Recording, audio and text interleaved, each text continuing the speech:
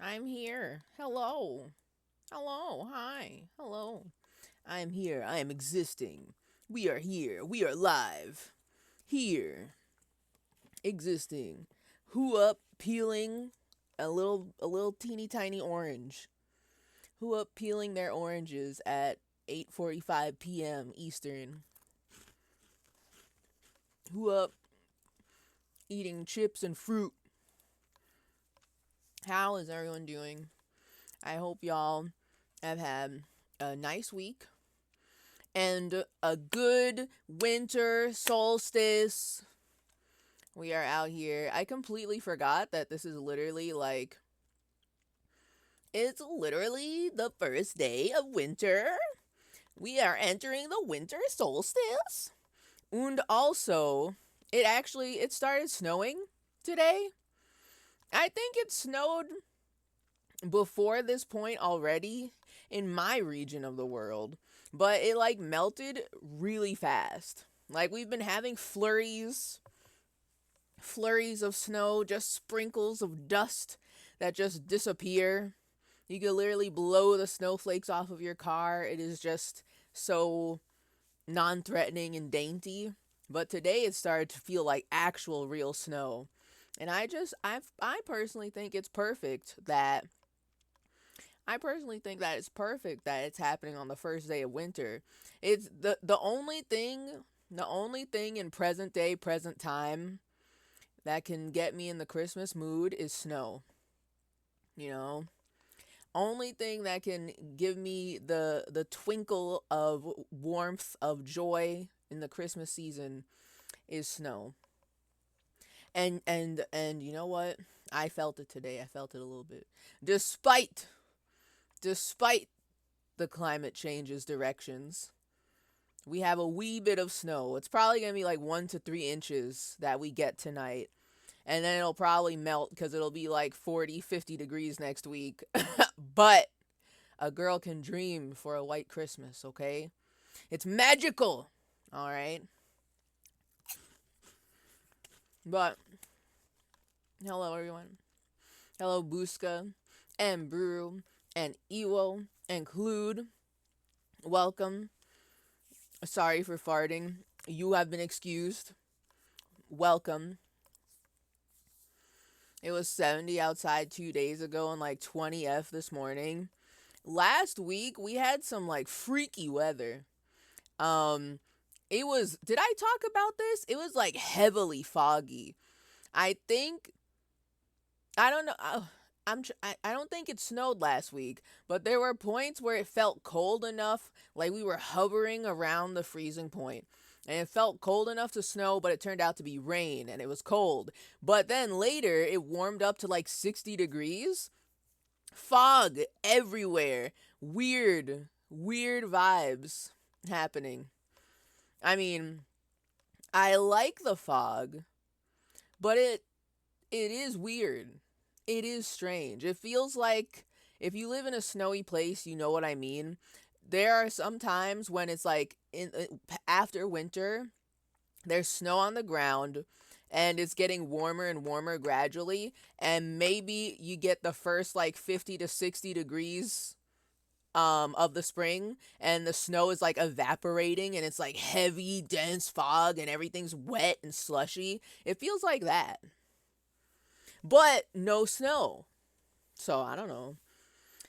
But today you could feel it. Today was a true, oh man, this is snow weather. And it kind of gets me very nostalgic. Like, snow makes me nostalgic already because all of my Christmases were very snowy and I love the snow. I don't like shoveling it, and driving in it makes me nervous, but I love the snow.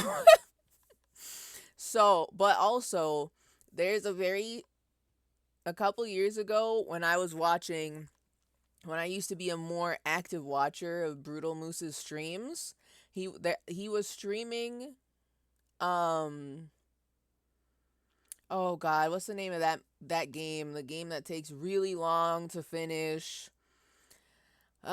Capcom made it. There was a Kickstarter for its sequel a couple years ago. It's a big deal. People dunked on the original game because the voice acting, the English dub felt goofy and weird in a kind of like Twin Peaks kind of way. What the fuck is that game called? I keep wanting to say Yakuza, but that's not right. It's not Yakuza, but it may be the I don't know. I can't remember the name. I can see the main character in my head. I see him and I can't remember his name and I can't remember the game. Shenmue. I figured it out. Shenmue.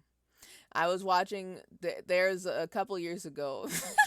All of that to say, years ago when Brutal Moose was streaming Shenmue, it had to have been around this time of year because I was still in college and it was like cold, cold, cold, about to snow cold, and this type of weather is very, very nostalgic for me because I would just come home from school, come home from class, and just watch him stream and just enjoy the Shenmue. It was nice. It was nice. Anyway, I don't remember why I said all that, but I said all that. Oh well. It's just like Silent Hill. You know what? True, true. I was very tempted to say, like, I was at work in person last week, and that's where I saw the most heaviest of the fog because I'm on like multiple floors, right? Multiple floors high up. And you just look at the cityscape just drenched in fog. And I wanted to say, oh man, it's just like Silent Hill, but nobody would get it. Nobody in my workplace would understand. They wouldn't get it. They wouldn't get it. They wouldn't understand. Maybe like two people would understand. But that's a big gamble. I'm not willing to make that gamble personally.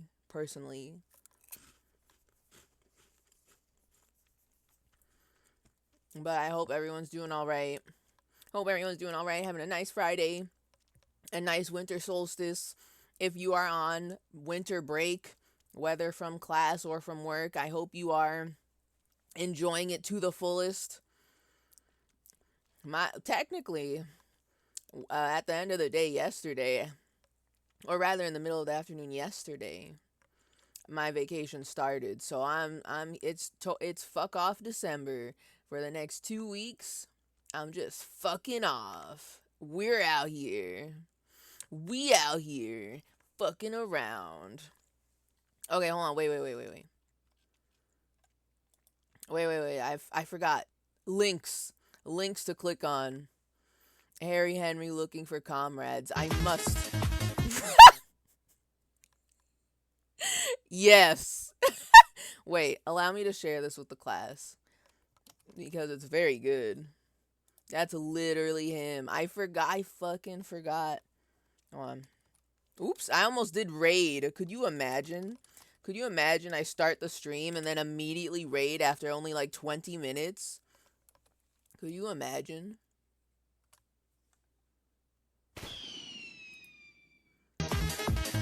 That's Harry Henry looking for comrades. 100%.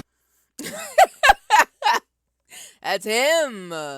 He's literally sniffing people like this, trying to find all the communists, his fellow comrades, and all that. Thank you for enlightening me. That's him for real. It was very Silent Hill here too. Let's go. The world is in their Silent Hill era. I'm here for it. Mother Earth can have a Silent Hill era where we're just drenched in fog. Actually, the more I think about it, if the Earth was constantly drenched in fog, I would start becoming concerned. I would start getting concerned. I would. Just like when there were all these fires that were happening. I think it was earlier this year. There was a bunch of fires happening in the Northeast, and this was Canada's fault this time. Looking at you, Clued. East Canada was having a bunch of fires, and it made over here so smoky. And it was a little spooky to be like on the way to work, on the way to the train station, and I look up. Oh, well, I didn't stare at the sun, but the sun is like this bright, brilliant red, shrouded by smoke. Maybe not red, but more like orangey. It was a little spooky. I would not be, I would be concerned that another fire was going on if there was all this like fog and smoke in the air.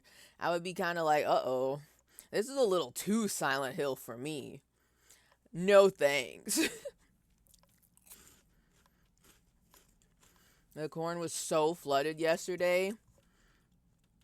Corn flooded? Well, at least they harvested everything. Presumably, they harvested everything and not like, not one guy on a massive corn heist who stole all the corn from this one farm and ran away with it, you know.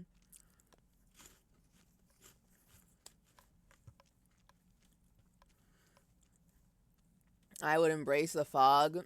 Me too. Well, I would embrace the fog, but then eventually I'd be kind of nervous. I would start getting anxious. Like, if this is like, because, like, if you think about it, wintertime around here, wintertime around here is already very gray. It's cold. It's so cold and windy that you don't even want to leave your house. So I'm kind of used to that already, to be honest with you. So, like, yeah, if it was like one whole season of nonstop fog, maybe I'd live. Maybe I wouldn't question it. But if it starts becoming spring and summer and it's still fog, I'm getting nervous. I'm getting nervous. I'm like, this isn't right. What is this? The rapture? What's going on? I don't like this. What is Mother Earth doing? Why is there so much fog? Is there another forest fire? What's happening? It was so foggy. I saved the dash cam video. Was it like that super thick fog that you can only see things when they're like 3 feet in front of you? That's the spooky fog. That's the thick fog. That's the fog that makes you scared. The fog that makes you nervous. I think it was the crows and the bunnies in cahoots. I could see that actually. I could see that. Wait, can bunnies eat corn? Is that true? Is that legal? Can bunnies eat corn? I don't know what bunnies can eat, to be honest with you. I've never had a pet bunny. I've never taken care of a bunny. All I see, I log on to the cable TV. I go on to Cartoon Network, and they show me Bugs Bunny eating carrots, and then people online are like, "No, your bunnies can't eat carrots." And I'm like, "What is the truth? Did Bugs Bunny lie to me all these years? Is bunnies can eat carrots and or corn and or lettuce real? The world may never know." Do you have a heating pad? Unfortunately, I do not. I don't. But I hope that for whatever you may need the heating pad for, you recover swiftly. I have a new one. It smells like burning. Okay. Okay. Wait.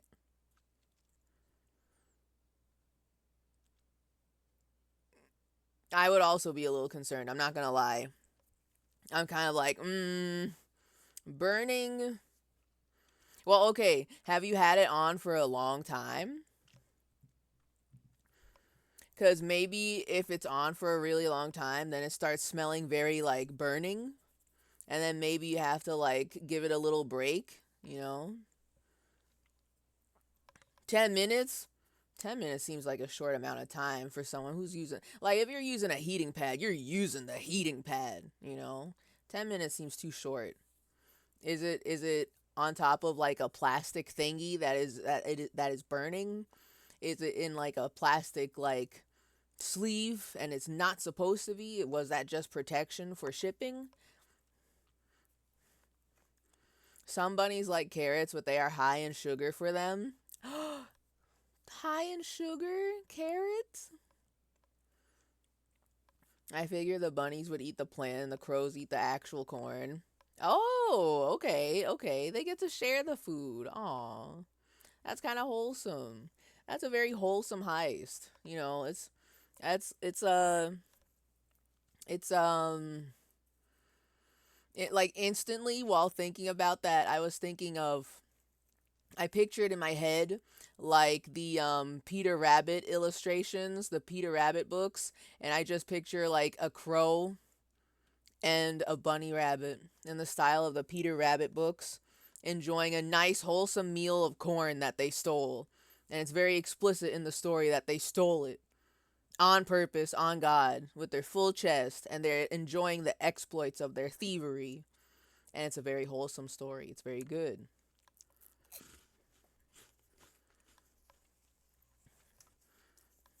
Um, there was something else I was gonna say and I completely forgot it. Okay, wait. Snack update. This past Wednesday, dropped by the Costco. Spent a bunch of money on various foods, not just snacks this time. And I got drinks too, like sodies and iced teas and stuff. And y'all, I have to talk about this new chips that I picked up from the Costco. New chips just dropped, and I'm going to read out the whole name to you because it really jump scared me when I saw it in the Costco. It is called takoyaki ball, Japanese style BBQ sauce flavored corn puffs. Takoyaki corn puff balls with some Japanese style BBQ sauce flavor. And let me tell you, I like them. They are not as addictive. Well, okay, they are addictive. I love snack chips. I love them snack chips. I personally feel like when I compare them to my love for the shrimp chips and the snap pea crisps. Oh, and the sweet barbecue, the sweet and spicy barbecue chips, the KBBQ chips. When I compare them, this one it does not have the same power as the sweet and spicy KBBQ chips. They might be on par with snap peas though, which is pretty good still. I like it. It's a taste that I did not expect. I've had real takoyaki very recently, actually, and I was like, "Yo, this is not bad. I'm into this. I can get into this." So then, when I saw this at the Costco, I was like, "I have to try it." It is. I don't know how to explain it. I've been explaining it as savory, very savory chips, very savory puffs. Mmm. So I'm liking it. I'm enjoying it. That's the snack for today, and I've got a wee teeny tiny little. I don't know what type of orange this is. Is it a tangerine? Is it one of those cuties tangerines? Is it a mandarin orange that's just really tiny tiny? I don't know, but it's an orange. It's in the orange family, and I just peeled it. I just peeled it during the waiting room. So that's going to be waiting for me as my little dessert from eating all this many a chips, you know. That's the snack update. That's what we're snacking on today. Oh my god, I had those. They are better stale. Is this true? I mean, these aren't stale, but they I don't I thought this had the baggie had like a little zip top close thing like other snack chips do. It doesn't. So I'm basically like putting it in another plastic bag to make sure it doesn't get stale too quickly or that it doesn't spill everywhere. So I'm trying to retain the freshness, and so far it's good. But I will keep that in mind. If it goes stale, maybe it's still good. You know?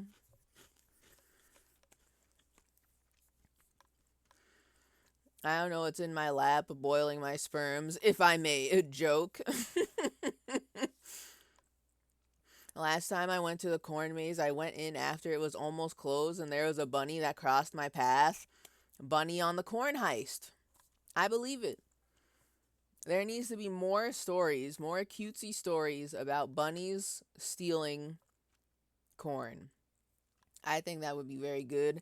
I think that needs to be the new obsession for media in 2025.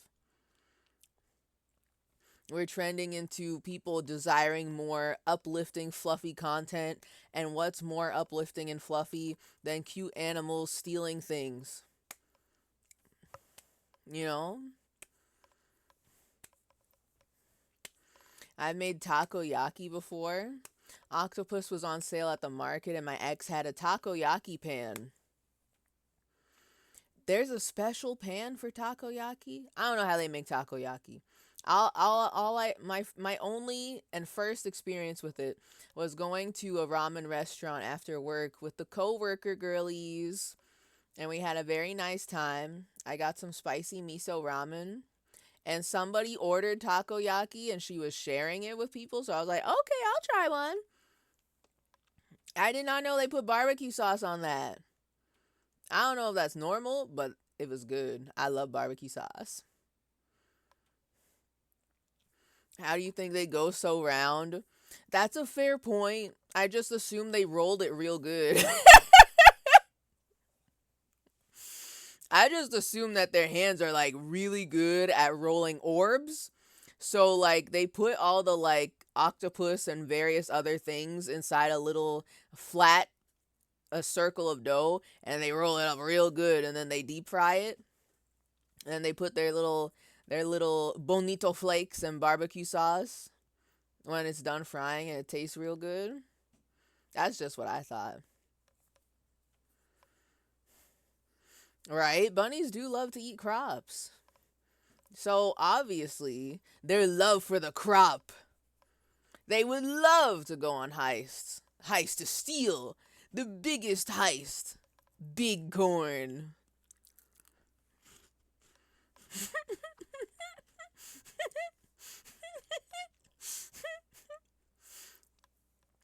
Thinking about videos called things like rabbit eats my tomato plant. Oh well. And there are people in the comments all mad that the guy didn't defend their tomato plant. I'm not gonna lie. That's pretty funny.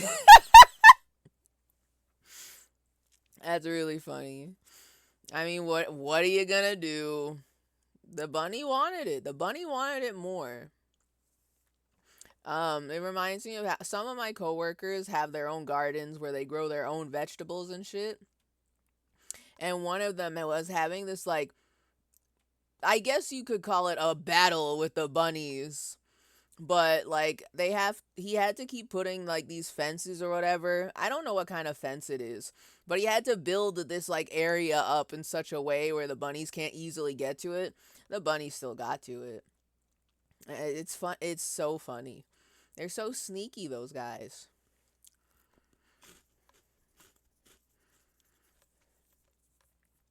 It's like those cake pop presses, except they're flat and they roll them around. Mmm. Cake pop presses. Are people still hyped about cake pops? Not K-pop, but cake pops. I feel like those were very on vogue a couple years ago, and like everybody wanted to make cake pops. Now I don't hear people ranting and raving about cake pops anymore. What's up with that? What's up with that? Hold on, let me boot up the game. I'm gonna keep yapping and chatting and eating and snacking while playing game. I'm craving something so savory from the stream. Welcome to the savory stream. We're here snacking on savory treats. The savory snack realm. We got the takoyaki puffs. We got the I this time I did actually get more savory snacks from the Costco. I bought my shrimp chips again. I got the snap peas. I got Takis. I think I had a small baggie of Takis with my lunch like ages ago, and I've been like, damn, I gotta fucking get some Takis real. It's a spicy. So I got a big family bag of Takis from the Costco. And then I got some other stuff too. Little lunch things that I can make at home when I have my 1 hour work from home. Gotta get my pasta nutrition in.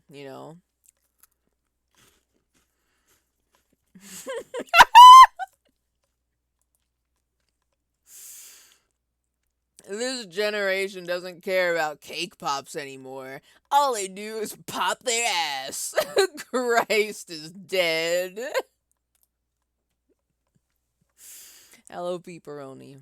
Hello. Welcome. Thank you for blessing us with the new shitpost, the first shitpost of the stream. Thank you so much. I want to know what happened to cake pops. What happened? You are so right. All the generations younger than me know how to do is play Subway Surfers, pop their ass, and lie on the internet specifically. You know.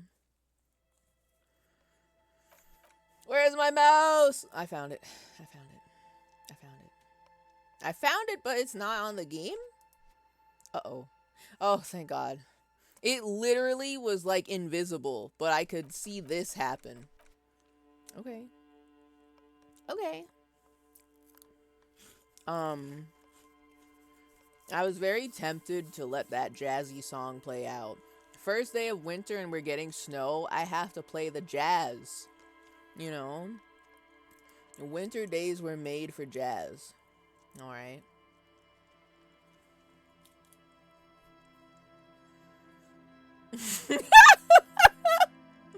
Millennials killed them, just like all of our American hero, Brian CEO, or whatever his name is. May the Lord bless his good soul. Amen. Christ is dead.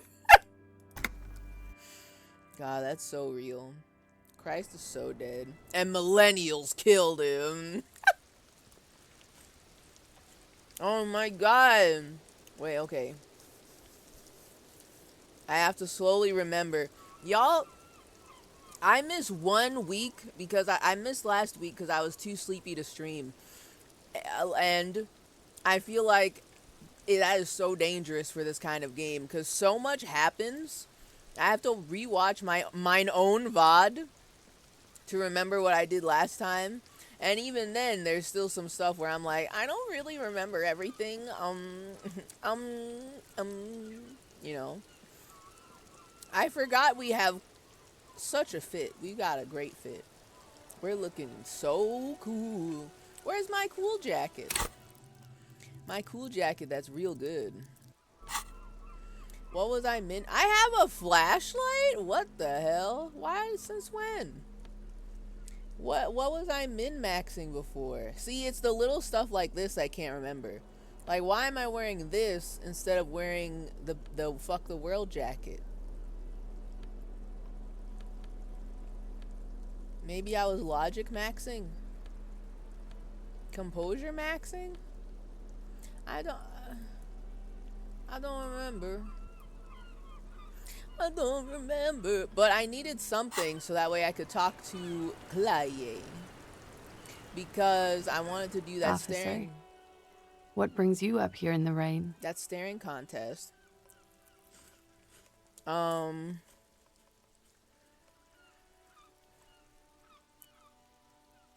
wanted to do that staring contest. And so I passed last time. And then one of the voices was telling me, hey, the other voices are lying to you. They fucked up. They misread the whole situation because horny. And I was like, what? My Harry Henry would never be horny. On Maine? But apparently, easily seduced, you know.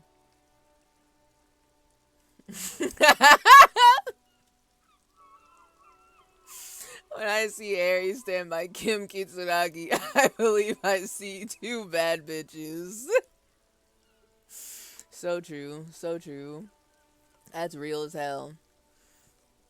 Which, speaking of bars, PP, you'll be happy to know that I did actually listen finally this past week while I was crunching on work at home. I did listen to Good Kid, Mad City. And there's one specific song that is baked into my head. And I really wish I could get that one song by itself so I can play that can be the next number one on my 101 songs played in a row wrapped. Can you guess which song it is? you, I'd be actually very curious to see if you get it right. But I love it. I love it. Oh my god. I want to describe it, but that might give you too many clues.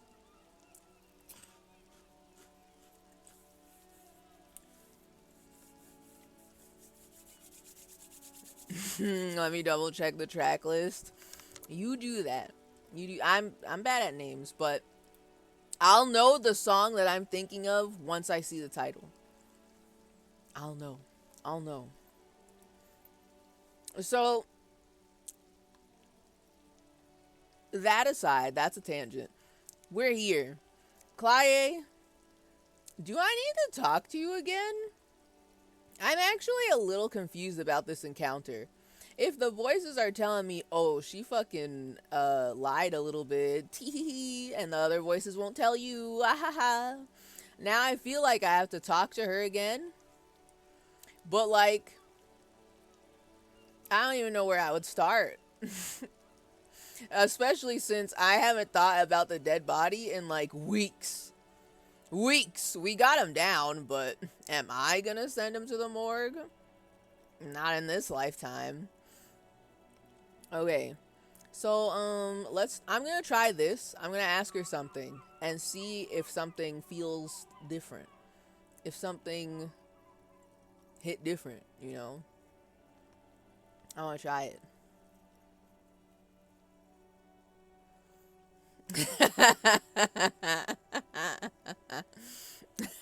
I was going to say swimming pools because of the Kendrick conscience part.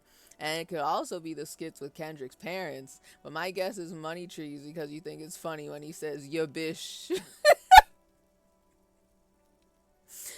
No.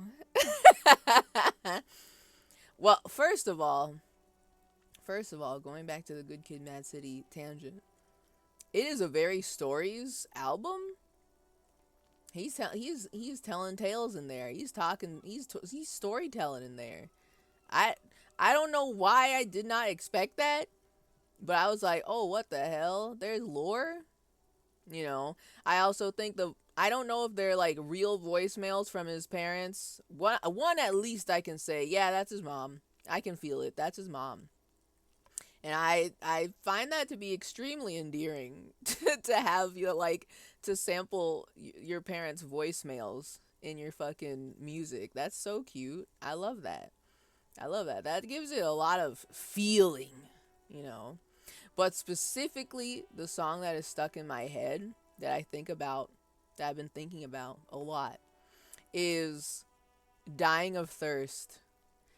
It's like in a mega long track, but I only want that part. Like the whole song is good. It's good. The 12-minute song, 12 minutes.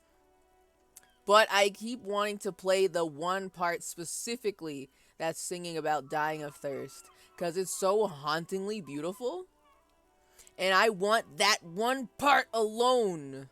I want that one song. I want that separated from the 12 minutes. And I want that in my likes. And I want to play that over and over and over and over and over and over again. Because I'm not going to lie. I keep skipping to like 7 minutes in to get to that part. Because I love that part. It's so beautiful. Hauntingly beautiful. I love it. I love it.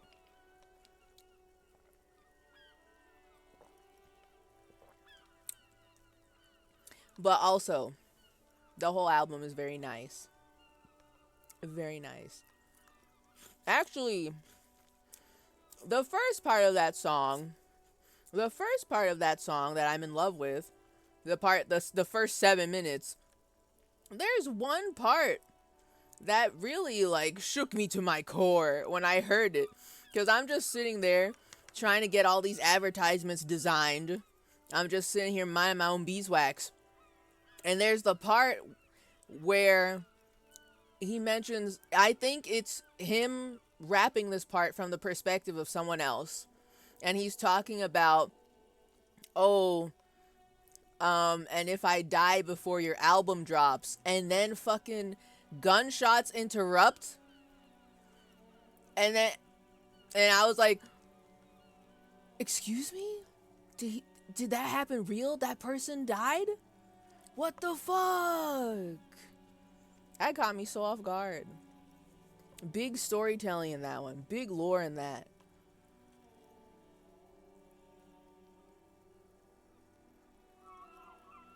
Oh, I don't know, but there's a lot of death on the album. Oh, there's death. It's real. Lots of death and thinking about the Lord. You know? The Lord. Being salvationed. Dying of thirst and then drinking the holy water from the Lord. It feels very powerful.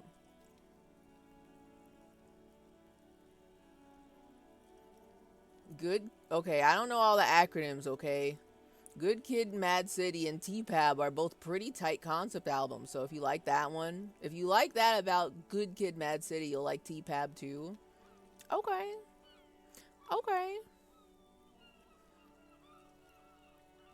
T-Pab is my platonic ideal of hip-hop production. Funky ass album.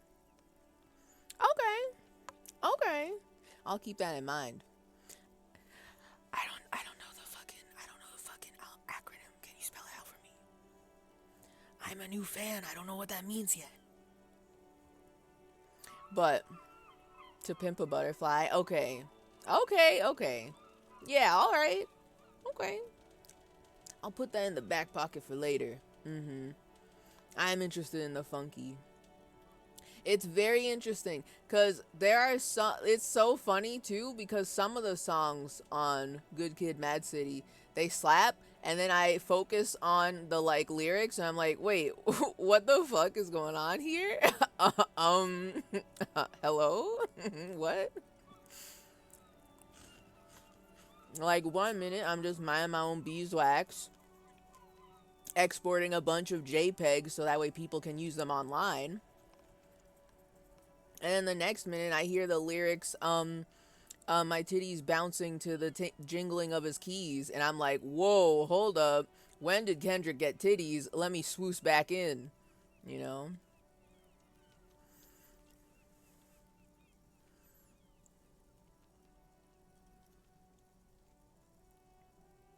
Snail? The Shroomhearth Snail? I haven't heard that name in like 75 years. I don't remember if the snail had a name. But I remember the underground mushroom zone. And at least maybe one snail, maybe. I don't know. A lot of moss. That's all I can remember. Okay. Let me do this test right now. Right here, right now. Okay? I need to know if something is different when I talk to her again because I feel like I should at least look. So, I have a couple more questions about the deceased. Yes, miss. I hope you don't mind. Mm-hmm.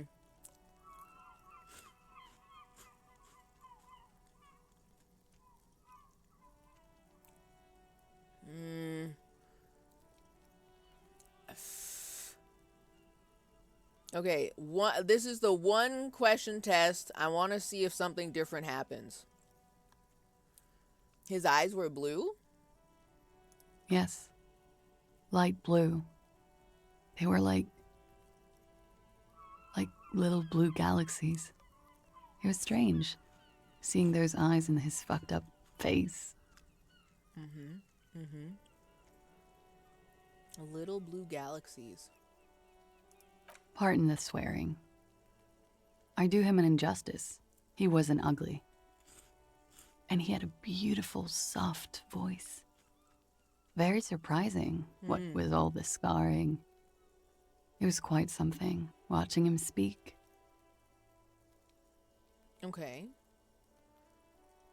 He had a combat wound on his chin and mouth.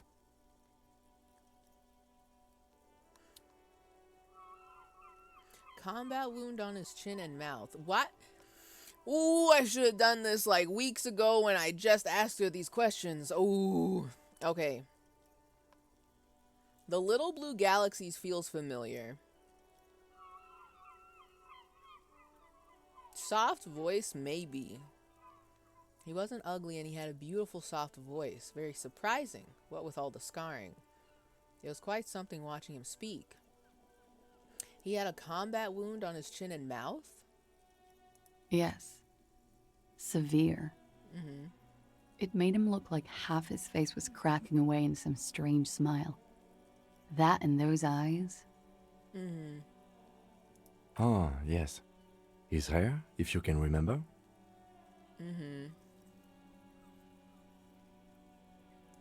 It was light brown, almost blonde. He darkened it with brilliantine, made oily. Not nice to stroke. I couldn't convince him to leave it alone. I don't think this is new. I remember this because I did say, oh, interesting. I too have stroked his hair. So,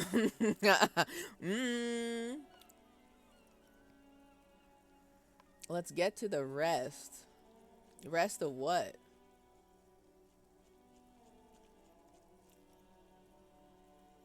I couldn't convince him to leave it alone. Interesting. I too have stroked his hair. Oily, isn't it? We have that in common now. Actually, it fell apart in my hands. So, I probably made his ass bald in death. Sorry. She understands what autopsies entail. It doesn't get her off balance. Okay. Okay. So, like, I don't think I have to talk to her again. Because, let me tell you, these are a lot of questions that we went through when we talked to her the first time. So, you know what I mean.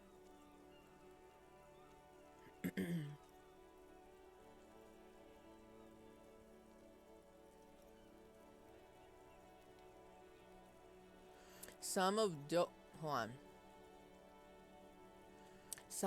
I don't know how to spell, I don't know how to say this, so, oh well. Some of Dochi? Some of Dochi is so funky. Boiled peanuts smells like the good cheese. I'm not sure if that's a lyric. I also don't know who Dochi is. But, I am intrigued. I would like to know more about this. The funkiness. Kendrick has consistently good writing and storytelling across his projects, but everything past TPAB has been slowly drifting away from my aesthetic preferences. Oh? Oh? Well, now I'm curious. Pepperoni, how do you feel about Kendrick's hater era? Dropping diss track after diss track to hate one guy. I find that so admirable. But also, I don't know what happened before the diss tracks. Like, I don't know what original thing he made right before it. I have no real frame of reference. Well, I guess now that I've listened to Good Kid, Mad City, I have more of an idea of what people have been saying throughout the beef. Right? I got a better idea, but I'm not in the trenches yet. I you know.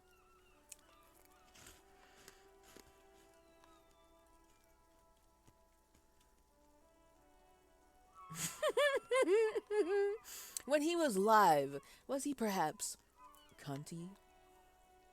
See, that's a question we should be asking her.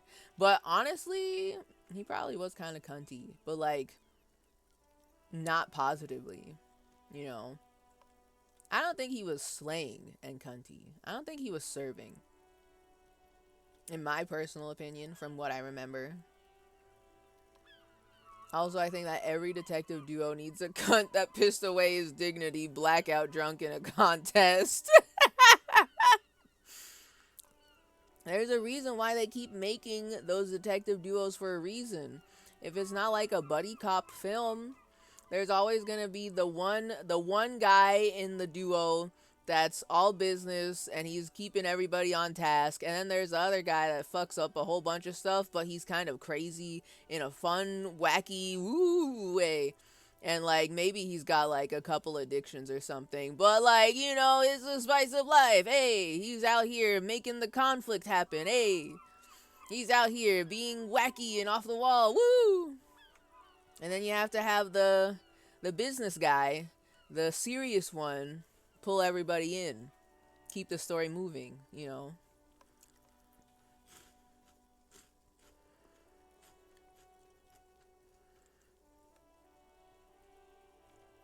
You said it right. Okay, good. Dochi. I'll remember this. Hello, Bob. Welcome. I'm glad your top watched game on Twitch is Leisure Suit Larry. Specifically the casino. We love to hear it, love to see it.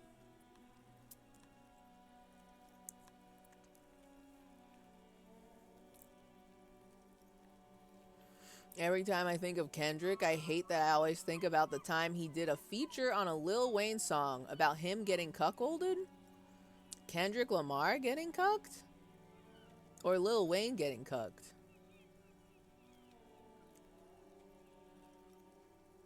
I don't know the lore. Y'all gotta understand.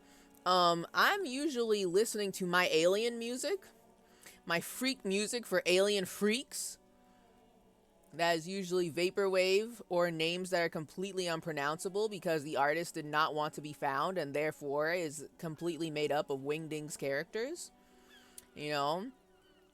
Or people who do a lot of breakcore and sample a lot of video game noises and they make it real good.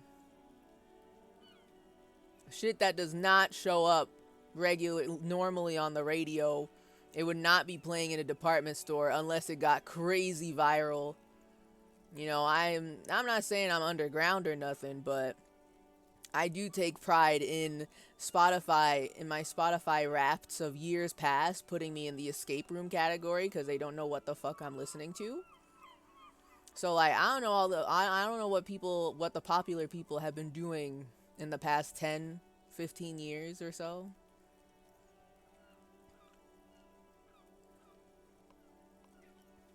I'm similar about Mr. Morale, but it's maybe like only 25% of the production that didn't excite me. Oh, about okay, okay.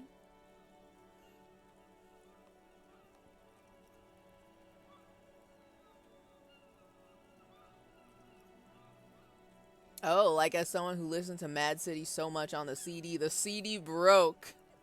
But that is the fact that always comes to mind. Lil Wayne cucking Kendrick? Like it's clearly articulated in the verse. Listen, man, I don't know nothing about the lore. Everything, I feel like every time,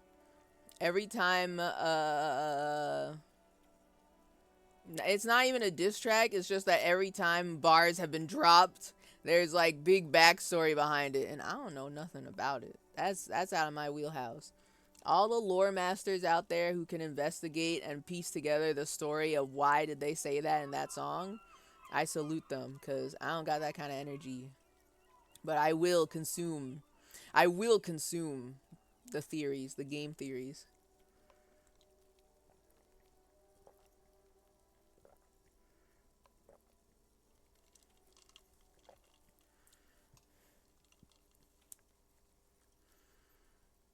Mona Lisa by Lil Wayne. It's a bizarre feature to me. Wait, okay. They're friends though, right? Wait. Yes, and I remember this being talked about fairly recently. I'm not sure if Lil Wayne and Kendrick are friends, but I have been made aware that Kendrick likes Lil Wayne, like admires him, like looks up to him maybe. Somebody said this. I don't know if that's true. So here, see, I'm starting to think what's really going on here in this song. But then recently, but yeah, Kendrick beat out Lil Wayne for the Super Bowl halftime. I don't think that's beef, but I mean, I don't know if that's really beef. It's kind of just like the person I looked up to is like upset that I'm making it big. Oh, that's kind of fucked up, huh? That's all I know for this part.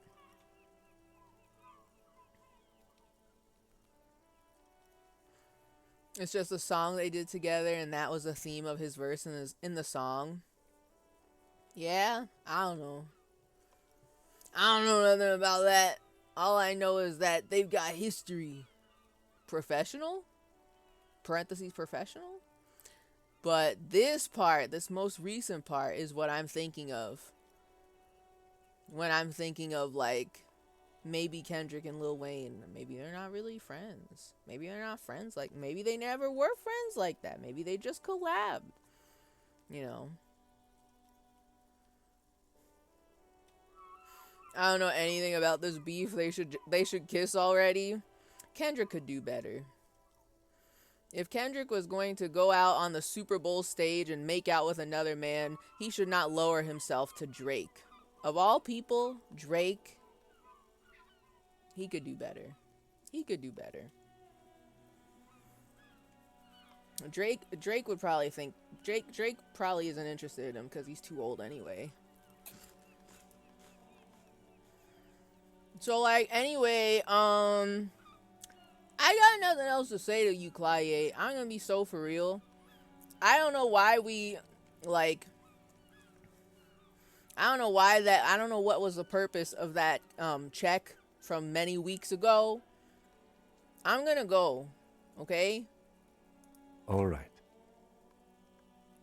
The lieutenant puts the slip back in his notes and observes the young woman for a moment. Coolly, gracefully, she pours herself more coffee. Maybe I'll return to this later. Wait. What is this wildflower? Let's show her the flower again. Fuck it, why not? Fuck it, why not? Let's go, let's ball. She looks at the dried petals in your palm, then lightly touches one with her fingernail. Chipped white polish covers the nail. It's long and sharp, like a mini dagger. The petal crumbles on contact. Chipped white nail polish.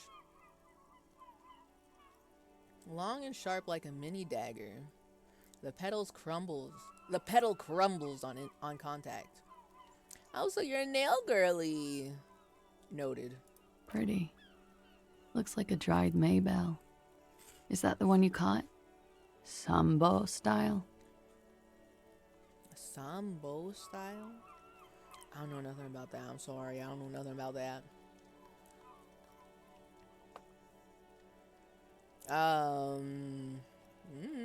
Why is this highlighted as if it's new? I clicked on this though. I clicked on this.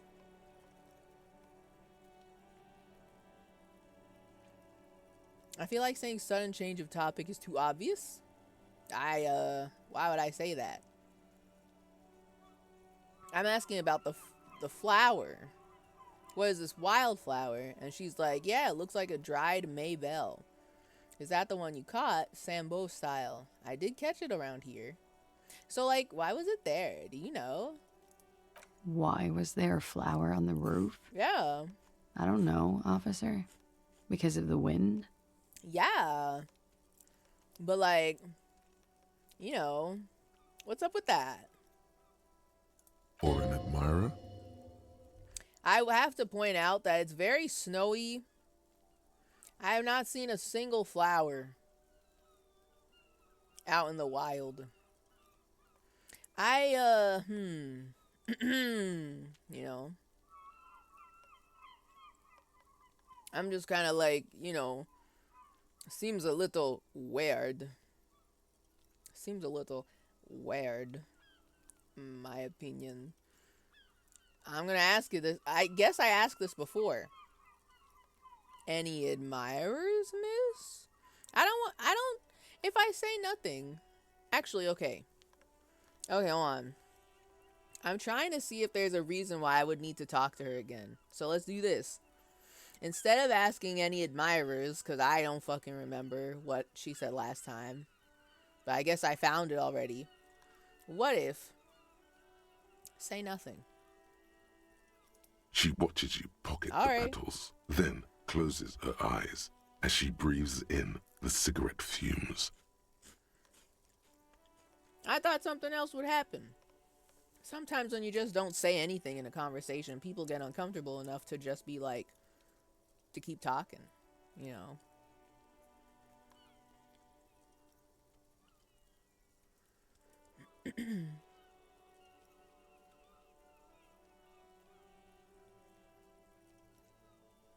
My favorite Lil Wayne thing is when he played Trap Jesus and Freaknik the Musical on Adult Swim. It had such an all-star cast of rappers for such a forgotten movie.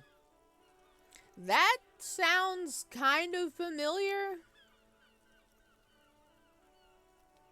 If y'all ever find it, I recommend watching it. It's only like 50 minutes and peak 2010 Adult Swim humor. I was gonna say, that sounds kind of familiar, but I definitely haven't seen it. I don't think I've seen it.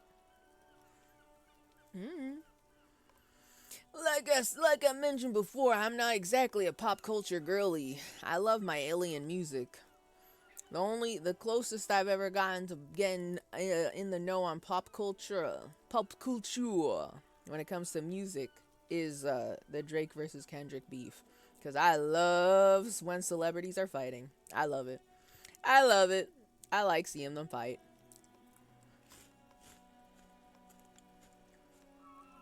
I will return to this later, miss. I don't know if I have to talk to you again, but I'll be back later. Bye. Okay. So, there's other things we have to do. Other things that we can do. Other things that we gotta do.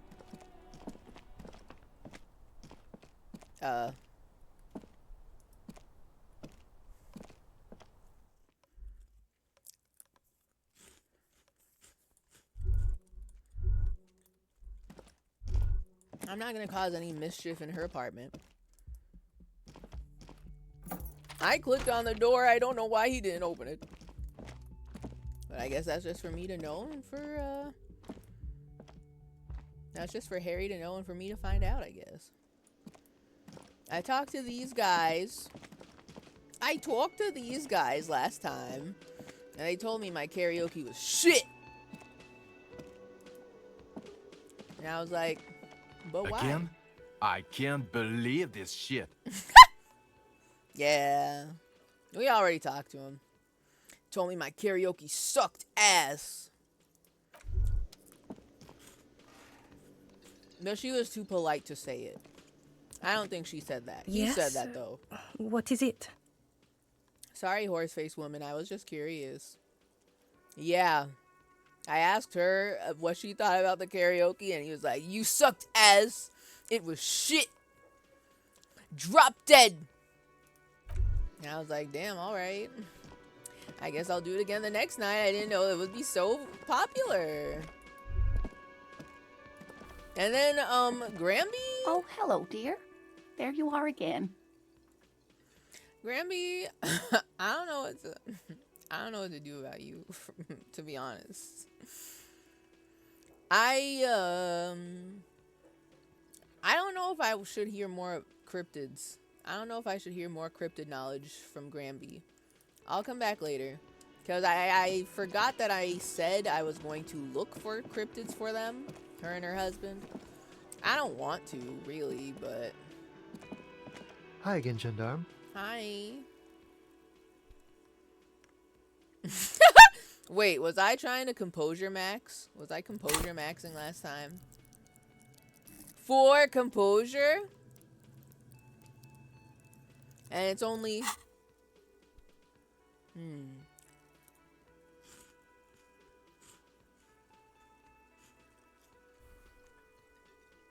A legendary 14. Do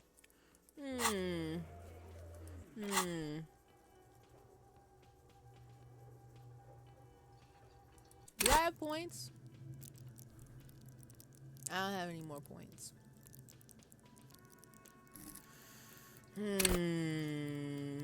Okay. Let me see what I can do. Let me go into the closet. Let me see what I can do. I'll Bye-bye, be back. Gendarme. I'll be back. We gotta min-max the fit. I need composure. I need composure. Is my, like, composure Gucci?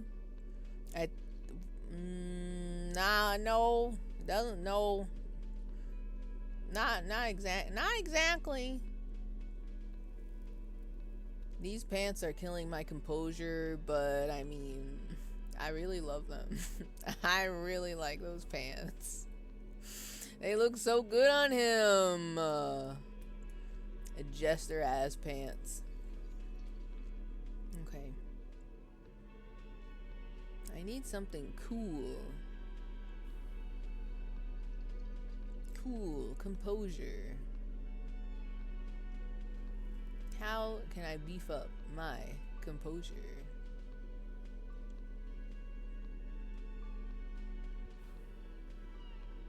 I have nothing that improve composure? Wow, that's kind of crazy. What the hell? I got nothing.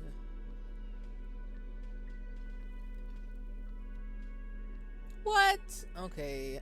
Well, I gotta put pants on. I can't just have him be pantsless, walking around with his underwear, walking around in he-undies.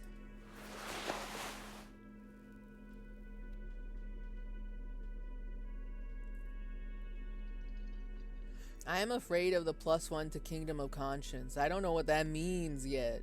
That's terrifying to me. If I'm min-maxing my fit, we can't be out here doing +1 to a skill that I don't know what it means.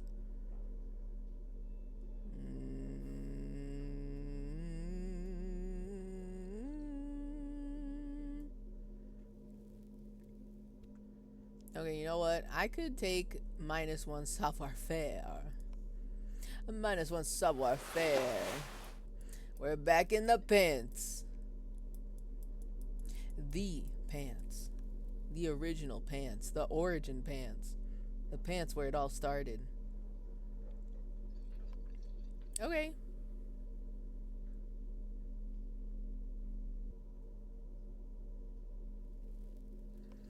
Alright. This is probably the best we can do, honestly. Now I've got 5. Okay. Yes? Hear that? Magnesium. That's what you're lacking. The lack of magnesium has you slouched. What? But I'm so full on health right now. And I've got like 7 blocks of cringe damage that I can take. I can take it. What is the magnesium for? The magnesium levels in your blood are dangerously low. It's about the low magnesium levels and not the high alcohol levels.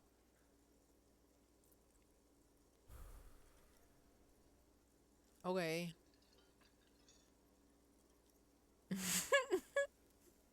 My magnesium level is fine. Okay, wait. So, like, there's a lack of magnesium in me? Yes, and it's critical. Critical? Look at yourself. You're practically devolving into a fish due to the lack of magnesium in your bloodstream. In you bloodstream. I need to mag it up. So I need to mag it sideways? What does this mean?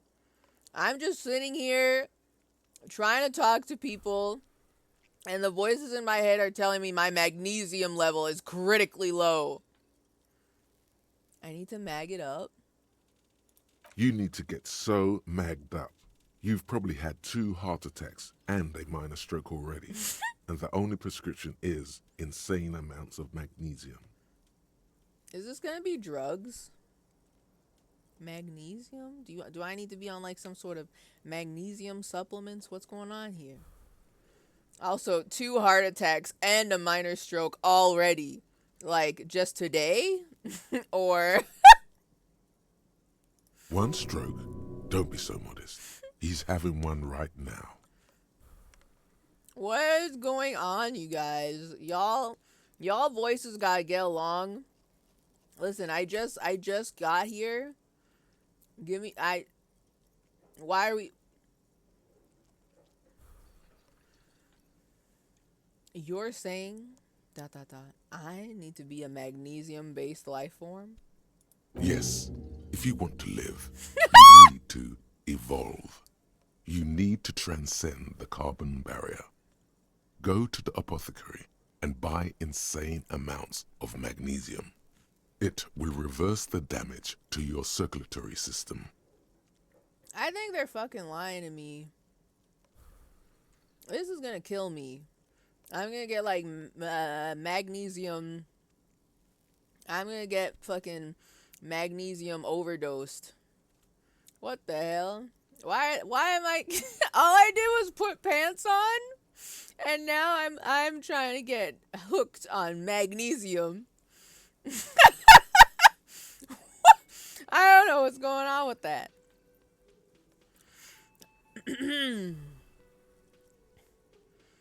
What's on the itinerary today? We're walking and we're talking. So we're going crazy. I'm trying to... I can't remember what I wanted to do the week before last week when I took a little wee break. But I am aware I've got a whole bunch of stuff to, you know, go back to, like cryptid hunting. Perhaps, oh, there's the church where the youths are definitely goofing around in and playing their music real loud. And, you know, some other shit. I also want to talk to Cindy the Skull about the Skulls, the gang. That's something I'm thinking about too. Those pants are like if the Joker could beatbox, but like beatbox the gas station wine, not the music talent.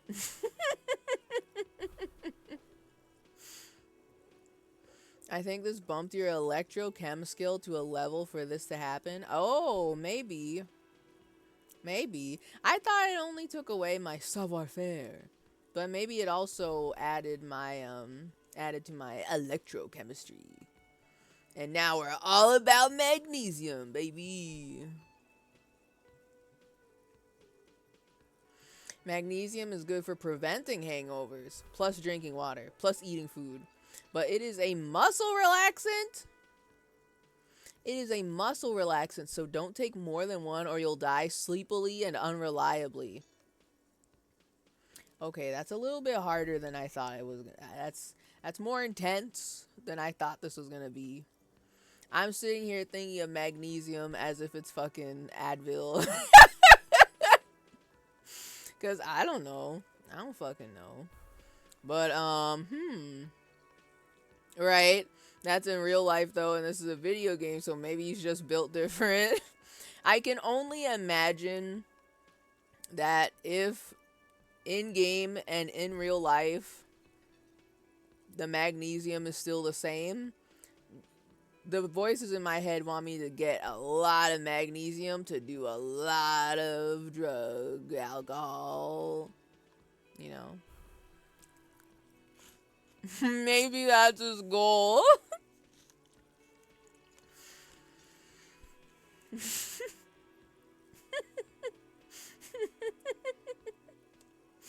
I feel like the only people who would take magnesium supplements IRL are Joe Rogan fans. I could see it, yeah. Well, now that I know it's a muscle relaxer, yeah, no, they would. Yeah, I could see it. Get a little dab of activated charcoal, a little bit of what is that, silver? I was literally just gonna call it cellulite silver, and then some magnesium supplements. Plus, the dosage might be smaller than a pill you'd find in the weird aisle in the pharmacy section of Walmart.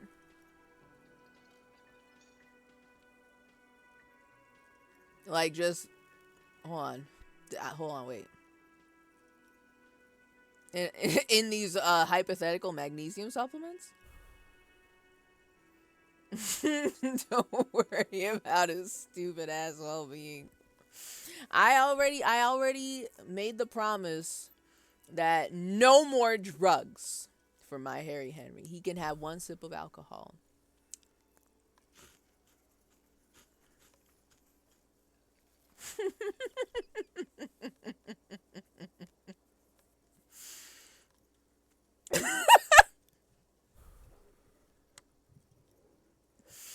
The gas station boner pills with gorillas on them.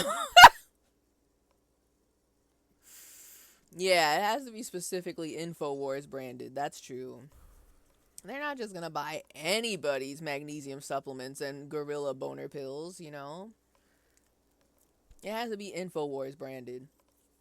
Which, by the way, speaking of InfoWar, what happened? Wasn't The Onion trying to buy InfoWars' website to do their mischievous deeds of mischief and hilarity, and then they weren't allowed to? Did I hear that right? Oh, they bought it? What the hell? The judge overturned the sale, and the sale probably has to get redone. What? That's what I was hearing. Like, how the fuck can't they just, like, buy it? Like, they bought it. Why are they being asked to return it? I don't know the lore about that. I just heard the whispers on my, like, 5 seconds of blue sky the other day. And I was like, what the hell? We should let The Onion have InfoWars. They're gonna do some hilariously fucked up things to it, and I would like to see it.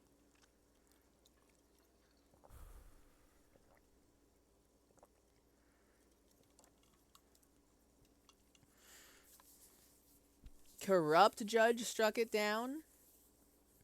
That judge always silly maxes, so it might not change anything. Who knows? I don't know if the judge is corrupt or silly. I am pondering this. Because in my personal onion, I don't see why the judge would even give a shit. Like, is it illegal to buy a website now? Like, listen, I'm not a lawyer or nothing, but I feel like that sale should have gone through. I would like to see it. We need the Onion to take over things like this. I think they would do a good job. You know. But I guess we're going to become a magnesium-based life form, I suppose. We have to go to the apothecary and buy insane amounts of magnesium to reverse the damage to my circulatory system. Just remember, it's not the alcohol. Buy more of that too. Alcohol is not the problem. See, now that's a lie. And it's certainly not the dextroamphetamine. Amphetamine? Dextro? That's drugs. Are you drug maxing at me? I just fucking said we're not doing drugs anymore. But one sip of alcohol is fine. Nor smoking for 40 years. Oh. It's the lack of magnesium and excess of coffee. You should stop drinking coffee. It wreaks havoc on your gastrointestinal system. It's just a diuretic, so what? He gets a little pee-pee poo-poo after drinking coffee. It's fine. But I ain't know we were a smoker. Actually, after hearing Harry Henry sing karaoke, parentheses, you passed, I didn't realize that that voice was his voice. Fucking of course. Of course. He's a smoker. That should just make sense.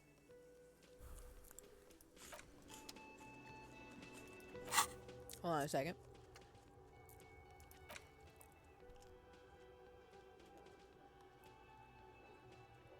Magnesium-based life form.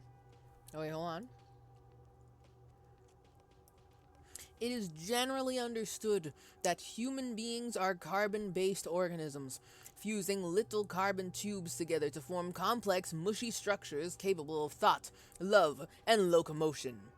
It is also known that these structures sometimes like to take the edge off by consuming ethanol, amphetamine, etc. In such cases, it is important to supplement your body with magnesium. Tired? Maggot. Down? Mag time. Liver damage? Maximum mag. Some people say magnesium doesn't really do anything and you just need to quit. What do we tell them? Well, what we're going to tell them is that I'm a magnesium-based life form. Only to be able to handle one sip of alcohol.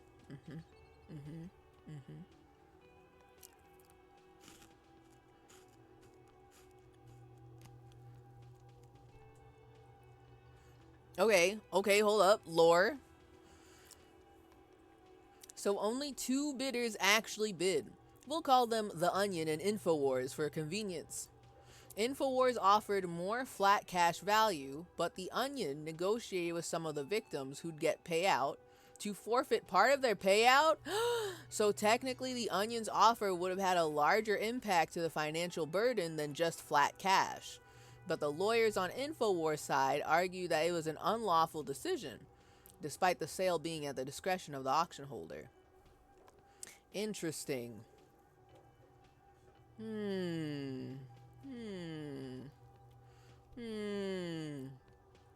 didn't know about that part. I didn't know that The Onion was working with the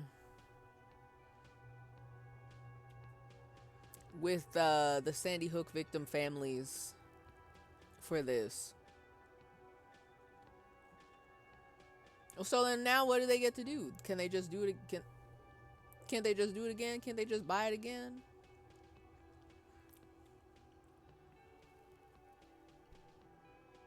So The Onion worked with the victims, and a lot of the victims are more worried about making sure InfoWars is gone rather than getting money. Okay. I shouldn't say a lot, but rather some. I don't know if it's the majority sentiment. I feel like, personally, they should get rid of InfoWars. I feel like the Onion could transform it into something completely different and actually entertaining. And the less of Alex's Jones's influence out there in the world, the better, you know.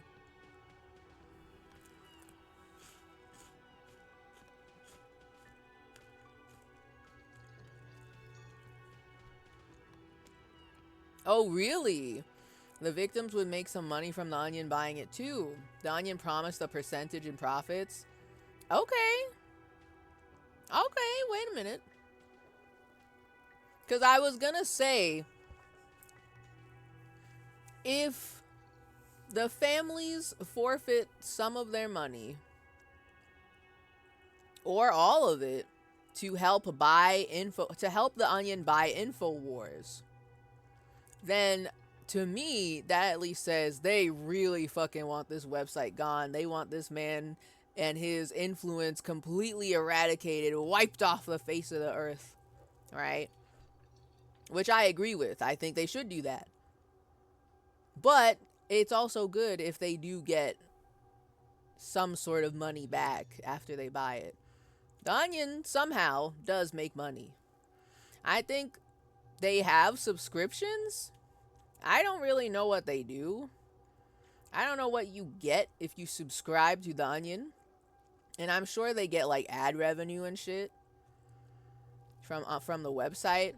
I think I also heard something about the Onion trying to do what I literally heard was the Onion was trying to bring back the physical version of the Onion, which was like some sort of um I don't remember if it's a magazine or a newspaper. Either way, it was a physical print version of the Onion that is like every couple of months or something like that.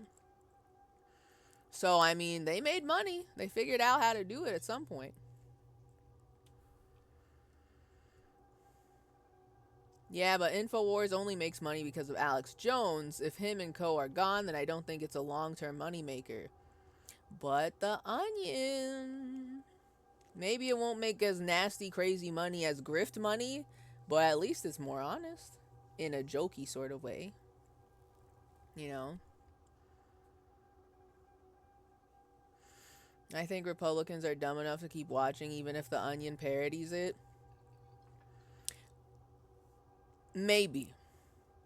If the Onion says any of the secret little words, the special little words that activate an instant argument with a right-wing person, such as COVID, masking, vaccines, the corporate acronym DEI, racism, woke. If they say any of the special little words, offensive, then maybe they'll be like, I can't watch this woke bullshit, and then they leave.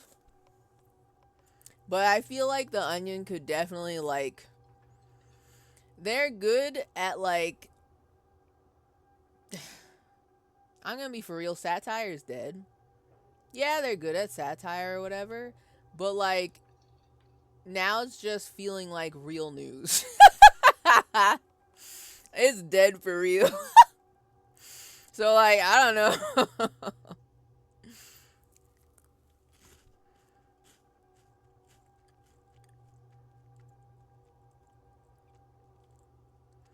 I see people share Babylon Bee articles despite it being parody. Babylon Bee is parody?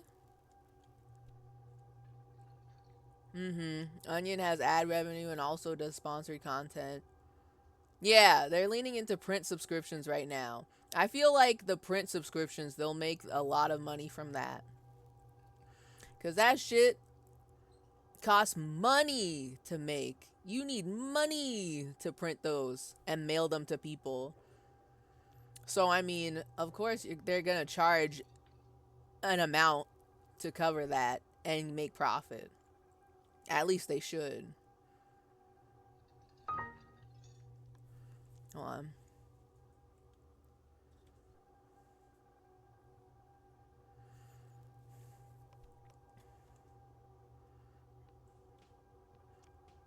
Wait. And they're making videos again. I have to wonder how profitable Sex House was for them. What? I don't know the lore about the Onion. I only know that the Onion exists and sickos.jpg is courtesy of the Onion, and that a lot of people can get very, or at least used to be very easily baited by the Onion. Maybe they still do now. Maybe the Onion is still not as well known, where people will sincerely share an article from the Onion and not realize it's a joke. So, but like, I don't know their lore. I don't know what they've been cooking. I don't know what their past is. I didn't even know they did print anything until I saw that announcement around the same time when they said they were going to buy InfoWars.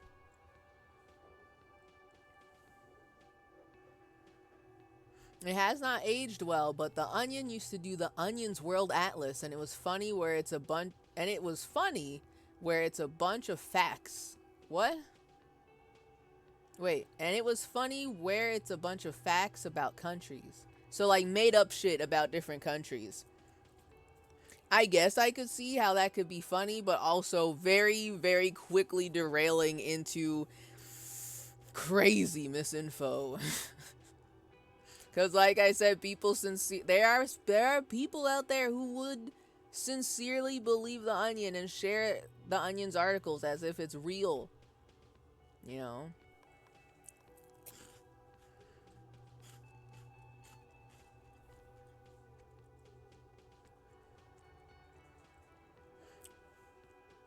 This is the latest Babylon Bee article. Adorable Trump and Musk debut matching Christmas pajamas. So, I don't know where I heard this, right? Maybe this is another thing that I don't have the lore about because I don't necessarily. Oh, Lord. I don't necessarily surf in the like fake news source part of the internet.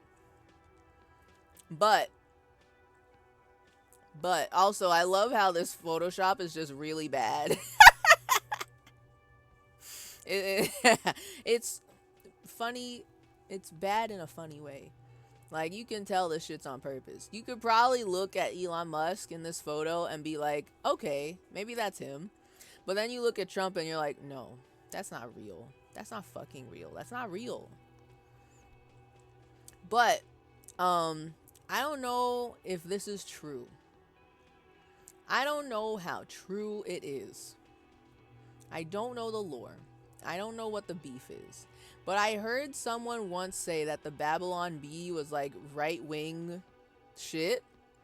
And then I was like, but now hearing it in this context, I'm kind of like, wait, so what's the truth? I don't know. Because I've never heard of them before. Right? No clue who they are. All I know is the Onion. All my homies stand the Onion. Okay, Babylon Bee is also like really conservative leaning. I guess that makes sense, yeah. So both is true. I don't know if it's parody. Like, this seems like a ridiculous article.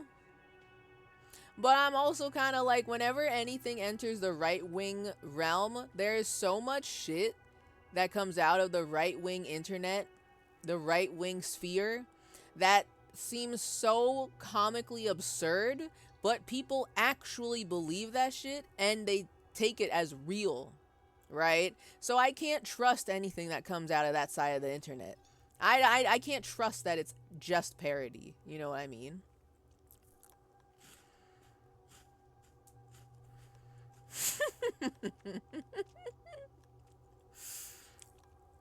Sex House was their parody reality TV show.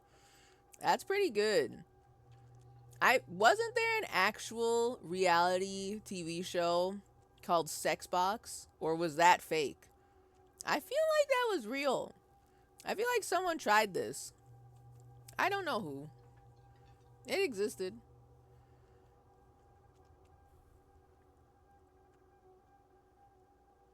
They're the kind of people who make a joke about Trump being a dictator but actually think that would be based too if it happened. Oh, okay. Okay. Now it's all starting to come together. I've met a couple people like this in my life. Yeah. Yeah.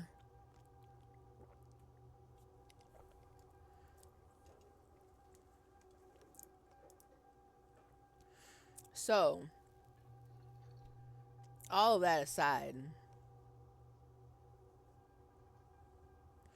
I'm very interested to know what happens when we get magnesium pilled. Magnesium pilled! But if it tries to make me do drugs, I'm going to be very disappointed. I will unlearn the skill, the thought. I will unthink it. Get the thoughts out of my head. I don't remember what I was doing. Hi again, Gendarme.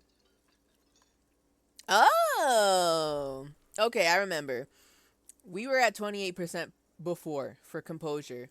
And And I was min-maxing my outfit to try and get higher composure. And we're going to give this another shot. +1, he's so different. We have 5 composure. 42% even. I'm probably still going to fail. That's my prediction. I'm probably still going to fail. I'm going to be so for real. What is this? The stream just started. Hey, the stream just started. Hey. We could have a little bit of goofing around. Hey. What is it about the way he carries himself? Could he be Who? a member of the homosexual underground? Yo!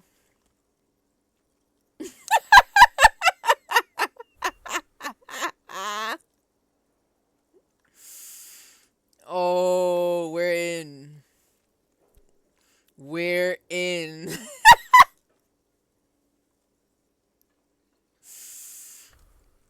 Could he be a member of the homosexual underground?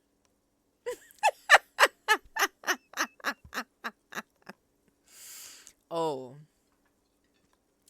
We're in. Yeah, could he be? I'm so damn, that's crazy. I mean, it's not like we literally saw him multiple times talking about his quote-unquote Sunday friend and then found his Sunday friend in his apartment, and he really looked like he wanted to leave because he doesn't want to be seen in this guy's apartment. And we saw the canopy bed. But no, it's only right now that we're wondering if he's a member of the homosexual underground. You know, just a thought, just curious, just wondering. This sexual thing seems interesting. Ask around. Become involved.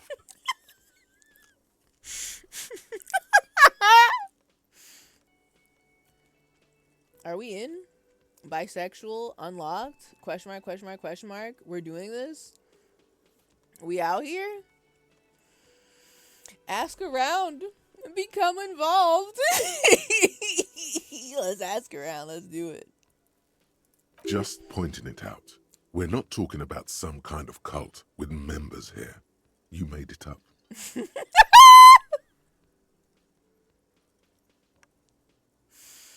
Oh, man.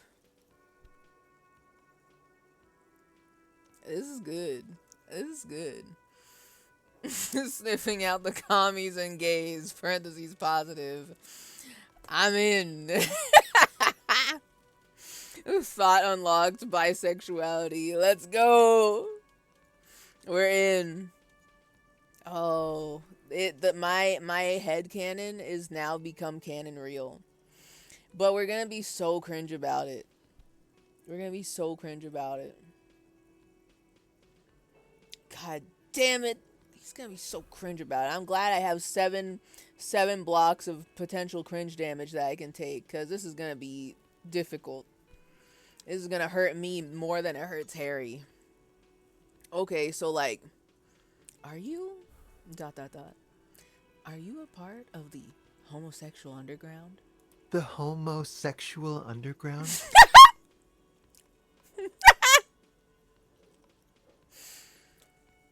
The smoker sits up immediately, his eyes wide with amused surprise.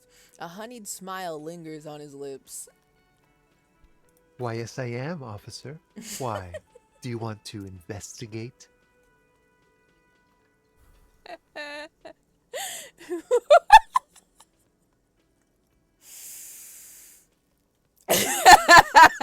Kim's getting his eyebrow ready.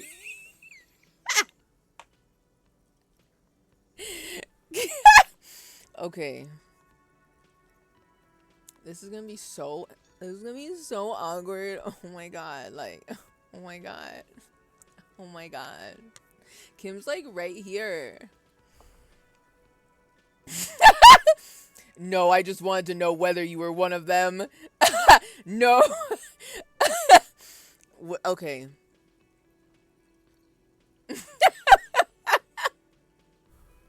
They investigating. It's true. We're just investigating. We're just asking questions. But yes, I want to hear more about this homosexual underground you're a part of. Convince me to join. Oh, it's a pleasure group. A sub rosa pleasure group congregating in cellars under the cover of night. Saturday night. Sometimes even Friday night. Damn, that's crazy. Oh my god. Saturday night? Sometimes even Friday? What the hell? What the fuck? That's real? I can't believe this. What about Thursday night? Oh my god. But why do you convene? What do you do? I really hope I can ask both questions. Both of these are really good. Both of these are really good. Double dating, net picker, and smoker. What if? That's so fucked up. The smoker and the single mom who had a shit husband, apparently, with the sword. Oh my god. Are we gonna be scandalous? Are we gonna cause drama in Revachol? Are we gonna be the main character in Real Housewives of Revachol in Martinez? Did we fuck up? Are we gonna fuck everything up? I'm kind of here for that, though. I'm kind of in for that. Okay. So like, I want to ask both questions. Boy, if I could only ask one question. But why do you convene? What do you do? Oh, we're ambitious. We want to destroy the last vestiges of meaning. The last things people in Rebishol have to hold on to. The true symbols of security. The meaning of man and woman, mother and father. Their marriage. We're here to destroy straight marriage. That is so based. That's so cool. That's awesome. How do I get in?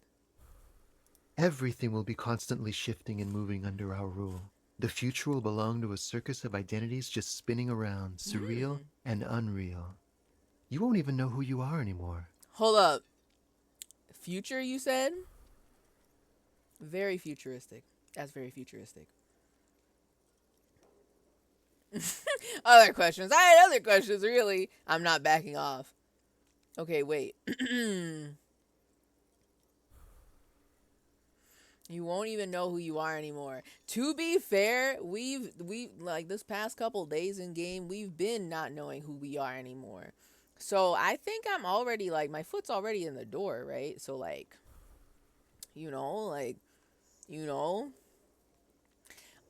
does this have anything to do with disco? Yes, we listen to a lot of disco. Oh? Some say we engineered disco to spread our vision of a vertiginous, ever-changing society, where all there is a razzle-dazzle of gold. Oh man, I'm in. He said disco. I'm showing up. When's the next meeting? We are going to change the family unit with all this razzmatazz and finger dancing. Mm-hmm. And with mysteries. Of course, the mysteries are also of sexual nature. Very esoteric. Very esoteric. He wiggles his hands. I love how over the top he's being, because I know his ass is just being like super sarcasm. He's just fucking around. But if he's not, that's really extra funny. That's extra funny if this is all real. If there is a homosexual underground. You know? Kim being real quiet. I can't wait for Kim to interject. This is gonna get crazy. That much fun should be illegal. No, we can't do that. We can't. We're trying to get into the secret homosexual underground. I do like disco. Maybe I should get into it. You can't just get into it. You have to be born into it. One is either already in the homosexual movement or forever excluded from it. Damn. Yo, that's actually a very interesting point. If my Harry Henry can't remember anything, the man forgot the concept of money. What if he really do not remember what he's attracted to? What if that's real? What if he also amnesiaed his sexuality? You know? You know? What if I can't remember whether I'm in or not? What if I can't remember anything about my life, aside from the fact that I like disco? Beautiful. Beautiful. That's exactly what we're looking for. Who knows, maybe you were homosexual in the past. Maybe all of that has been repressed. Okay. The smoker crawls up to you like an animal preparing to jump. Dude.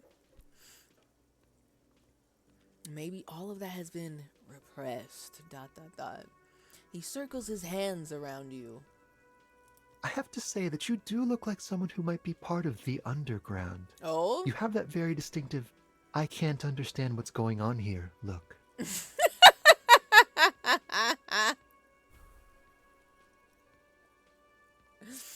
You have a very distinctive, I can't understand what's going on here look. I understand. Don't worry. Me, I do. I get it. Okay. Okay.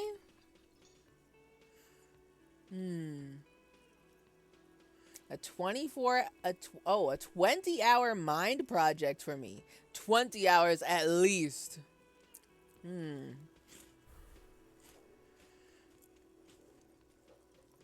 Mind project? I'm assuming he means we're gonna unlock the gay thoughts with this. Noted. Noted. Okay. ... Blink. Okay. I have to think about it. Do think about it, officer.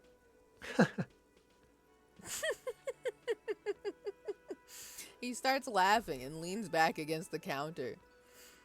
This is gonna be like a 20-hour mind project for me. 20 hours at least. Absolutely wonderful.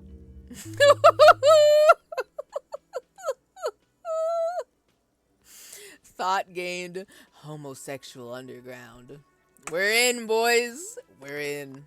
We're in. We're in. We're in. Amazing. A man like you can figure out his sexuality in a working day. It won't be 20 hours unless you want to enter the heightened realms of the phantasme érotique afterwards. Oh. It may be 20 hours or more. Oh?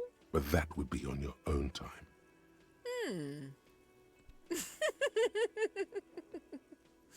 Okay. Okay. Unless you want to enter the heightened realms of the phantasme érotique. Well, I mean, if you're gonna call it like that, how can I resist, huh? How could I ignore such a call to the phantasme érotique? You know? Anyway, I asked them all these other questions already. Bye. Bye-bye, gendarme. Bye.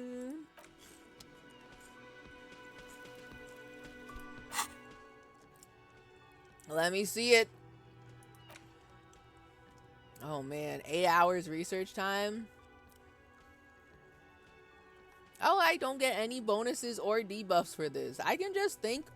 We can just allow the gay thoughts to happen. We figure out our sexuality. And, you know, whatever happens, happens, you know?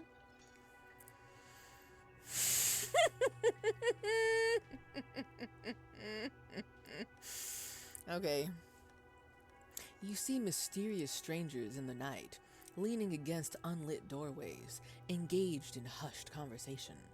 A shadowy cabal exchanging looks, whispering in dark alleys and unmarked locales. A radical cell conspiring against the state, and perhaps even against man and woman.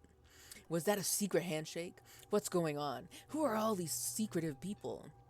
How will they accomplish their sinister and world-altering goals? And most importantly, are you one of them? You could be. Maybe you forgot. Dot, dot, dot.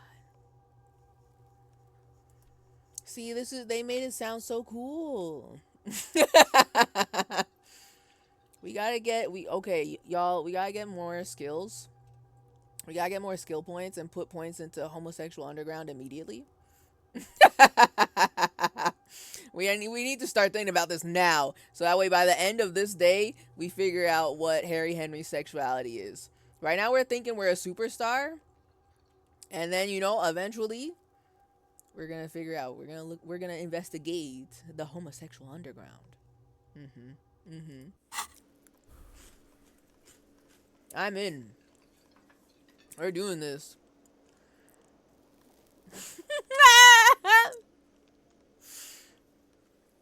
Reminder, this game was only considered maybe woke on that big spreadsheet. You mean the big spreadsheet where all the incels and right-wing gamers are like trying to put together what games is woke or not? And this game is maybe woke? What? You can tell those motherfuckers didn't play this game and or did not read. Or can't read.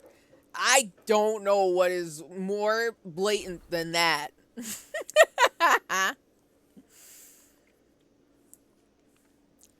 Yes, they had the red, yellow, green rating. It was yellow.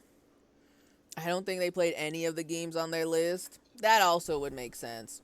Like, I haven't seen the list myself. I just know it's been going around. Yeah.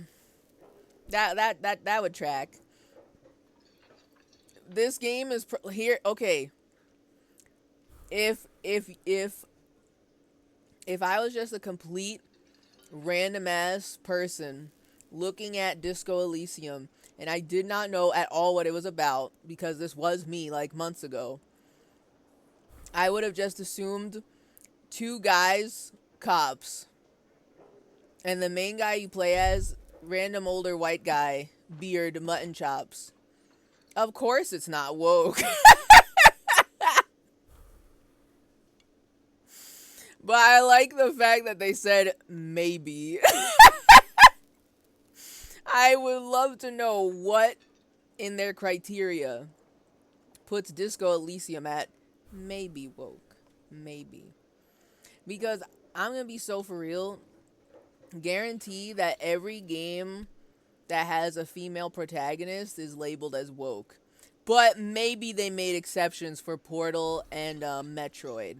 And maybe Lara Croft, because her tits is out, Because they were hungry for Lara Croft, so Lara Croft is not woke, therefore it's good,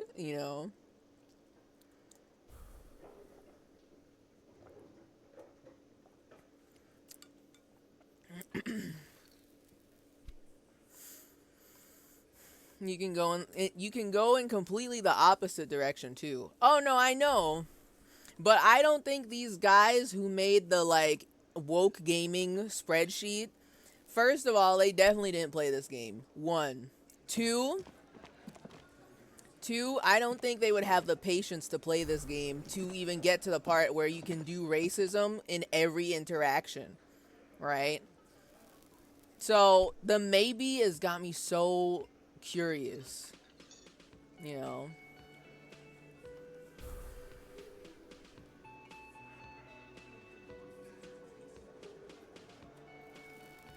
Girl, your tinties.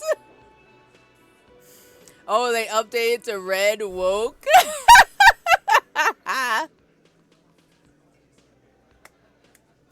So someone told them that they could be gay and communist? Okay. Understood.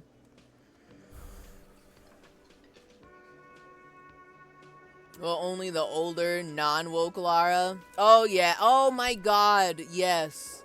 I completely forgot that they kept making Lara Croft games. They kept making Tomb Raider games. In my head, I still think about, fucking 1999's Lara Croft. You know, with her polygonal booba and all, and her short shorts and her big mansion. Right? That's all I think about. What is this emote? Ew! Ew!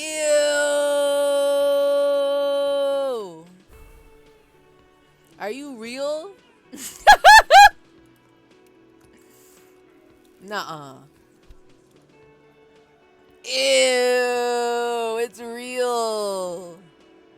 Oh, that's gross. I also can't even fucking tell what it is. That's the Beast logo. But what the fuck? Is it the Beast logo on like a dollar bill? It looks like a shit Photoshop. Why didn't they make the lightning bolt part of the dollar bill? Ew. Nasty. Nasty. But I guess that does line up with all the YouTube drama slop channels that have been posting about Beast games lately. I think the Beast games started dropping on Amazon Prime. And you know, Twitch being an Amazon property, of course they're gonna market it with an emote. Ugh. You know.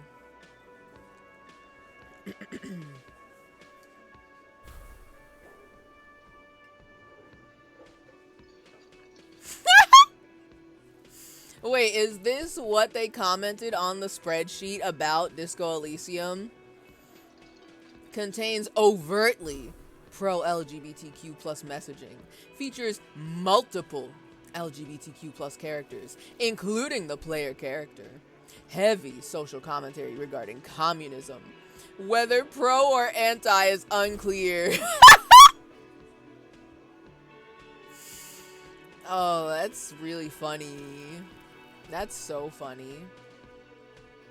I also think it's very funny that including the player character.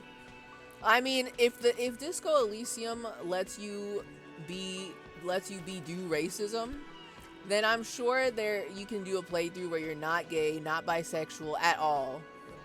All right.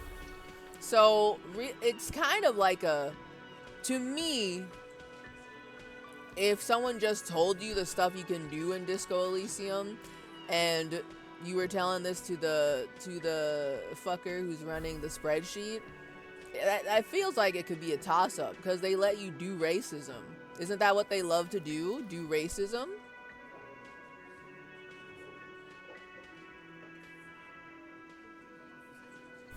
They added pogging emote. They took that fish. Oh. The way they edited this fish makes it look like a Pokemon. Is that a real Pokemon? Hold on. What is it called? Hold on. I typed in Poggers and I found this gem unearthed from the ether. What is this one called? Splash Tail? No, that's fucking stupid. I'm not gonna remember Splash Tail when I want a Pog. What the hell? Call it Poggers, coward.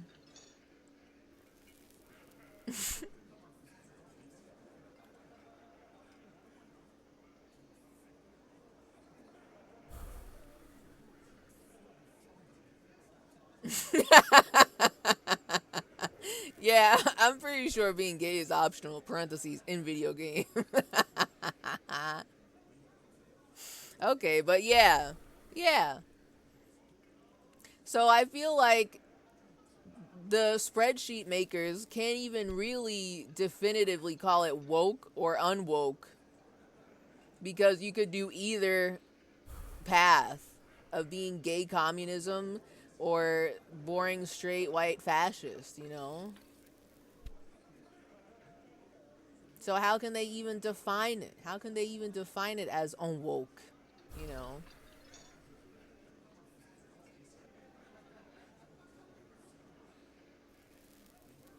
What is this? What? Did they add new emotes? What the hell? What is Pew? Who is out here greenlighting these new globals? I'm a little confused. Pew Pew is animated. I guess that's fine. I think Twitch been needing some animated emotes anyway. Wait, did they get rid of the crunchy one? Oh no, J-Can style is still here. What about the other really fucked up one? Not Kappa. There's another one. Yeah, the one where he's got the, yeah. I never knew the name of this one, but they kept a white background on there. Motherfuckers didn't think dark mode was catch on. Hey. I was gonna type this David spin, but that's not a global. That's not a global. There was another emote, another global emote I saw someone post somewhere, and I can't remember the name. The problem with global emotes is they have shit names, and I can't remember them. Kappa is at least easy to remember, but what the hell? And I got all these nasty gift subs from people I don't watch. And I can't find that shit. There was one, I can't remember. I'm like scrolling through the emotes to see if I can find it, but I've got so many like hype train emotes that it's like, okay, wait. Oh, okay, hold up.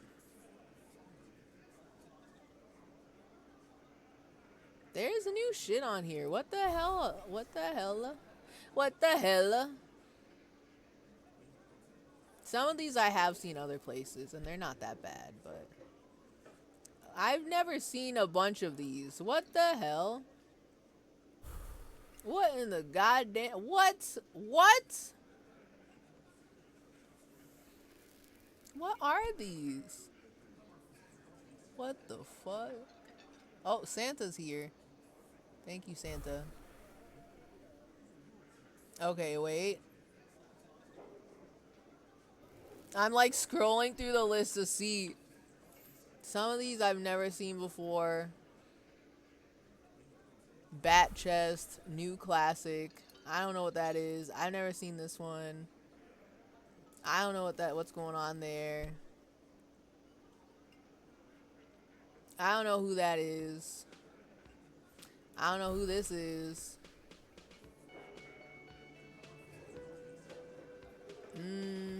Dead Mouse is on here. The game auto-saving. Hold on, I'm still looking. Yeah, okay. And then we've got the 3 wise men of like fucked up emotes. Look at all of these. When did they add these?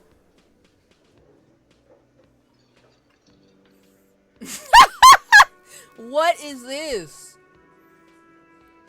The stained glass windows make me feel like kneeling. What the hell is this from? Oh, wait. Oh, wait. Yo. Okay. This might be like the wildest deep cut of techno gaming. But I think this command comes from the time when I was streaming that 1990s game, 1990s point and click game where the guy is in like an asylum and his face is wrapped up in bandages because he got into a crazy accident and he's like a scientist. And I don't remember if he was trying to get revenge on somebody, but we were walking around and we were talking to all the other people trapped in the asylum, and it had some really weird puzzles in it that I didn't really like, but the story was actually kind of interesting to me, and also I really liked seeing the fucking gross ass cutscenes from the 90s. It was pretty good. Sanitarium! Yes! Woo! I knew someone was gonna get it. Yeah, okay. Because there was one part where I was at the church. I was at a church.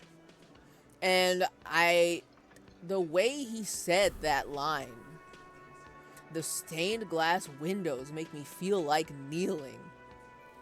And I'm out here like, what the hell? Right? It just sounds like a point and click dialogue. It's true. It's true.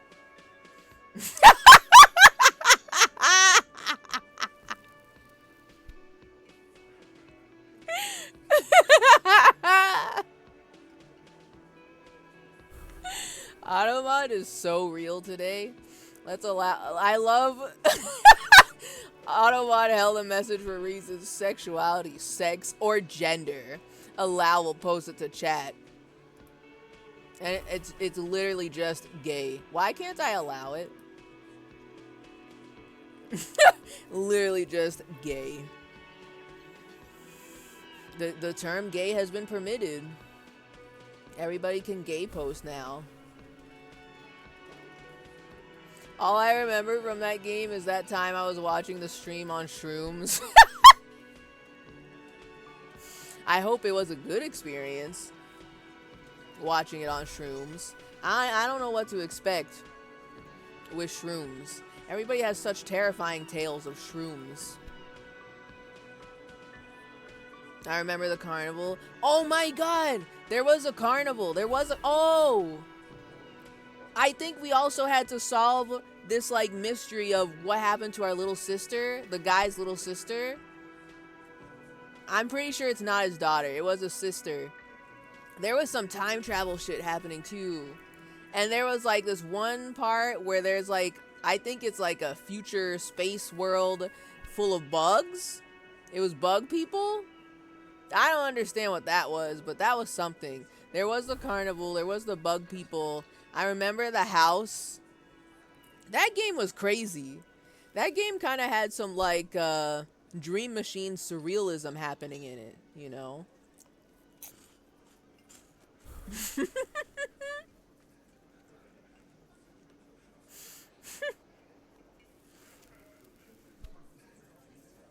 Wait, hold on. Lesbian was held for Automod? What the hell? There's not even any, like, context. Why are all of these getting... We can permit these. Do I have to go back into Automod settings? Did they make Automod extra sensitive now?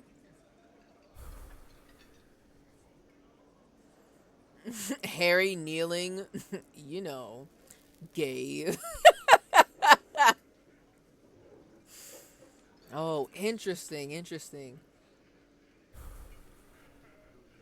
Yeah, apparently... Well, okay, hold on. What is Automod's trigger? Apparently, gay, lesbian, homosexual. All of these got held, but transgender didn't get held. Queer didn't get held. Which is very interesting, actually. Considering, you know, not everybody's okay with the word queer because of how people used to use it, you know. I'm surprised that queer didn't get held at all, but gay did? What the hell? Maybe I gotta look into my goddamn Automod settings. Maybe they beefed up the sensitivity. PP, you can't get held by Automod. You are a mod. There's so many bad words you can say, and, like, because you're a mod, nothing will happen to you. Unless Twitch is like, hey, are you sure you want to send that? Otherwise. Right, exactly. Queer feels like the one that would be held the most, you know? Right? So I'm kind of like, what the hell? Why didn't that get held? I don't understand what the rules are for Automod no more. Gay Wench made it through. I'm surprised Wench made it through, actually.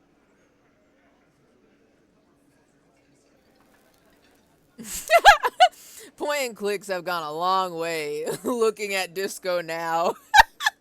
Honestly, that's so real. Point and click adventures are so crazy. Now you can be gay in them. It's very futuristic, you know. Very futuristic. I only stopped in for a little bit because I knew it was probably not a thing I wanted to keep watching like that. Honestly, fair. Because that game was pretty surreal. They were warping around. They were doing some frunky things. And the cutscenes were delightfully nasty to look at. But it probably would be very, I don't know, unsettling, unnerving to watch while shroomed, you know? Hold on, did I try getting into the secret The secret backroom area. Am I talking with her? Are we chit-chatting? Hello again, esteemed officer, and welcome to Crime, Romance, and Biographies of Famous People. Let's fucking go. Let's fucking go. I have 2 points against. I have 2 points against me because I was being a rude ass in her store. But my you won a 42%, so you're gonna fail this one. Sorry. Okay, but a girl can dream even if I know it's true that I'll fail it. My drama is so high. It's my main skill. I want to get into the haunted commercial district. I want to get in there so bad. Okay, I'm gonna be for real. I would expect Cokehead to be held by Automod, but maybe there's no like hold every term that has to do with drugs setting, you know. The shower was kind of crazy. The shower?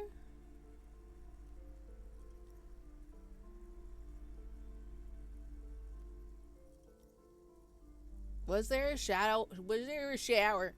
Was there a shower scene in Sanatorium?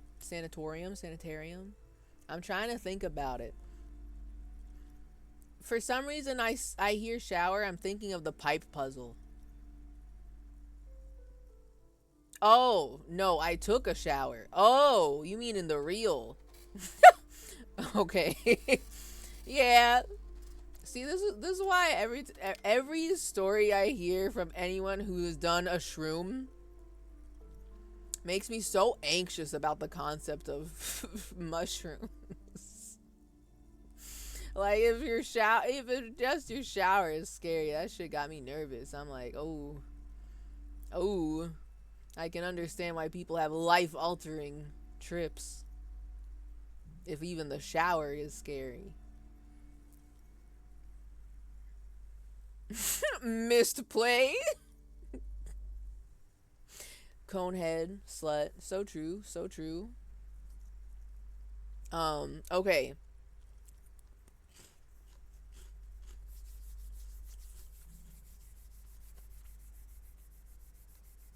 I'm gonna try it.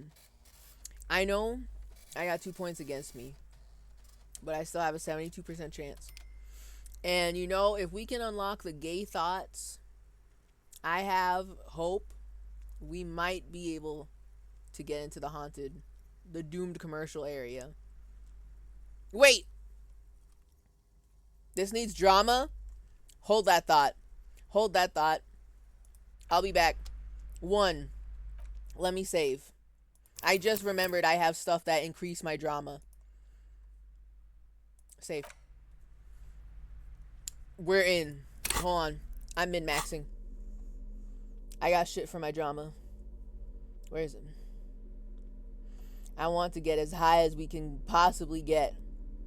Okay, I'm not wearing any of the drama shit. So.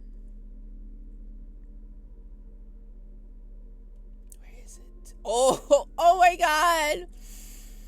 The piss fart jacket. That gives me drama. I mean, never mind. I'm not gonna say it. Oh no! Party Dragon Silk Robe gives me drama and electrochemistry. Oh my god, we're gonna do some fucked up shit. The bow tie. Hold on, the bow tie seems relatively normal.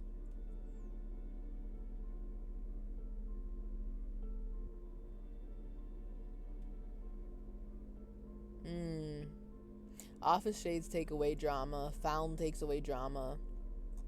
Alright. I guess we're putting on the piss fart jacket. And the bow tie. This is fucking stupid. This is gonna be the dumbest fit. Oh no, we have to take... Okay, I'll put the necktie back on after we pass, okay? This is only temporary. Oh, this looks bad. I hate it. I don't like this fit. I think it looks fucking stupid. But the things I do to min-max, you know. Oh man. Yeah, that's everything. Everything else is minus drama or like okay. Can I see something really quick?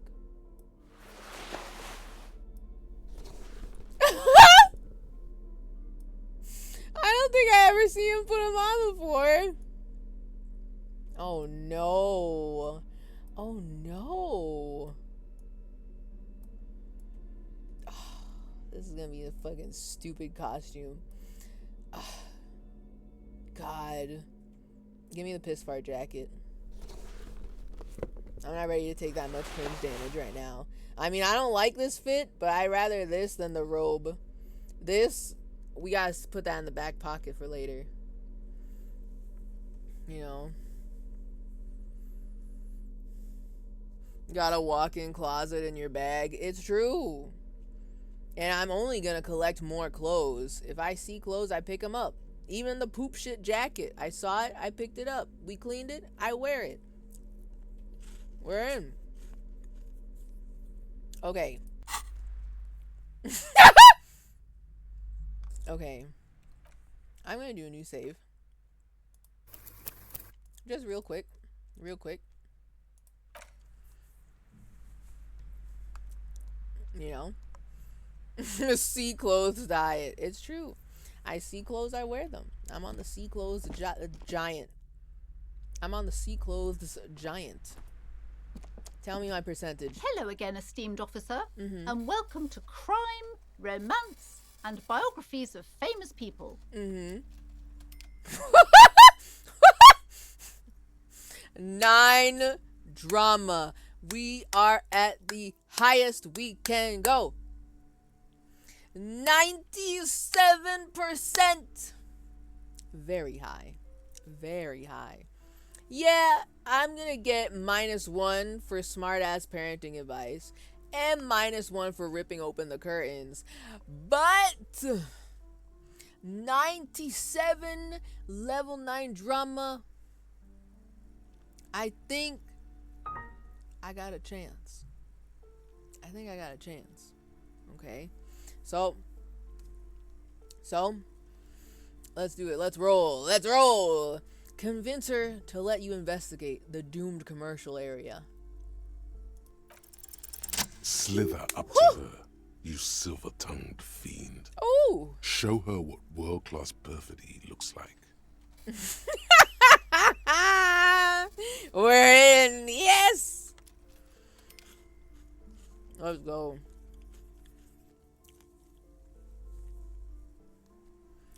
Okay, hold on. Multiple things. 1. Want to tell someone that my clothes are part of the Sea Clothes line. I empower you to do this. We can bring Sea Punk back. And it'll have fashion this time. 2. You got nuked? Brew, what does this mean? Hold on. Let me scroll back. You were here. I saw your posts. And I didn't see any ban. I didn't see you get held by Automod, nor did Nightbot time you out, or neither of us timed you out. Like, not even Automod. Twitch nuked it? What do you mean? Is it the warning that where Twitch is like stops you and is like, are you sure you want to send this? Or is it something else? Because the are you sure you want to send this? I don't see that. That's Twitch taking your hands off the keyboard and being like, are you sure about this? It said it was against your channel guidelines? That's new. I don't know what that is. Also, what were you trying to say? Because if it timed you out, or if it like, hold on, let me see, let me fucking look. I have to alt tab.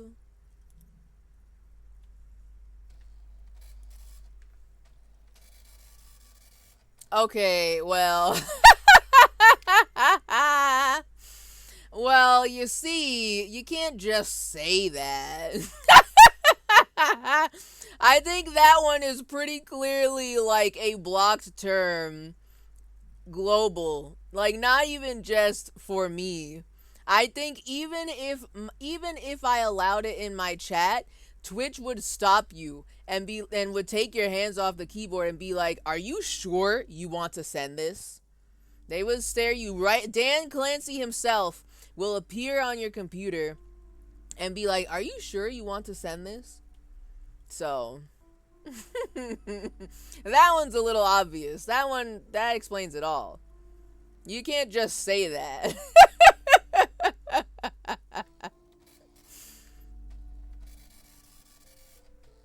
Did Bruce say the jacket's name? Yeah.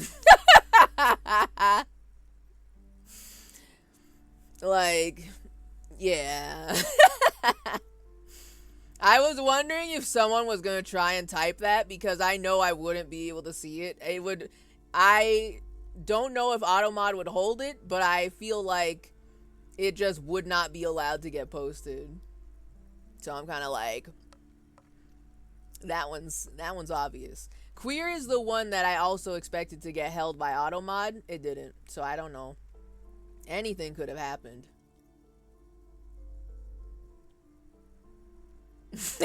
Yeah, well, typing out the slurs are gonna get posted. Yeah.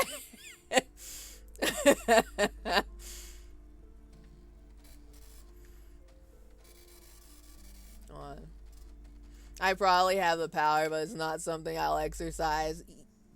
Actually,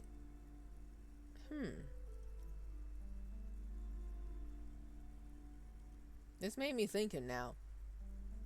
What the hell? I actually don't know what will happen.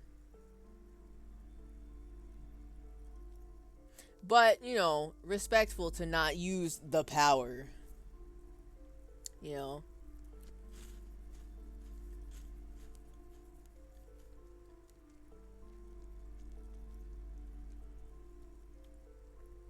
Adding the S really changes the whole vibe, but I'm not surprised Twitch didn't catch it. Like, it's one thing to say, to announce to the chat room that you are queer. Jovial, allowed, accepted. But then to say queers or the queers. But also, if you just say anything like that, like the gays or the lesbians, it just sounds so shady, you know? Yeah, or if you said it in the, literally just adding the and then plural, the transgenders, the gays, etc., etc. It gives it a different vibe. The tone's different, you know.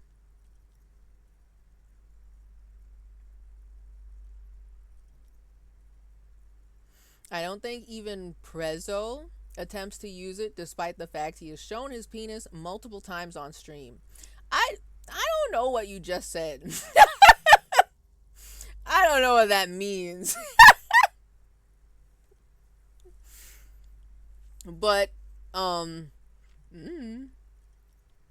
religions, oh yeah, the Christians, the Catholics, all of it just has the like shadiest vibe when you say it that way. I mean, I am saying it with that kind of tone, but it feels that way even in text, you know? You know what I mean? Okay, hold on. I was gonna say something else and I completely forgot. I forgot. Anyway, we're getting into the doomed commercial area. We're in, baby. We're in. All right. So, Yo, see, look at that. I almost did not make it. And even if I did lose more points, I still would have gotten 10 if I lost 2 more. Hey, hey. Slither up to her, you silver-tongued fiend. Show her what world-class perfidy looks like. I don't know what the fuck that means. I don't know what that word means. Wait, what if I don't want to lie? ... You're not lying. You're giving her peace of mind. The means are thus justified. Don't hiss at me. That was too sharp in my ears. Ma'am, I came here to help. I've handled paranatural situations before. Are you sure? Don't think I haven't seen charlatans before. Well, you see, I have returned from the void. A para-detective from a long line of para-detectives. I sensed the psychic emanations from afar. The sleeper beyond calls out. Okay, now how are we gonna play this? Are we gonna pretend to be psychic, or we're gonna be a para-detective from the void? How are we gonna do this?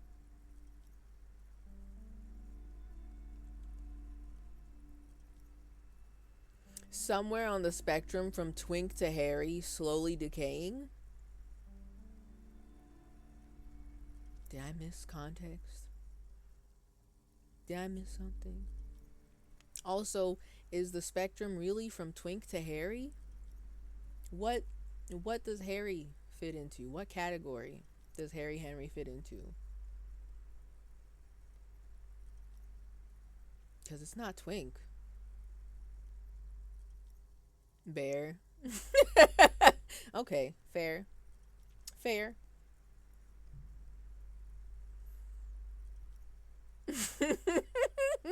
Also, sorry, I'm kind of dense and it slips out sometimes. I mean, okay. 1. Do you mean when you drop the F slur? 2. In the context of this stream, we were basically everybody was trying to test Automod's patience and see what words would be held or not. So like, I get that. But 3, that is a literal slur.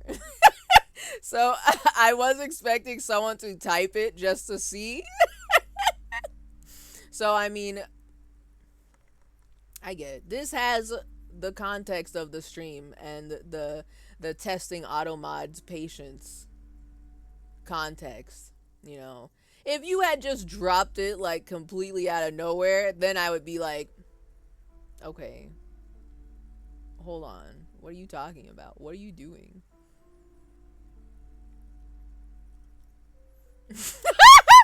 Calling Harry a bear is like those tweets where people call Taylor Swift wearing black butch.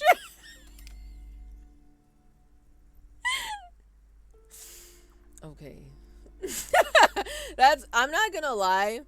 I'm kind of like, where does Harry fit in this spectrum? Not twink. But also, I'm not a scientist in gay male classification, you know. But also, it's very funny to picture someone calling Taylor Swift butch in any fashion. Like, she's really not. Like, even if she tried.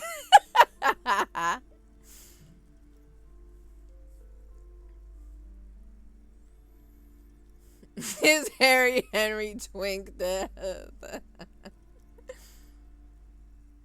Himbo? Wolfish?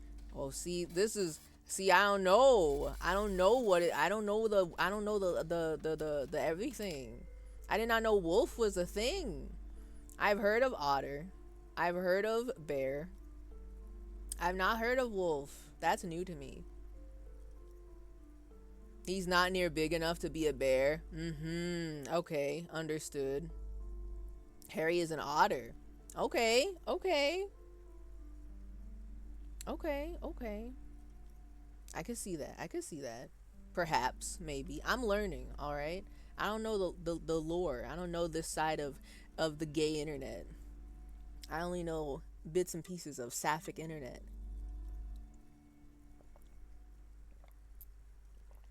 I thought otters were twinks. Otters is different. That I at least know. They're like okay.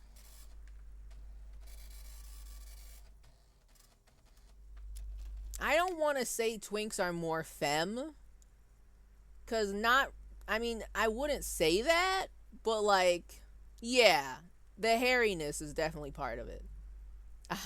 Cuz he's hairy. Harry Henry. And he's hairy. You know. Mhm. Twinks are lean. Harry are lean. Harry are lean. Right, I thought otters were hairy twinks. Mm. This is why I'm not a scientist in the gay internet, in the gay lingo, in the gay language, the gay vocabulary. Otters are hairy twinks. It's basic homobiology. Yeah, okay, here's where I'm hesitating too, right? Because I'm like, I'm not sure if otters is hairy twinks. Like, I don't know if that's like a 1-to-1. But for some reason in my head, I would think that otters would be like slightly larger, you know, in body mass than twinks, you know.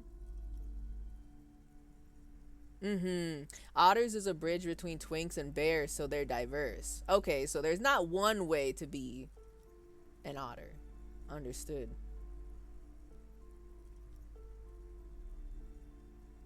I feel like otters tend to be slightly bigger than twinks, but can also be twink size too. Okay. Okay, I'm learning. I'm here. I'm here for the schooling. I have to know the vocabulary so that way we can infiltrate the homosexual underground, okay? I have to be aware.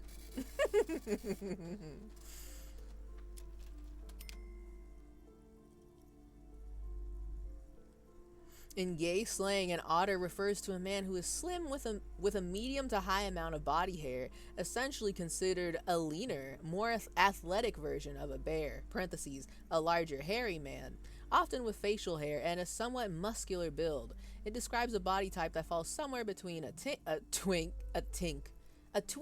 slim, smooth-faced, and a bear. Okay. Okay, see? We got the academic definition right here. I'm a gayologist. Homoologist, perhaps. So you dig up like gay dinosaurs or something. Gay dinosaurs. True. That's so awesome, Clue, that you're a gayologist, a gay dinosaur archaeologist. You know, that's pretty pog. That's pogged up. That's pog as hell. So it's kind of the missing link between bears and twinks. Understood. The knowledge, I have it. The Bigfoot of gays. So Harry's a cryptid? Wow. That's crazy. Okay. I'm trying to get into the doomed commercial area. Alright. 1. I feel like we should go for Paradetective from the Void, because I think we could play into this a lot better than pretending to be psychic. Because I imagine with all her like various trinkets that ward off bad spirits, she has been visited by a couple psychics before. Right? She probably knows. She's like, I've met charlatans before and they were psychics, maybe. But she ain't never met a paradetective from the void. You know.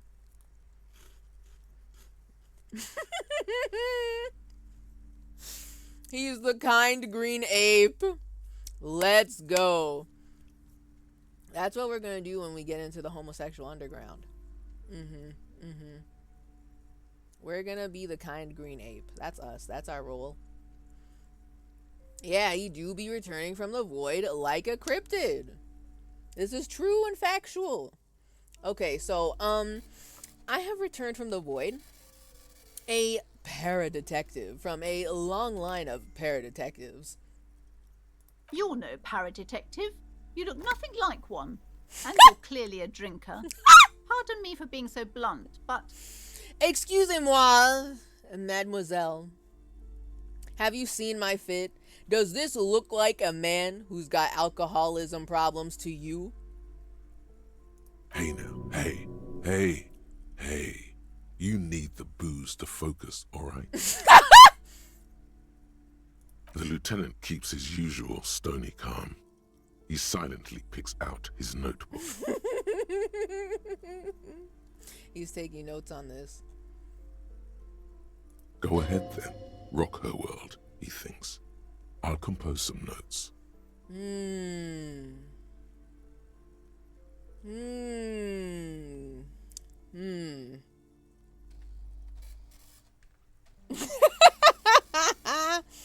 I admit, I've had my share of drinks, but only because the spectral realm is parapsychologically taxing. You see, it's necessary to drink the spirits. Ooh, wait a minute. Ooh. Could we fool her with this? You see, it's necessary to drink the spirits in order to contact the void.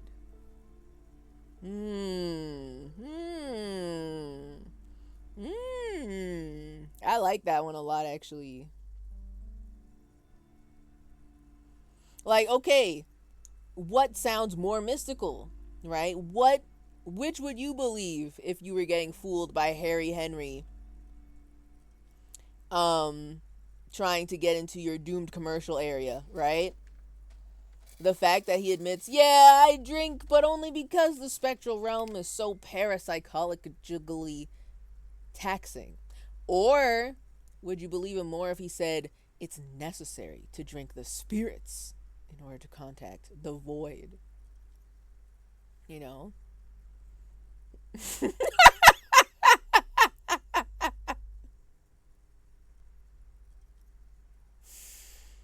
PP.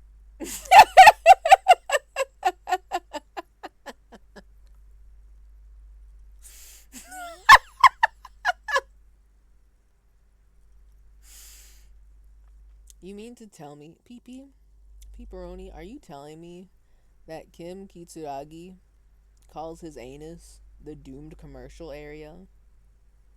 This only opens the door to so many questions. Also, we need the free boner pills with the kind green ape on it. I really wish that was real.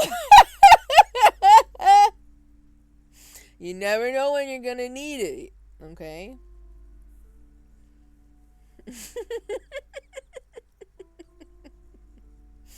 Also, using Christ is dead ... as your forum signature is pretty funny. I'm not gonna lie. I may not have been reading it aloud, but I have been noticing. He used to be in TV ads until he had a wardrobe malfunction. He had a wardrobe malfunction and oops, his anus out? Also, it's a TV advertisement. Are they filming it live? Like, why would they keep the edit of the wardrobe malfunction where he anus out? Why would they do that to him?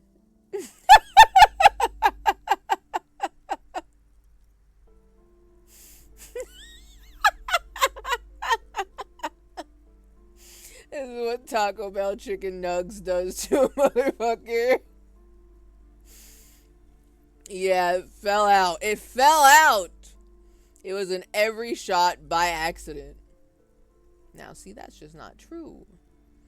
I'm sure that even in this vague past that Disco Elysium exists in, they could edit the commercial.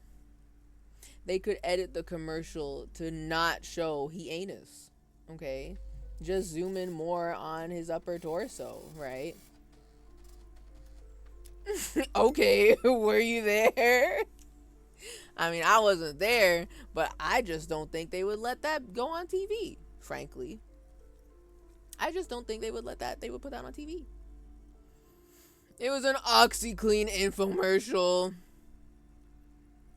God, that sounds like it'd be so painful.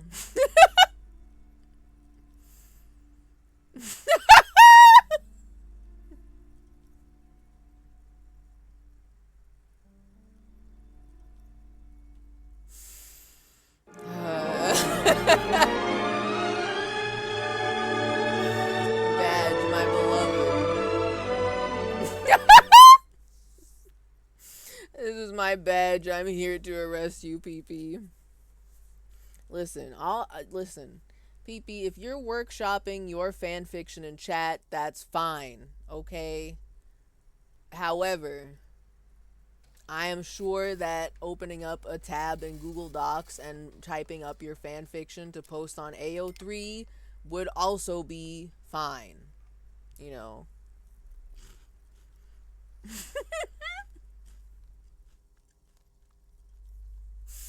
It was like that, but instead of the redeem was show hole.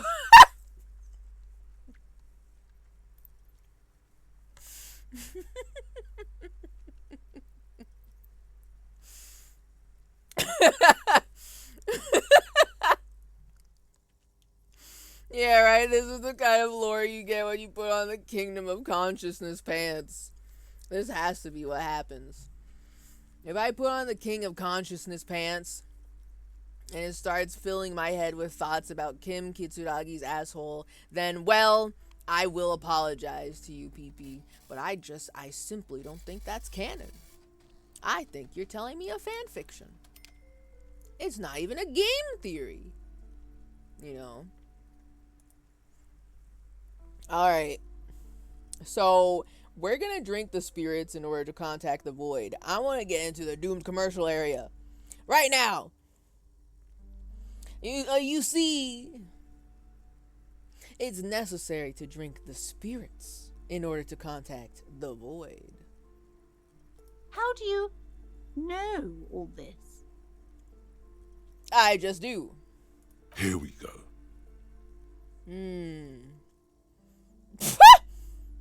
I am the Void Revenant. I have the powers to debad all the bad energies.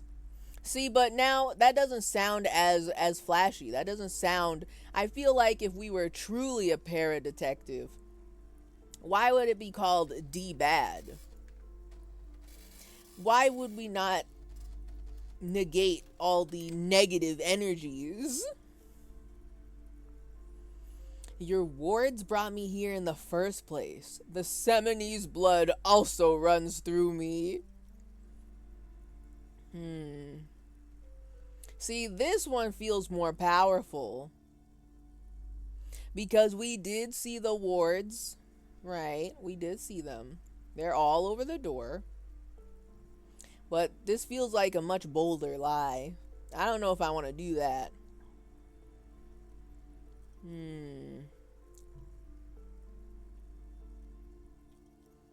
I also wonder if I'm supposed to be mixing and matching these options, or if I go the psychic route, I have to choose all the psychic options to make it more powerful.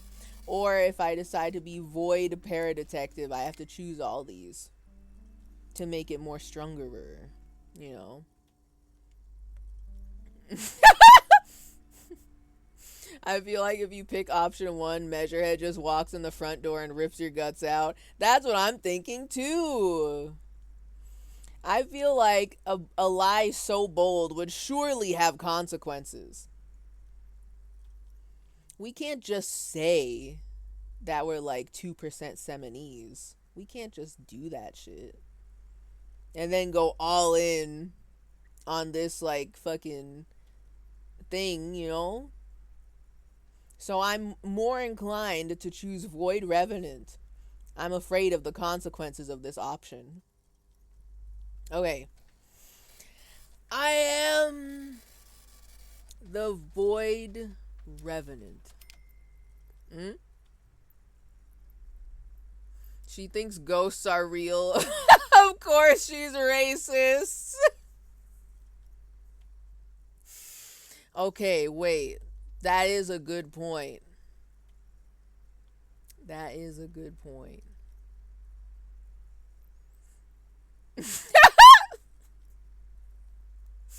I was going to say something else about something happening to Harry's guts, but I don't think this streamer wants to hear about the true lore. Not that there's anything wrong with it. I'm presuming that not that there's anything wrong with it has to do with whatever happens to Harry's guts, and not the she's got that crunchy mom racism. Right?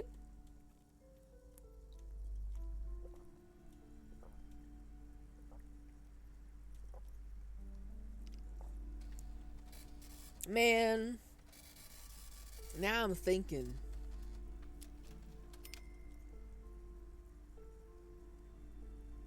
Like, what if she buys into that more? Fuck, I'm afraid of the consequences though. Shit.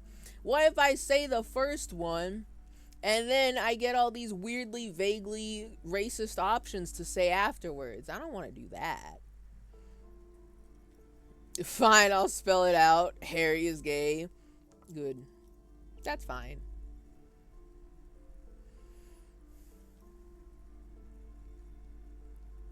I'm looking through my Discord's drunk drawer, and I found the messages that the Mountain Dew detecting Twitch bot sent me. Oh my god.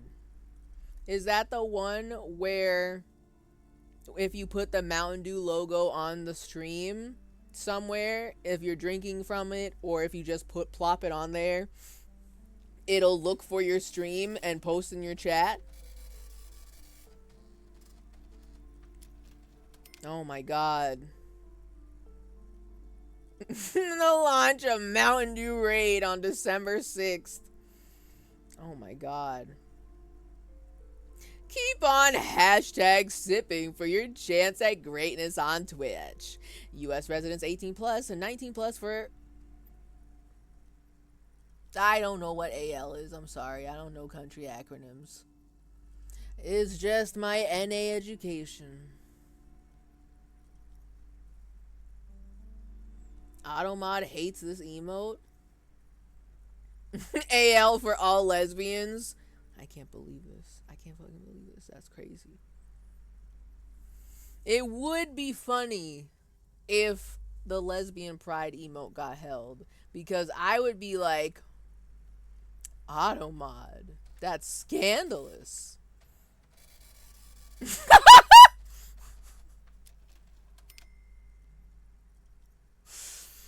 All lesbians, no NBs, fucked up. Oh, it's one of those lesbian groups. Okay. Scandalous. Scandalous. Mountain Dew canceled. That's what I thought too at first.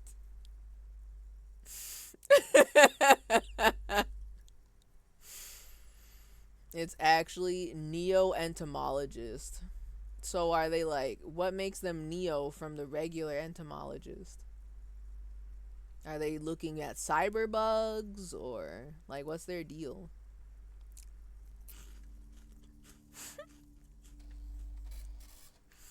They think humans are bugs too. You know, the real COVID-19, the real parasite on this planet is humanity. Hashtag I'm 12 and this is deep.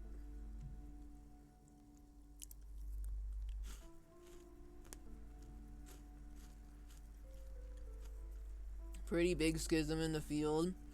Oh yeah, understandable. But like, Do they think humans are bugs and that's good, or humans are bugs and that's bad?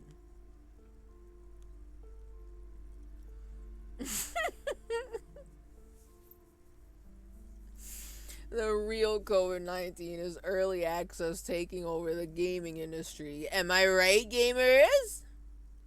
Wow, so true. So true. So true. That's so real.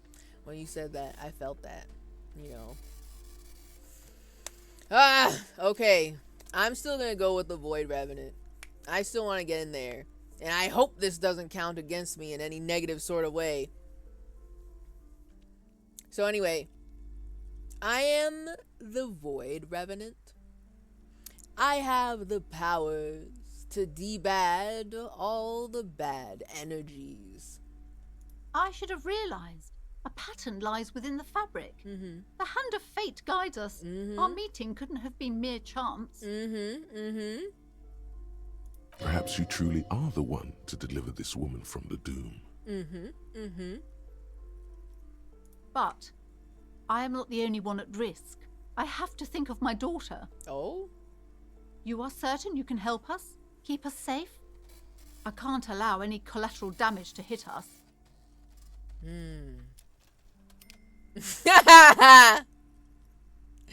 Oh no. Every time the game gives me an option to ask him to interfere, to interject, I want to click on it. Oh man. Yeah! TechnoToast alert! It's been 3 hours and it's time to prevent gamer death. Hi, GB. 3 hours in this economy? That's crazy.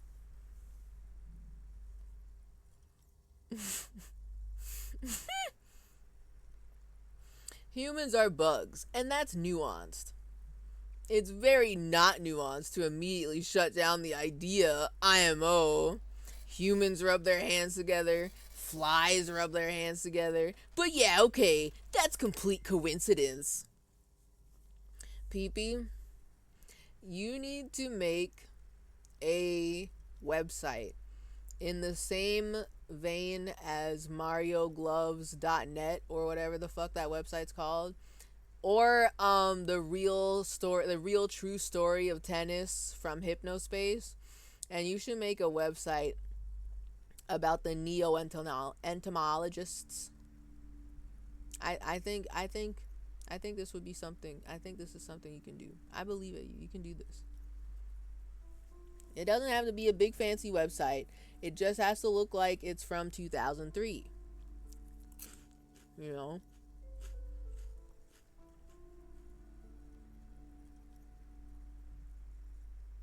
For a second, I was really confused. I was like, who activated this Nightbot command? I guess this one was just on a timer?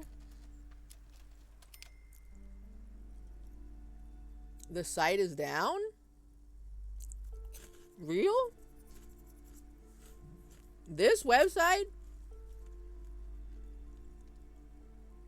Oh, specifically mariobluegloves.info. Why is it down? Who killed it?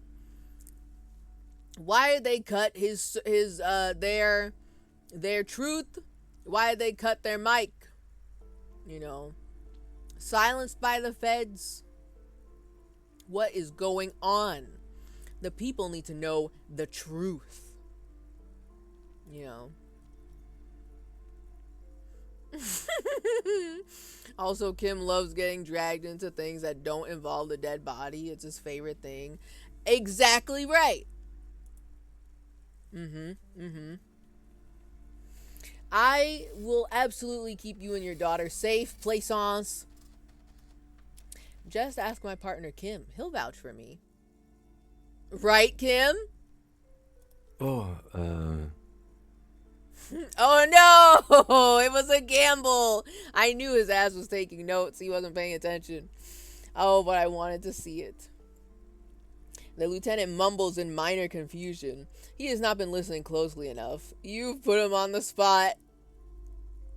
Certainly so, ma'am. I can assure you my partner is eminent in this particular field. Saved. Saved. Saved. If you promise, good officer, then you might be our last hope. Do you swear it? Actually, I'm not really feeling the vibe anymore. The psychic force has left me. No. Hand over my heart. On my honor, madam. Thank you, sir. There's one more thing I haven't told you about yet. Oh? The entity. Oh, tell me about the entity. A timid sigh of relief, followed by a cautious smile. Tell me about the entity, immediately. Do not act surprised. You know of these things, sire. Okay, we're going along with it. We're gonna act like we know what we're doing. I can do that.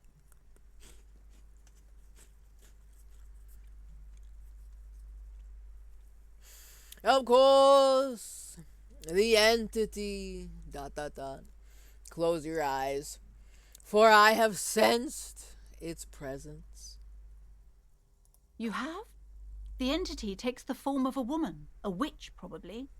I've suspected that she must be connected to the curse ever since I first saw her. Did you know that she lives inside the chimney? What the hell? Okay, so one, if the entity is the weird ghost that talks to us through the doorbell as if she's on a recording, we have encountered the entity. We had her interfere with our mind, and she filled our head with visions. And I did not see them, but Harry did. Filled his head with visions. And that actually felt a little spooky. That felt kind of spooky, I'm not gonna lie. He described her, or it, as something crawling around in his mind. And I don't think he liked that. But we are the paranatural detective. This is our job. What if Kim didn't have enough psi points and died of a heart attack?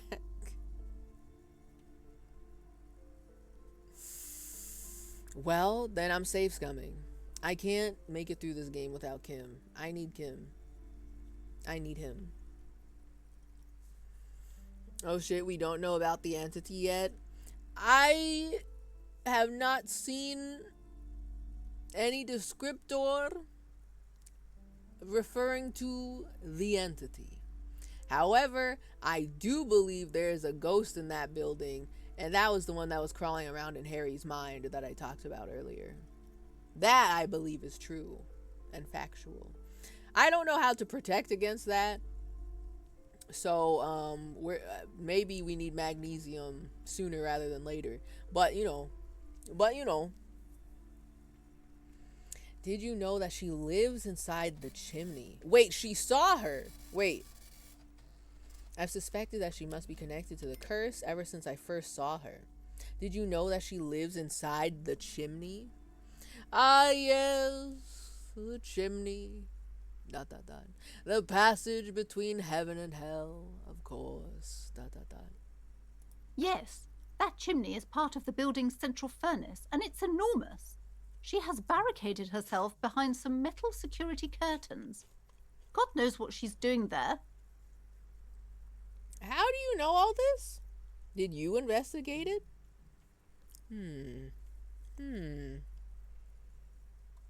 The building's central furnace. Behind metal security curtains. Some unnatural magic, I assume. You should go find the entity and ask what happened to all the companies in the building. What is the source of this curse? Here's the key to the warded door behind the curtains.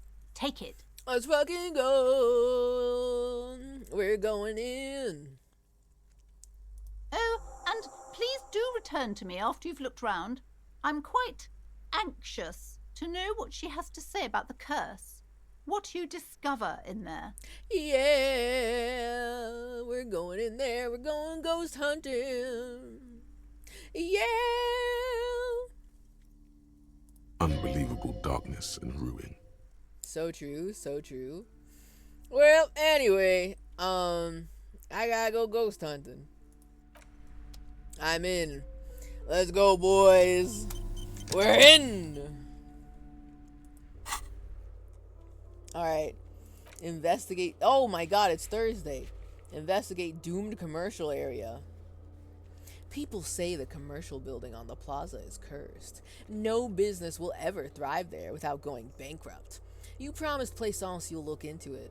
Enter the sealed door behind the bookstore and find out what happened to the companies there. I'm going in. Okay. Plaisance says she lives inside a chimney. Find a way in. We're going in. Let me save first. Save game. New save. I'm actually very excited about this. I want to know what kind of if the Disco Elysium devs can write such a good story about the most fucked up guy ever and his boyfriend investigating a murder, then surely we can go and get a little spook time from the horror game part of the game. I think they'll be good at making it spooky. Point and click spooky, you know. Hold on, can I do another save real quick? I got a real save. More dramatic this one.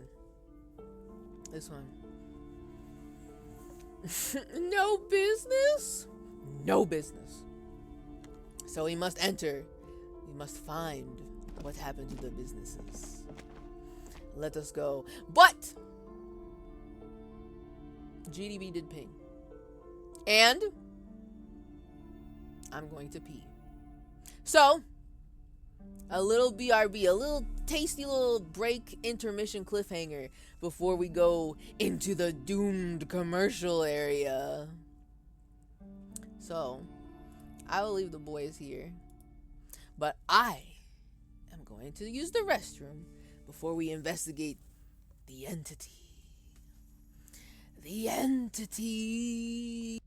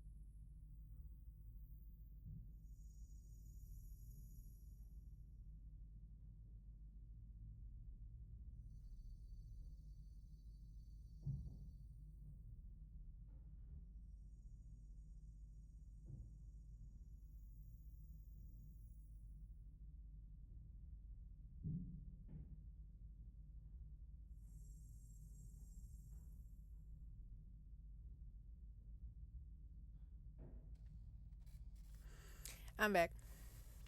I have returned. See, normally when I take my little BRBP break, I would try to get another snackies, but I still have my takoyaki puffs. I really poured out a good amount. I poured out a good amount in this bowl here. And I also still have my little baby orange. So, you know, we stay winning.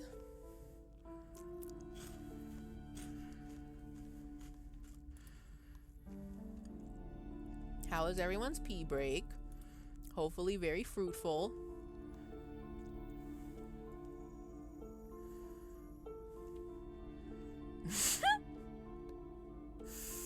Can't wait till Techno finds out it's actually the Goon commercial area. Now, why would they make a commercial area just for gooning? Like, what is gonna be in the commercial area for the gooners? You know? What's happening in there? What are they doing in there? Oh. I think it's just called Akihabara. Alright, fair point. Alright.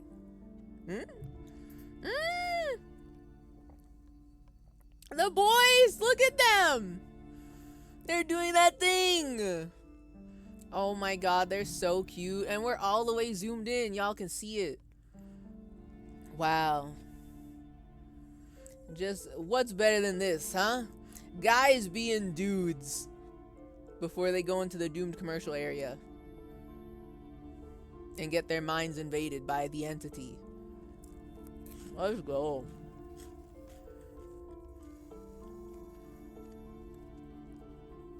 They're so cute. I love them. My OTP is canon. Okay. God, they're so cute. Oh my god. Oh my god. Oh my god, they're so cute. Also, I'm seeing the Balatro talk. I did pick up Astrea on Bepic James, and I have to ask the court, if I like Party House in UFO 50, will I like Balatro? Be honest. Because Balatro, I don't think I've ever seen anyone actually, I have not sat down and watched anyone play Balatro. But it looks like a cool game. I will. Are you being for real? PP, are you being for real, or do you just want me to get into Balatro so we can Balatro post at each other? For real, for real? It is a cool game? Okay. Is Balatro part of the winter sale that Steam keeps pinging me about? I don't have Balatro on my wish list, so I don't know if I don't know if it's on sale. I haven't paid Balatro in like 6 months, so it's unbiased. Okay. Alright. Fair. I can respect that. I can respect. You get to learn about poker? I don't know. That's kind of a negative point. I just want to know what the hell is going on in Balatro. And if it's anything like Party House, I'm in. Okay? I'm in. Because I love Party House. I love it a lot. Gotta go have a good time investigating the Goon Commercial District. Good night, Bob. We will have a great, fun time. Many investigations will happen in the Goon commercial area. I will be sure of it. I've moved on to the bazaar despite the fact that I haven't purchased it yet. I don't know what that is. I don't know what the bazaar is. But I am going, as if I know.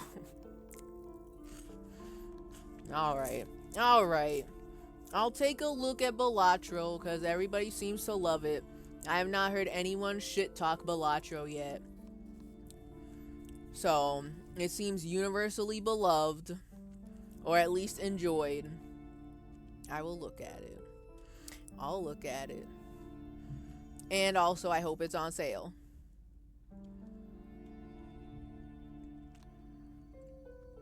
It's got very tight, no bullshit gameplay. My whole computer just crashed, but it recovered. Congratulations.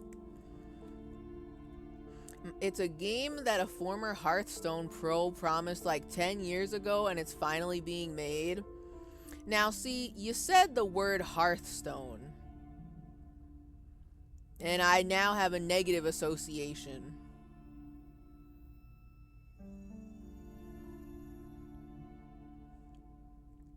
When NL was playing Party House, he was constantly using jargon from Dominion or something.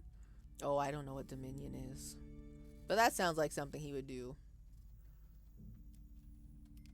Oh. Wait, what? Okay, okay, PP, I'm confused. What game are you talking about? Balatro or this bizarre thing you're talking about? I don't know what the fuck that is. I've never heard of it. Because I was going to say, what the hell? If the dev was nasty, then I feel like that would probably come up when people talk about Balatro, because people love to share bad news. Local thunk? Local thunk? Okay, so what you're saying is Bizarre is a game that a former Hearthstone pro promised like 10 years ago, and it's finally being made. And in that time, I've come to strongly dislike the dev, which is why I don't want to pay for the game, but it does look so fucking fun. Okay, understood. So then my point still stands. Okay? My point still stands.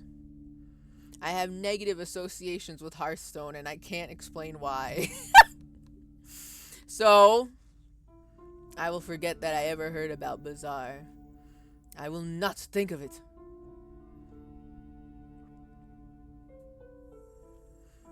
I don't think a local thunk could get me to hate him. He's an NL chat shit poster. Local thunk? Is local thunk the dev for Balatro?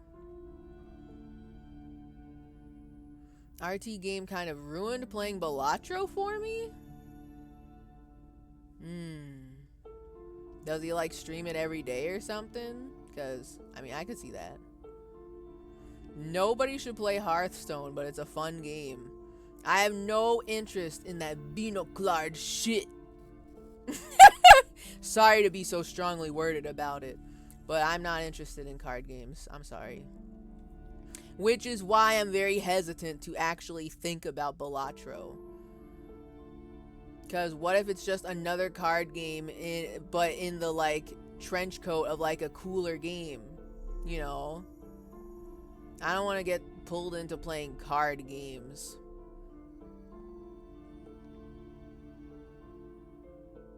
I think Dan picked up the game, recommended it to NL, and NL blew that shit up. Bizarre?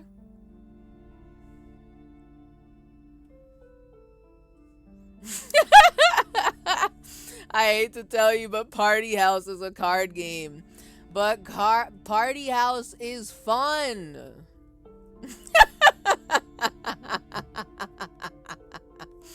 How can it be a card game if it's fun?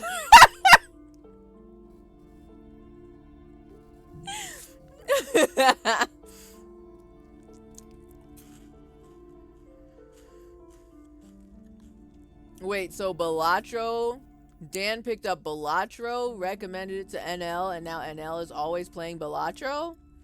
We're talking about multiple games here. It is a card game in the trench coat of a cooler game.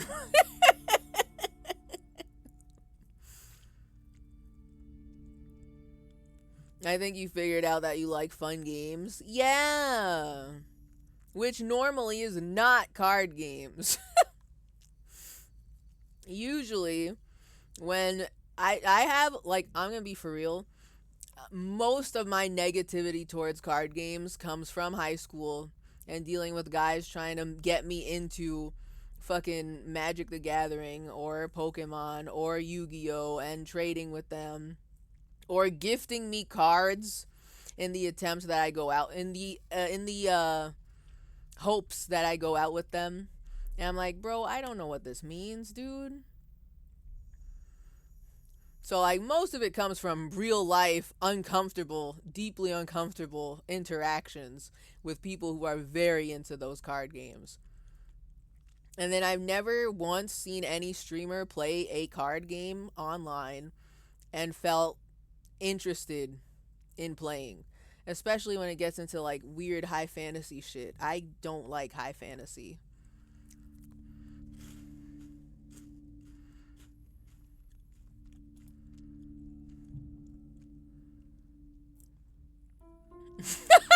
NL was grinding Balatro every day for like 4 months. That was the sap killer. Okay. If Balatro is strong enough to kill sap for fucking Northern Lion, that's crazy. I feel like every time I get a glimpse of him on my following feed, his ass is always playing sap. He is never not playing Super Auto Pets.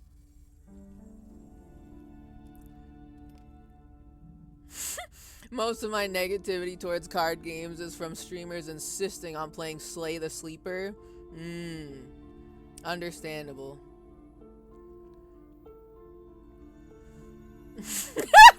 Beladril doesn't have any relationship or dating mechanics, so hopefully that doesn't come up.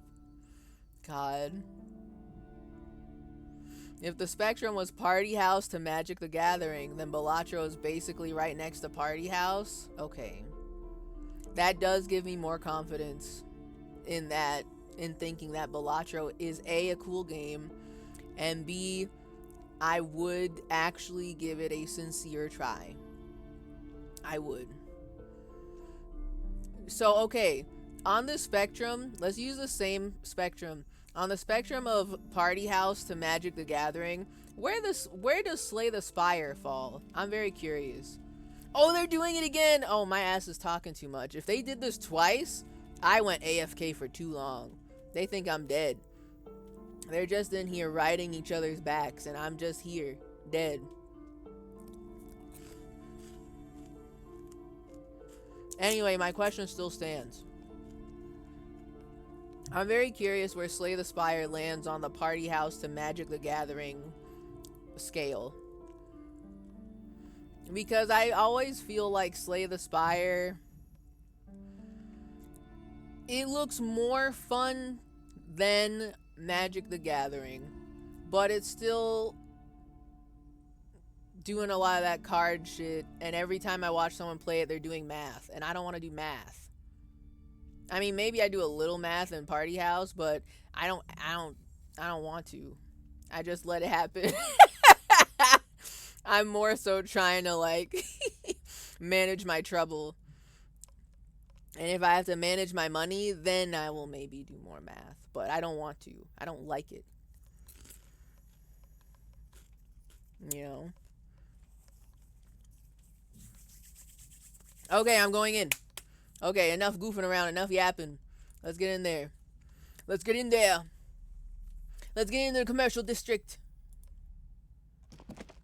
A heavy door with a missing handle stands before you, covered in dozens, if not hundreds, of Seminese trinkets and charms.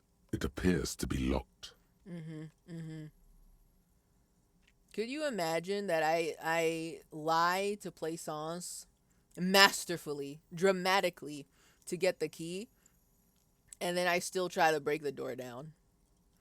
Wait, what the fuck? Why would I get a +1 for breaking into the communard apartment? What does that have to do with this door? What the hell? While I am curious about it, I don't got time for that. I want to get in. Unlock the door with a key.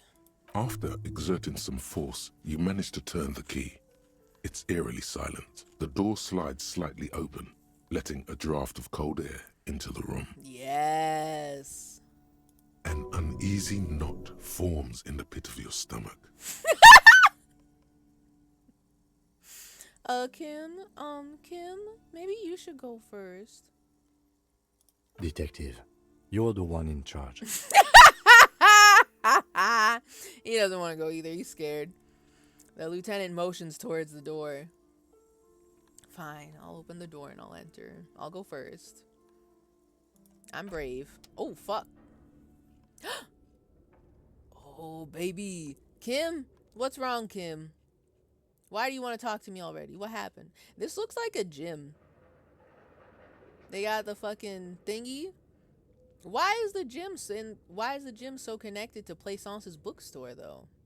I know there's a gym in here, but you know. Kim, what did I fucking do? We just walked in, yeah?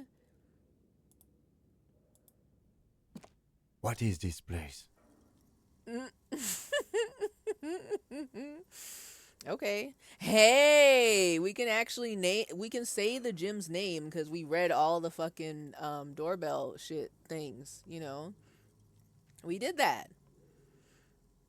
The lieutenant stares at the dusty training equipment. It's the netherworld, beyond the veil. I think this may be the Artem. I think this may be the Artemiteps Boxing Club for young athletes. Honestly, let's nerd out. We went to that fucking doorbell intercom like 5 times. Right? If Harry remembers the name of the places, let's just fucking say them. I know I won't remember. So let's do it. Let's do it. Yes, I think this might be the Artemiteps Boxing Club for young athletes. I think you're right. Though it looks like no one's been here in ages. I doubt the electricity still works. Good thing we have a flashlight on us. Oh. Don't forget to take it out of your bag before we move on. Oh, that's so cute. I forgot I had a flashlight. Oh my god. That's so wife core of you, Kim. Wait, do you also have a flashlight, or do I have to be the flashlight holder for the both of us? Some specks of dust shimmer in a faint beam of daylight falling from the window. Other than that, the room is dark. An eerie feeling rises in your chest.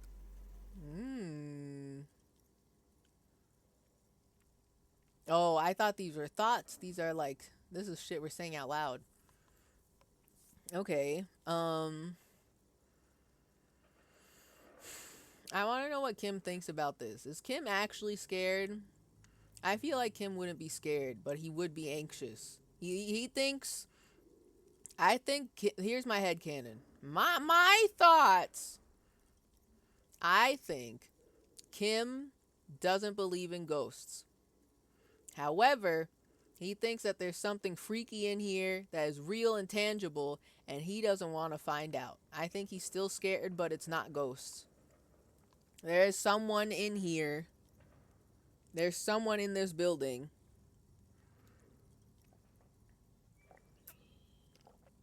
That he might be afraid of. You know?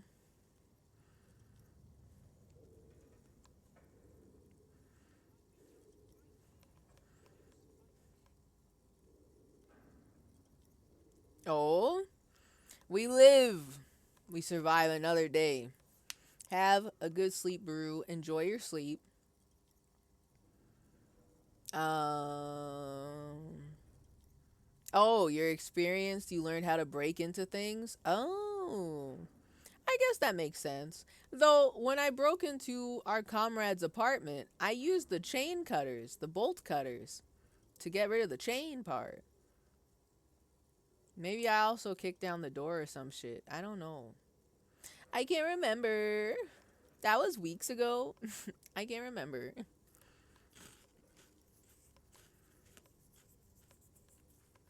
Okay, so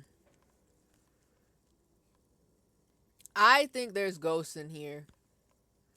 And I think it's gonna be crazy if it's a real ghost. But I want to know what Kim thinks about this.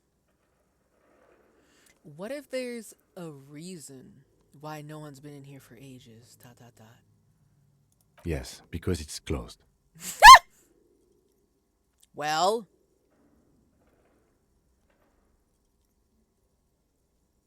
yes. No need to look for supernatural explanations where a banal one will do. Now let's move on, shall we? Okay. See, I told y'all. He's not afraid. He's not scared. He's scared a little bit. He doesn't think there's ghosts in here, though. Also, can I... This is a tangent. But something so fucked up happened the other day. Earlier this week, I want to say, when I was watching Vinny stream. I think this was on his Sunday stream. And I want to know if any of y'all showed up for Vinny's Sunday... Wait. Did I stream Sunday? I did. No. Yeah, okay, no. We streamed, PP and I streamed Saturday, which is why I got very confused for a moment. I was like, what the fuck? Why was I there live on Sunday if I'm streaming? Okay, anyway. Vinny Sunday stream. He's playing a whole bunch of corruptions. He's playing SpongeBob SquarePants video game corruptions. And there was one game where if you've ever watched SpongeBob, you know for damn sure that in this specific video game, they did not get the original narrator, the French narrator from the show, right? And probably the most fucked up thing ever is that the fake narrator in that video game kind of sounded like Kim. And it scared me a little bit. I was like, wait. What? Wait. What? And I wish I was on mobile while I was watching it, so I couldn't. The mobile clipping just doesn't fucking work. It doesn't work well for me at all. And I wish I had it in my clip history, so that way I could share it with you. It would have been a very ugly clip, but I need you to understand. It kind of sounded like him. It very much did not sound like the SpongeBob French narrator 2 hours later guy, you know? Sand is dripping from a punch bag. Can we punch it? Or will the ghost get mad?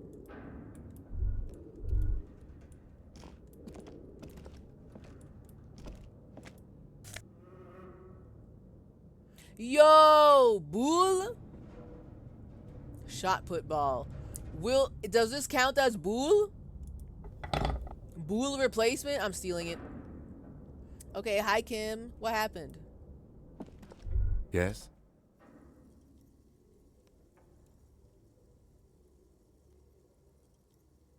Kim?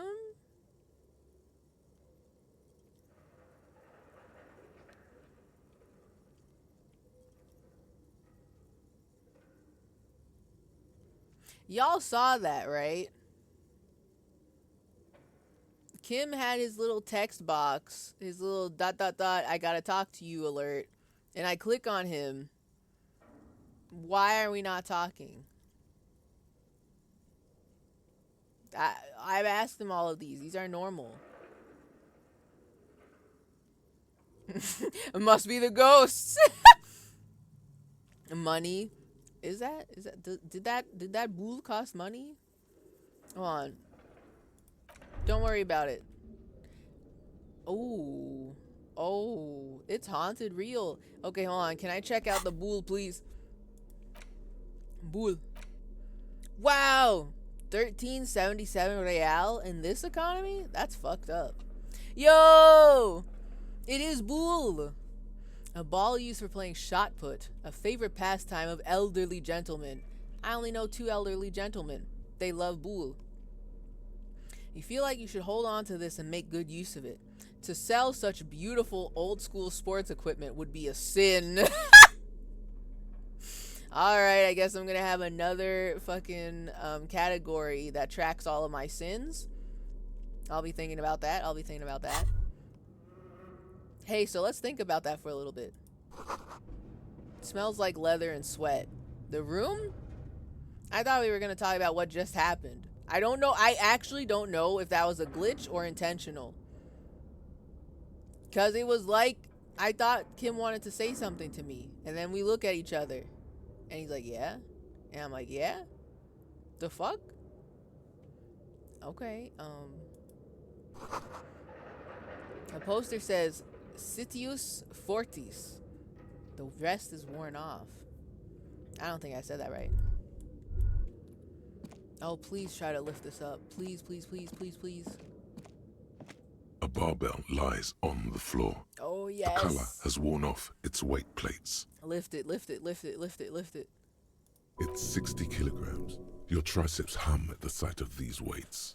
Show the world what kind of beast it's dealing with. Lift them. I'm gonna lift this and I'm gonna throw Harry's back out. Oh no, I should have saved before doing this.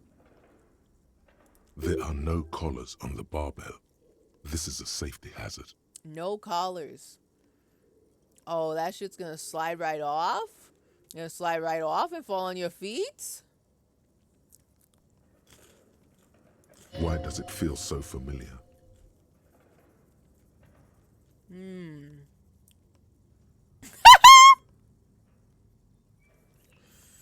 Whoa, wait, I do have gloves on.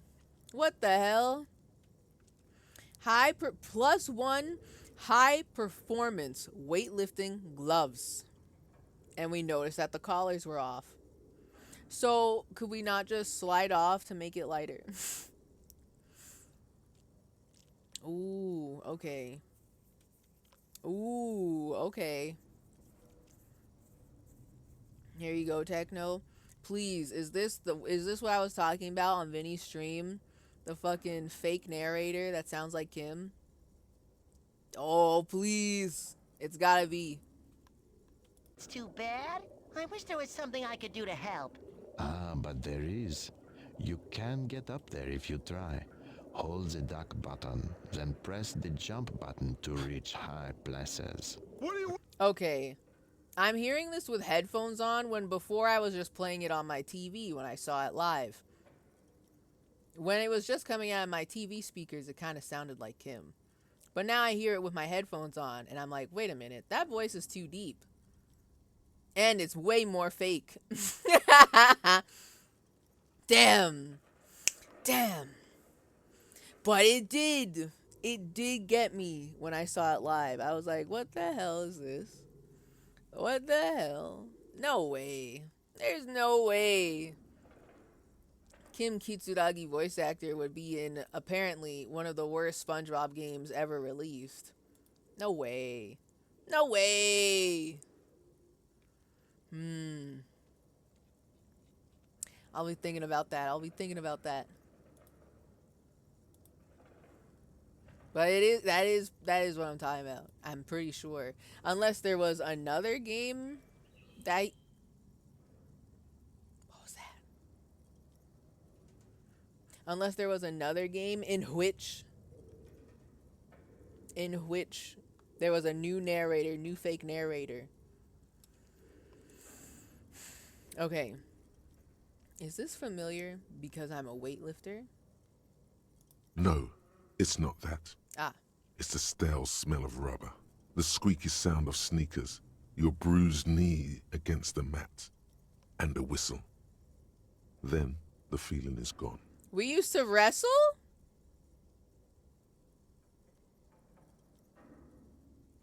We wrestling? We used to wrestle? New lore just dropped? Harry Henry wrestling real? It's just a memory. A memory from another life, when you were young and fit. New lore just dropped. We out here. Okay. Look, Kim, it's a trap. There are no collars on the barbell. You're right. The weight may fall off. Better not touch it then. Actually, I don't really care about safety hazards. What kind of bastard would just remove the collars? It should be a felony. A little extreme, but it is very unsafe. We're gonna become OSHA investigators by the time we're done with this building. I tell you what. What kind of bastard would just remove the colors? It should be a felony. It would be a violation of EPIS safety regulations if the gym was still operating, but it isn't. No one's supposed to come here anymore. EPIS.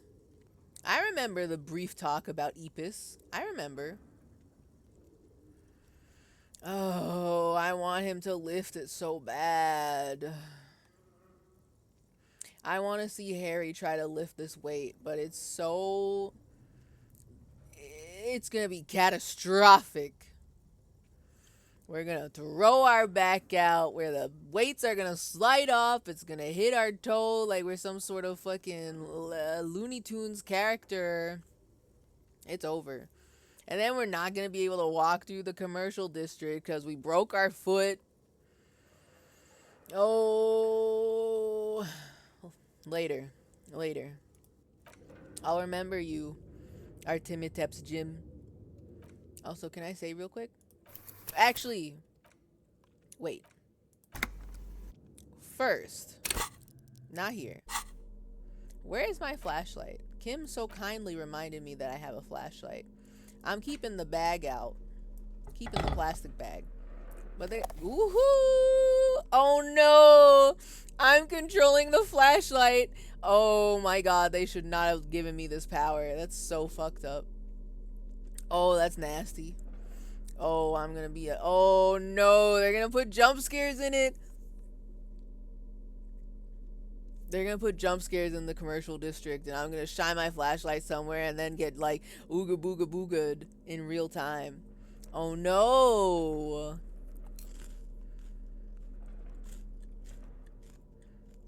Oh wow, that's crazy.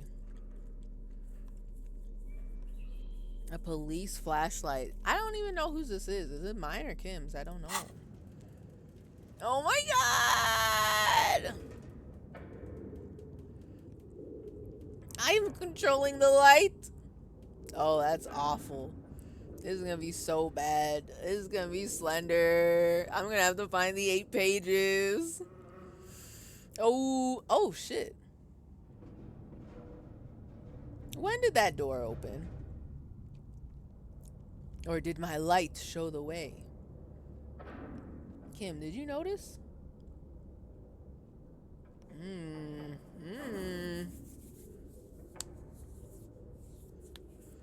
There was another narrator, but it was very flat voice. It might have been it. I'll have to look at the VOD. I'll have to peep the VOD and see if I can find the real fake French narrator that might have sounded like Kim.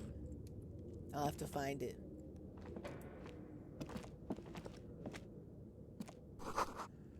Worn out wall bars. They look unsafe.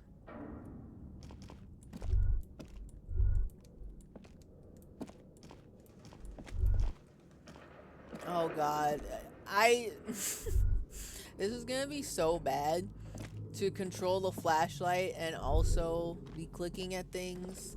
Because sometimes my mouse is just all over the place, yeah?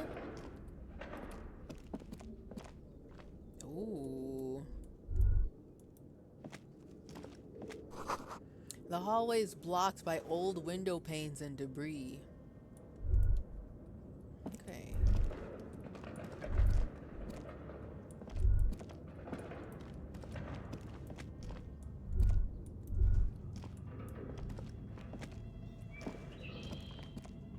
Oh no! It's getting scary!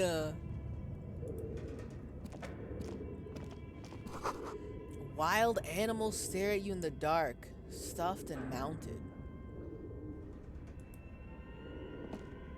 A large demijohn full of strange liquid. What the fuck is a demijohn? Oh, they're playing freak noises. They're playing freaky music at me.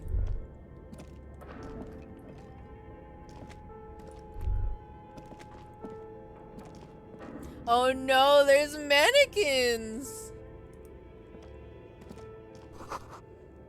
Airship rotors covered in spider webs. They remind you of blades. Oh no, one of the mannequins is gonna get killed. Okay. I feel an overwhelming pressure to save. New save. Alright. Let's continue.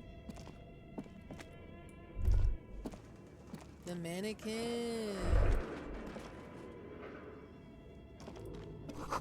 A naked mannequin torso with strange yellow color. Oh, I'll take that money. I'll take that money.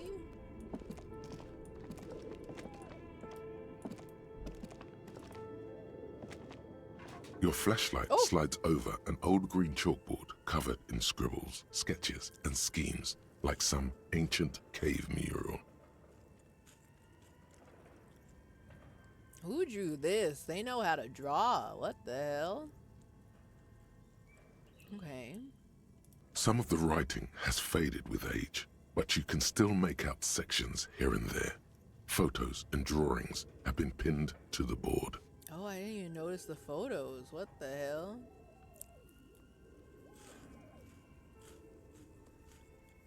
Inspect the drawings. These lithe, pointy-eared creatures appear to be different types of welkins. You make out autumnal candle welkins, casting wax-based magic. Excuse me?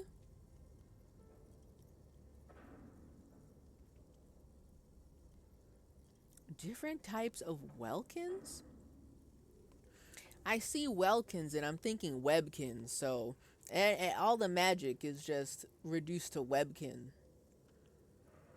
You can make out autumnal candle welkins, casting wax-based magic. Translucent welkins, with organs shining under their skin, and even ether welkins, hailing from the vast emptiness of sidereal space. Side reel? Alright. I don't know what the hell this is. Also, this is a chalkboard. Are there drawings here that in chalk that look like, that make it look translucent?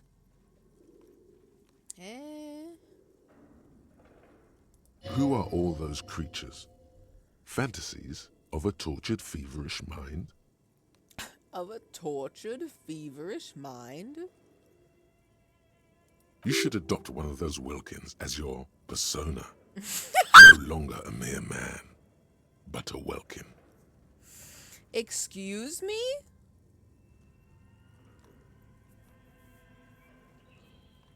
You should adopt one of those Welkins as your persona. No, I shan't. Thank you. I don't want to be a Welkin. Tell me more about Welkins, and if they're cool, maybe. But I don't want to be a Welkin. One of the Welkins, towering among the rest, appears to be different, however. Is it this one? The one that is the biggest drawing? Or examine the Welkin. This is important. It's Vara Hamira, a high Welkin, his face white and scarred like cracked marble. This is clearly a Welkin supremacist. The note says, all non-Welkin races will be purged.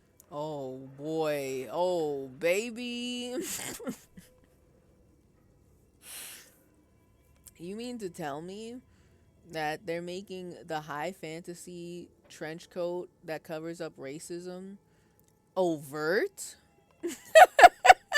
It's a clear trench coat that shows all the racism? I am intrigued. Where could this possibly go? Oh man, okay. Also, why do we just know the term Welkin? I don't know if Welkin is a fictional being in this universe or a real being in this universe. They they said casting magic, right? So I'm inclined to believe, yeah, casting wax-based magic. I'm inclined to believe that it ain't real. However, uh hmm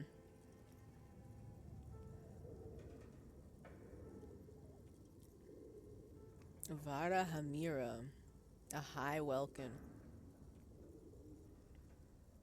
Clearly a Welkin supremacist, by the way. The note says all non-Welkin races will be purged.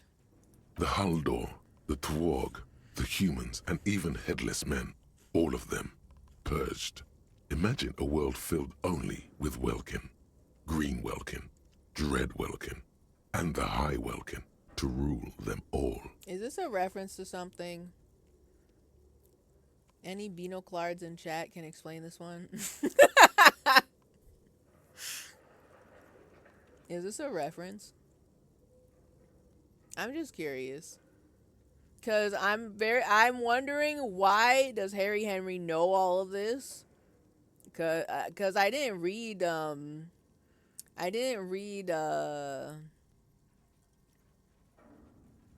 what's the fantasy book in this universe?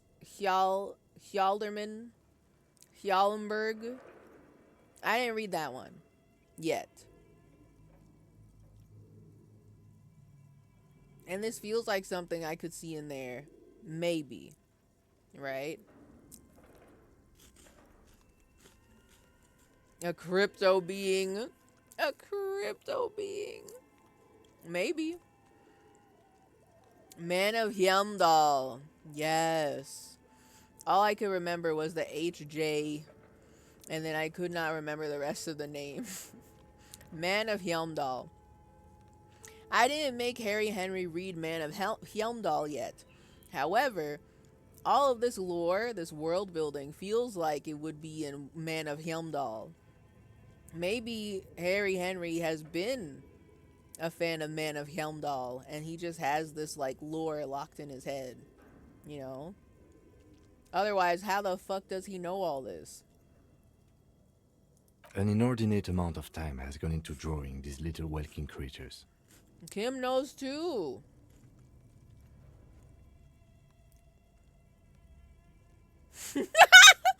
Whisper. One of them is a Welkin supremacist. I gotta ask. I want to ask all the questions so bad. Okay. Who are these creatures? Who drew them? Are they real? I have so many questions. This looks like concept art for a project. It's not really real. Okay. So it's not a known fictional project in this universe. Is Welkins a thing? Is Welkins a fantasy creature thing that I like? Elves, right? I'm sure everyone knows elves, right? So is Welkins like elves and that everyone just kind of knows? And then depending on the story, they just do different shit? Maybe it's something like that. And that's why we know the term Welkin, right? So whoever was drawing on this board is making a story about Welkins. And one of them is a Welkin supremacist. You know?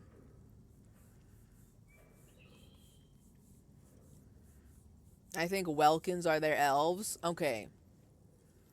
Turning the racism dial up and looking to Kim for approval.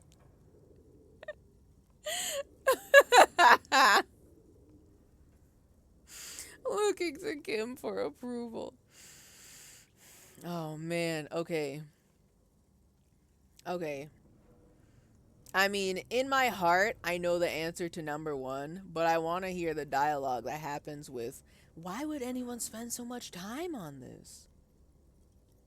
Some people really like building a world, I think, even if it's just for a game. This is D&D. He said game.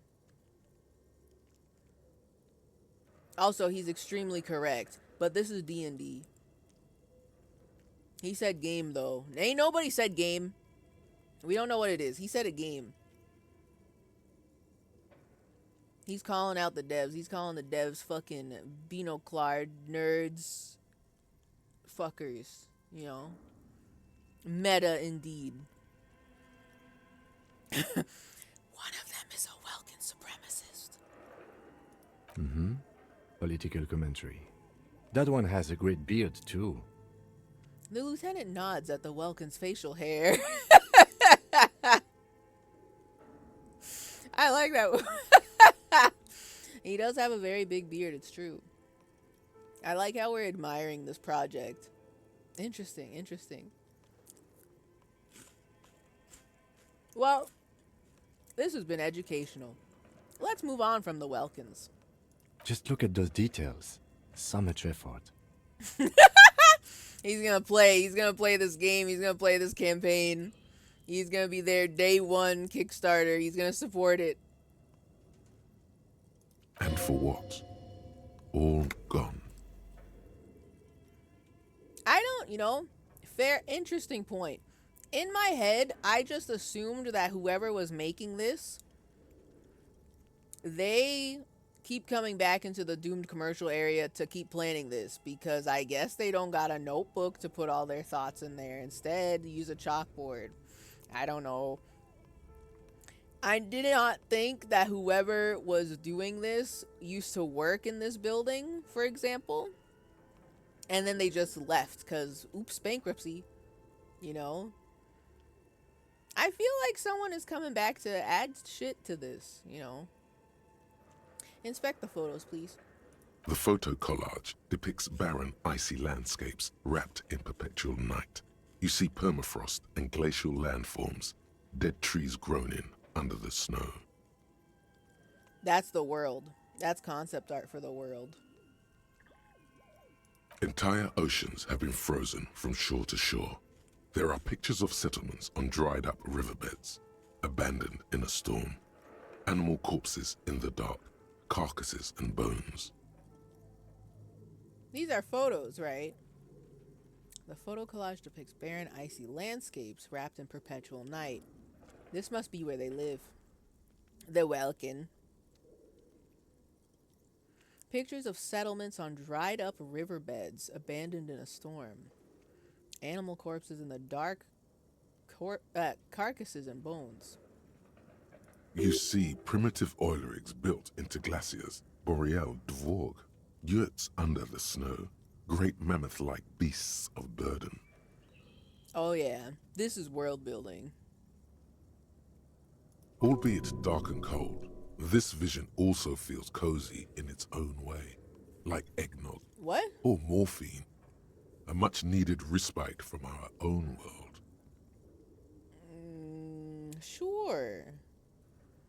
Yeah. Yeah. Yeah. The icy landscapes wrapped in perpetual night. It's like eggnog. I believe you. Yes. A pinned postcard reads, "The heat death scenario. A desperate fight for geothermal energy engulfs the world as Wirral becomes untethered from its sun, drifting through the universe."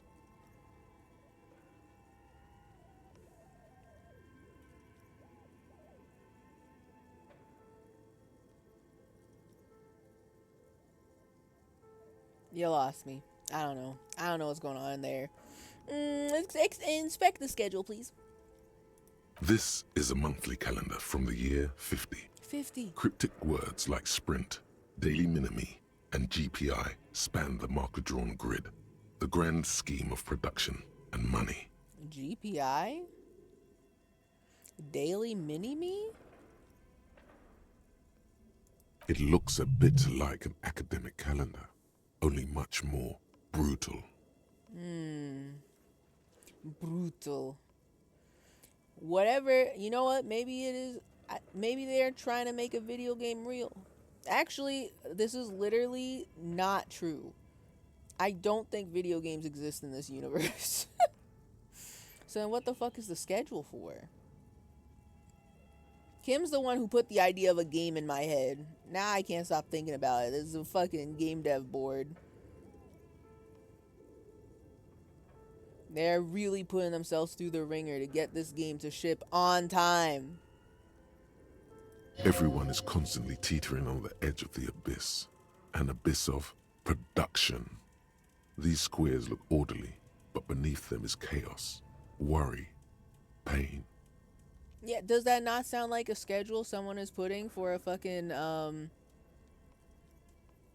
for a video game development under time limit? That's their version of DEI, GPI, goons per inch. What? How? This sounds like a measurement. Those two aren't related.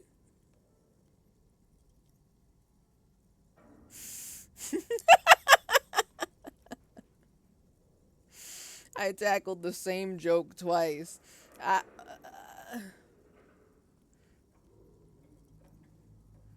You were entertaining Welkins being real, but not video games? Exactly. I have not seen a single video game in this universe. So if someone was gonna make it, it would have been at the crime, romance, and whatever of famous people. I think she'd sell games too. She sells board games. She sells board games. Why not video games? Is she a coward?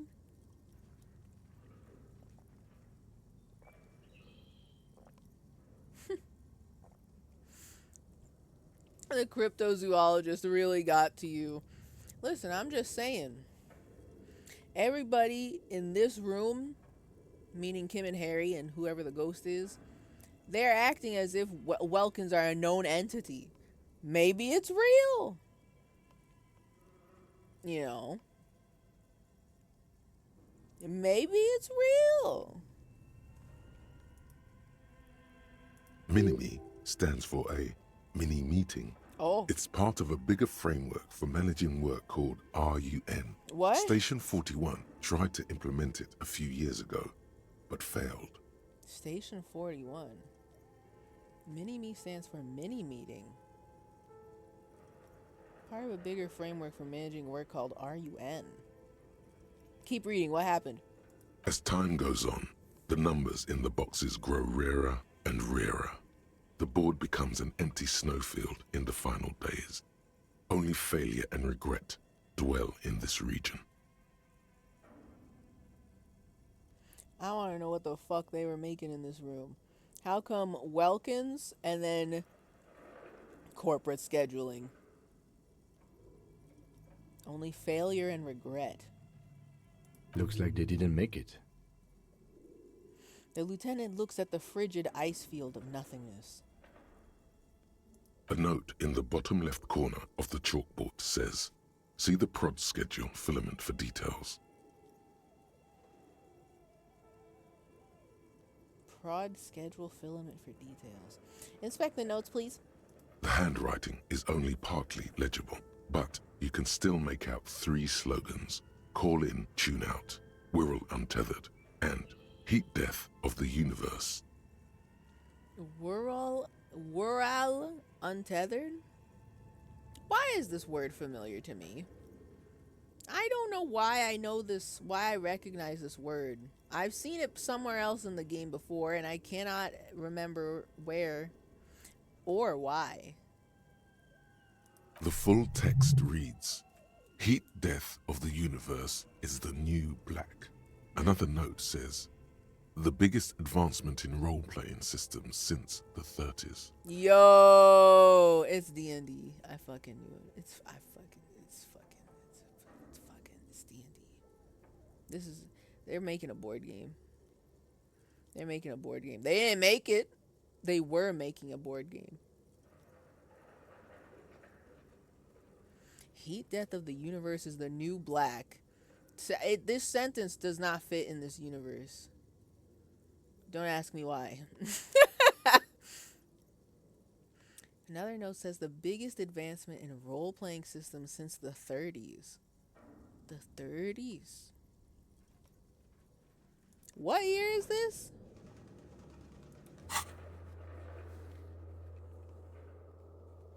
God, I need to constantly see the date at all times. I need to see the date at all times. I need it in my stats. All I remember is 1960? Not even 19, but 60? I don't know. Okay. I think Rural is one of the board games in the bookshop. Real? That would make sense. Because I'm like, I've seen that name before and I don't know why. Your flashlight slides over an old green chalkboard covered in scribbles, sketches, and schemes, like some ancient cave mural. Yeah. Some of the writing has faded with age, but you can still make out sections here and there. Photos and drawings have been pinned to the board. I didn't mean to click on that. So you mean to tell me the devs of the board game Wirral, they bankrupt? Wirral devs is killed? Oh, hold up. I didn't see that before. This appears to be some kind of machine with a cube-shaped heart and a wired framework. The keyboard has a rectangular on-off button. A piece of paper still hangs from the printer. Big computer? A radio computer. Oh. Just sitting here without anyone inside. Why did you say it like that?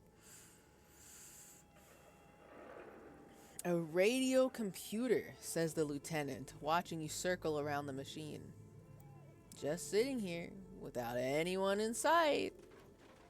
He sounds surprised and a bit cautious. Do you think I should turn it on? There's no way you can turn it on. There's no power in this building. But do you think I should turn it on? We have one of these down at the station, but I never really learned how to use it. That didn't answer my question. So you want me to turn it on? You want me to turn it on? Is it gonna fucking explode? Are we gonna die? I'm gonna turn it on. Turn on the machine. The machine lights up like some prehistoric animal stirring from its slumber, revealing fluorescent play and print keys on the keyboard. The hatch on the machine's central compartment is wide open. What the fuck? They're playing spooky music in my ears. There's power?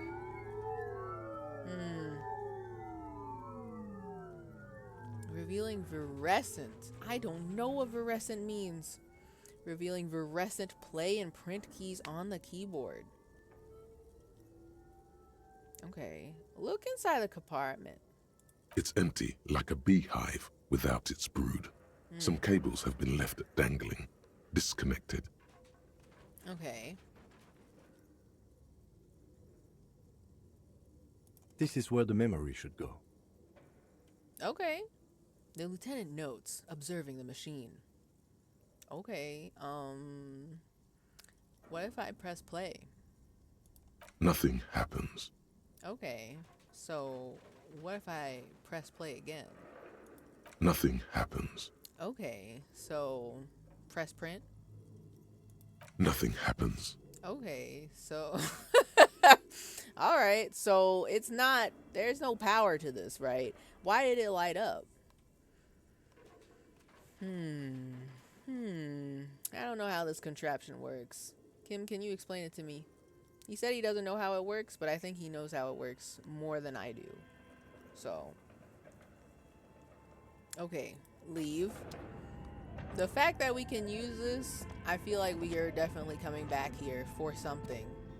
And it's gonna be for this. I'm thinking. But where are the clothes it used to display? The mannequin? Blue velvet. Soft to the touch. Moth bitten. Blue velvet. What the fuck was they... What the hell were they making in here? We've got a fucking RPG role-playing game, board game concept on the board. And then we've got mannequins and like cloth. And a spooky ooga booga noises happening in the back of the room. I'll be taking that.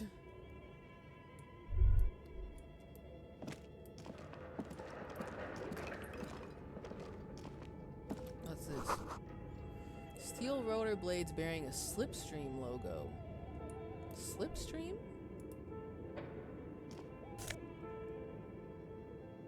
Hey! Production schedule filament memory. I'll be taking that.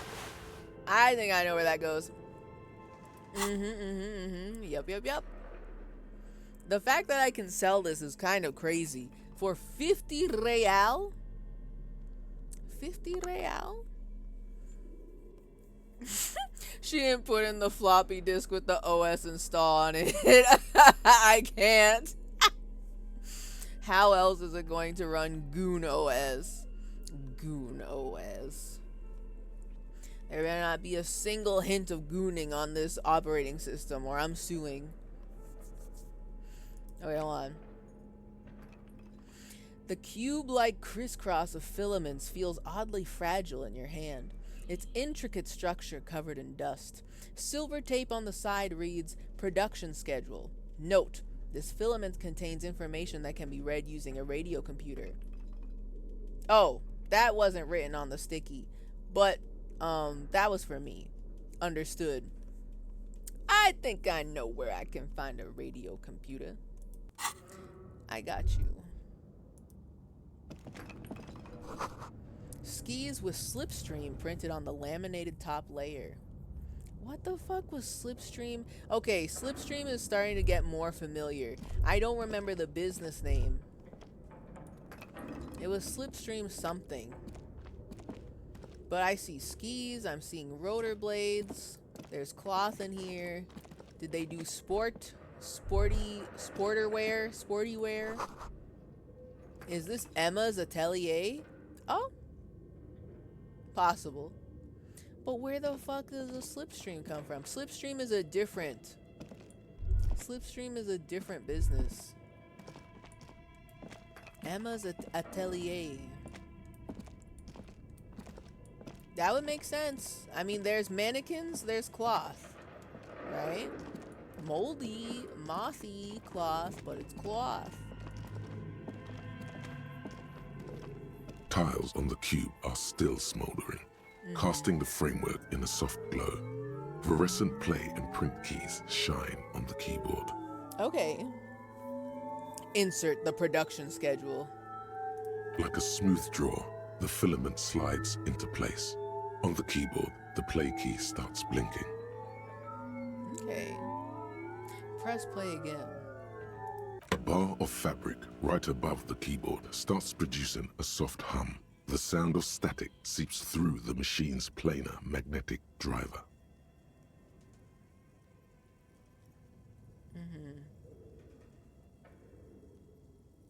Have you stirred the ghost of the doomed commercial area from its rest? Could this be its dismembered heart beginning to flutter? Oh. Listen, man, I see computers, I want to try and use them. Hey, don't blame me, I'm just trying to use the computer. Hey. Oh no. It was already glowing and now it's also making a sound. It's probably some alien CO-like technology. Okay, hold on a second. What does that mean? Hold on, explain that comment. Explain that one. Explain that one to me. Explain it like I'm 5. What did you mean by that? The static gets louder, slowly filling up the abandoned hall, until a voice speaks out, crackling and old, cutting into the air. Good morning. Fortress accident en rue de Saint-Ghislaine. This is East Insulindian repeater station. Oh, yeah? English and French at the same time? Please repeat. Is this the production schedule? Is this live? What? Okay, I guess radio computer. Am I talking to someone live, real time? Radio? Listen, you can't throw all this like new technology at me. I don't know what the fuck this is. Are we having a Zoom call right now? Please repeat, is this the production schedule? What's the production schedule? The filament you have inserted into the reader. You mean that glowing thing I put inside? Yes. Is that the production schedule? I don't know. I swear I haven't touched anything. Yes? Good. Please repeat the password. Oh, babe, I don't know the password. I don't know it. Unless? You should ask her for a hint. This is the police. Please open this thing. Is it my birthday? No. Oh. A hint system is not part of the protocol for repeater stations. Repeater stations. A password. I'm really bad at passwords. Can you give me a hint? Still no. Fine. I thought we could put a little bamboozling on it.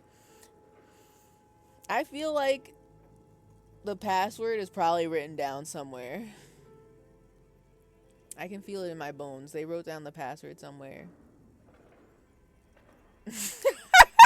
Streamer doesn't know what a radio is. ... Epic fail. I can't. Christ is dead. ... Your forum signature just gets longer and longer with every passing hour. Incredible.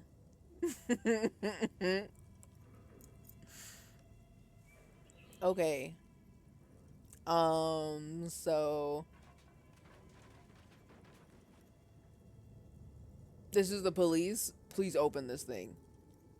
I am contractually obliged to protect the privacy of the filament holder for stress accident. Without filing a warrant with Lintel, I cannot give you access to this filament. Lintel. Without filing a warrant with Lintel. Obligated to protect the privacy of the filament holder fortress accident. I'm afraid we are not doing that, unless we want to wait for a month. Fair. Now, can you please repeat the password?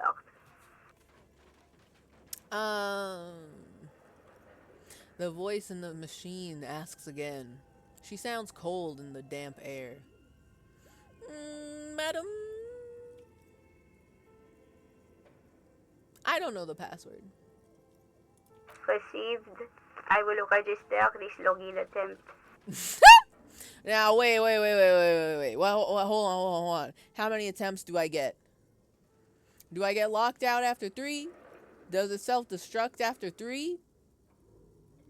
That sounds bad. Yeah. A login attempt. Something a criminal would do. Yeah. Don't worry. Passwords have a way of turning up sooner or later. Fortress accident. Is there anything else I can do for you today? So yeah, like, why did you call me Fortress Accident? Fortress Accident is the company on whose name the terminal you are currently using has been registered to.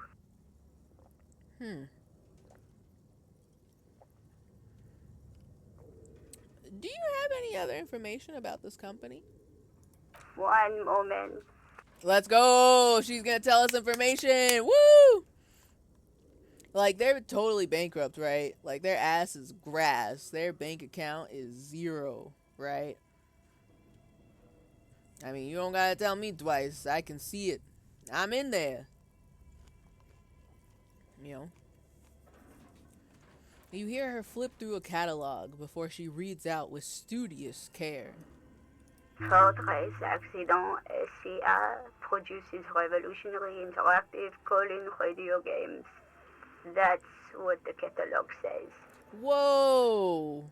Wait. That sounds cool as hell. This isn't a board game at all.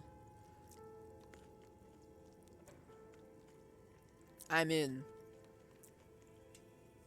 But that sounds kind of crazy. Okay, hold on. Harry Henry is not in the suitor. I don't know any. Okay, listen, I don't know anything about Linux. The sudoers file. This incident will be reported. Okay. This game gave me new technology to think about for the rest of my life. You mean to tell me Fortress Accident SCA, they are game devs, 1. 2, it's an interactive call-in radio game.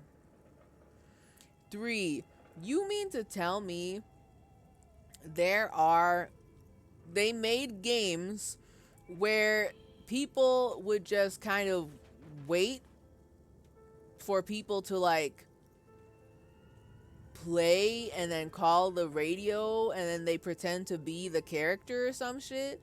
I'm so curious. I want to know how that works. Kill Jester. It's true. This is Kill Jester game.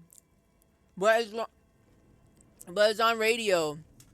Sorry, I'm eating an orange. It's on radio. I'm fascinated. I want to know what all their games is like. What the hell? Now I'm intrigued. This is not just a game. This is not just own game. It's a radio. It's not even a video game. It's a radio game. Okay. Continue. That's not bad.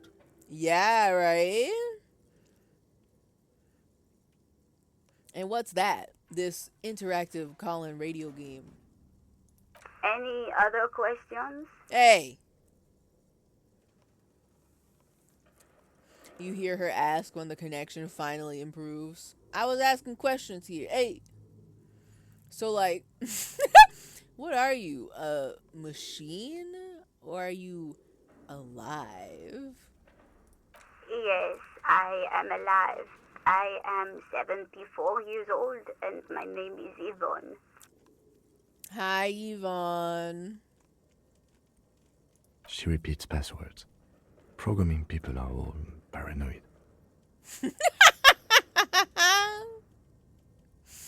Programming people are all paranoid. So true. It's 100%. That's real. That's real AF. Put their ass in a Faraday cage to reduce paranoia. Okay, so like Yvonne, my partner tells me that you're here because radio computer guys are all paranoid. Is this true? And what are you wearing right now, Yvonne? We can't do that. This woman is probably a very kind grandmother who's just here to make sure that nobody breaks into the terminal. She is doing cyber security, radio security, you know.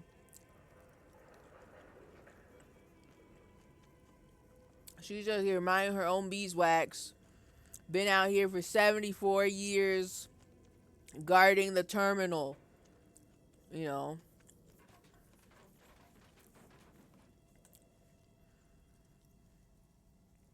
Okay.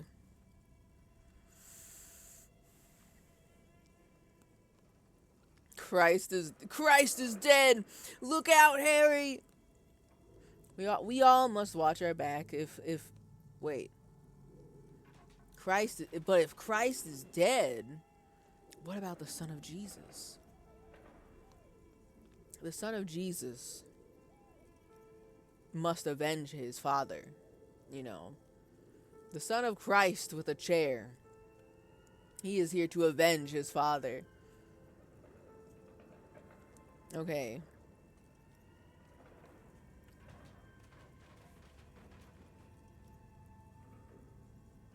I really just want to repeat this. I need to know what Yvonne is going to say. Is Yvonne cool or not?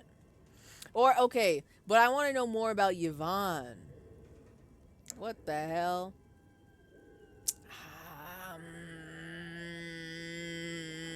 Okay. Okay, but where are you? How did you know where I am? I work as a repeater at the East Insulindian repeater station. It's my job to know where you are, Fortress Accident. My job to know where you are?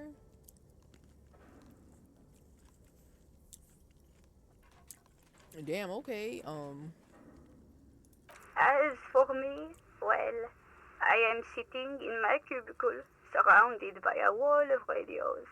Oh, yeah? Are you answering all of these radios?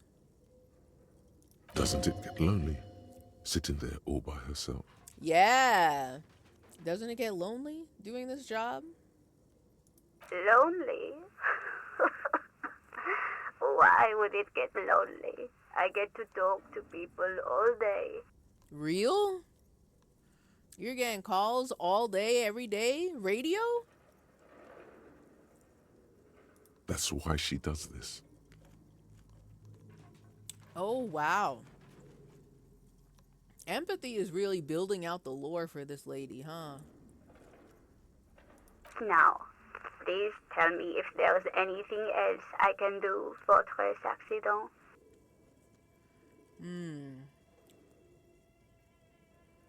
I don't know the password yet, and I don't want to get locked out of the terminal. Okay? I'll be back. That's all for now. Press off/silent. Thank you, and goodbye. The old lady's voice disappears along with the static. Tiles on the cube are still smoldering, casting the framework in a soft glow. Fluorescent play and print keys shine on the keyboard. Fluorescent. I need to look up what that word means. Third time I've heard this.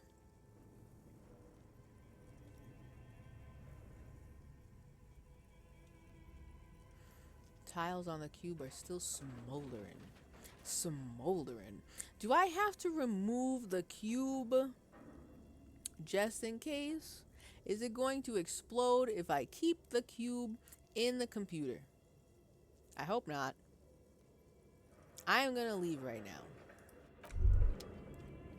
Ooh, I'm invested. Ooh. I'm invested. Okay, so Fortress Accident and Emma's Atelier must have been on the same floor, right? This is an office building, office complex.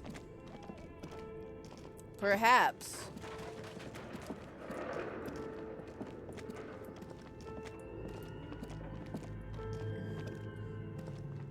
Maybe this area specific. Yes. Poor animals. No rest for their bodies after death. Why am I getting all the thought bubbles after I looked at a place already, eh? Maybe this place specifically was Emma's Atelier. It is a little confusing because in this chaos, this aftermath, the mannequins are all over the place. But then maybe this place was Fortress Accident. And they were making games over here. You know?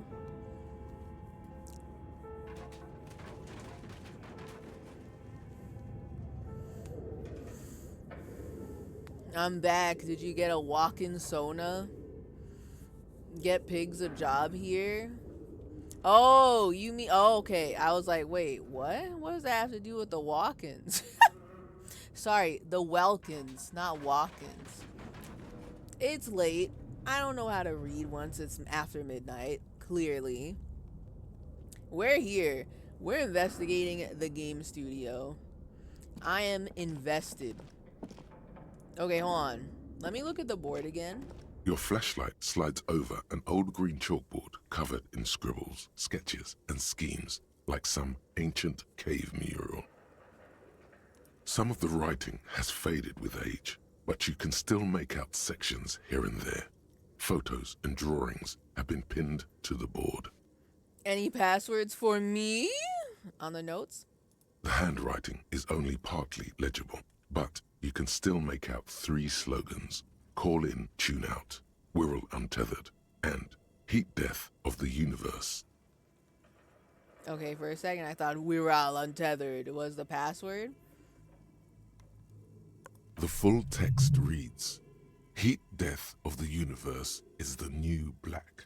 Another note says, the biggest advancement in role-playing systems since the 30s. Honestly, now that I have the additional context, yeah. That's pretty pog. You know what? That's pretty pog. Radio games? That's incredible. That's incredible. Show me look at the schedule again. This is a monthly calendar from the year 50. Cryptic words like sprint, daily minimi, and GPI span the marker-drawn grid. The grand scheme of production and money. The goons per inch, I understand. It looks a bit like an academic calendar, only much more brutal. Yeah. Everyone is constantly teetering on the edge of the abyss. An abyss of production. Yup. These squares look orderly, but beneath them is chaos, worry, pain. So true. Very relatable. Minimi stands for a mini meeting. It's part of a bigger framework for managing work called RUN. Station 41 tried to implement it a few years ago, but failed. Keep reading what happened? As time goes on, the numbers in the boxes grow rarer and rarer. The board becomes an empty snowfield in the final days. Only failure and regret dwell in this region. Continue. Looks like they didn't make it. There are no secret words in this one. Okay. A note in the bottom left corner of the chalkboard says, see the prod schedule filament for details. See the prod schedule filament for details. So we put that cube in here. I want to see the details. The photos just show like icy landscape, concept art, dead animals. The drawings are just drawings of the Welkins. Apparently we're gonna make a Welkin Sona. Nothing stands out to me here on this board as if it were a password, so. But unless I didn't look at this yet. This old fireplace is covered in lines drawn in blue and red marker. The mesh spreading over the stone like blood vessels on alabaster skin. It looks ghostly and strangely ancient. Oh, that's extremely descriptive. It's a fireplace? Oh, yeah. Oh, yeah. Okay. I guess I can. Yeah. I can see it. They were writing stuff on here. What does it say? They got shit on here.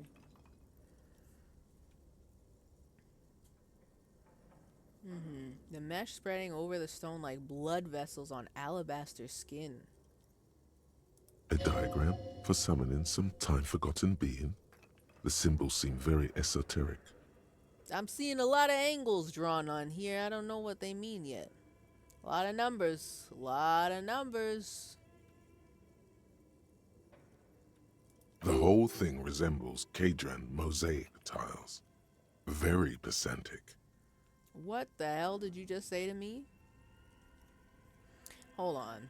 How do I know what Kadran mosaic tiles are supposed to look like? Also, very pedantic? What does that mean? History classes, students with their textbooks open, studying the roots of our civilization. Those aquarelle blue tiles looked beautiful in the sun. Aquarelle blue tiles. The whole thing resembles Kedron mosaic tiles. Very pedantic.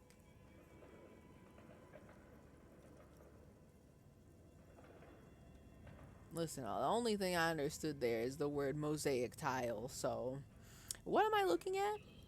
Radio frequencies, it seems. UKV 123.6, UKV 123.7, UKV 123.9. Some written notes, too. Sparse and cryptic. Are these the radio stations you have to call in to play the game? Radio frequencies for what? Unclear. It looks like a cardiovascular system split into veins and capillaries. Very advanced. This wall is looking very much like this description of this fireplace wall. Very blood, very veins.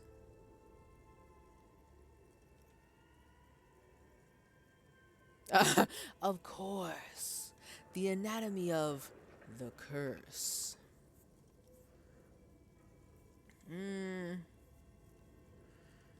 So we're dealing with something medical here? You think so? No. The web is comprised of radio stations, all lead back to one red heart, titled the Game Master Frequency. Oh, definitely A note not. says, this one can listen in on any station it wants. Ooh. I want to know how this game works. I want to know how the radio game works so bad, actually. Hold up. Because how do you, if, let's say multiple people buy pretend it's a board game. Multiple people buy the board game, it's got all the shit on there, and you gotta solve puzzle and call in to do that shit. Do they just, like, designate a time for people to be there and, like, answer the call? Or what? Does it play a recording? Oh! Does it play a recording if you call in? That could work too. But if they want it to be live radio and you could talk to the person, ooh, I don't know. This is new tech for them. They could definitely get away with recordings that play every time someone calls the station. Yeah.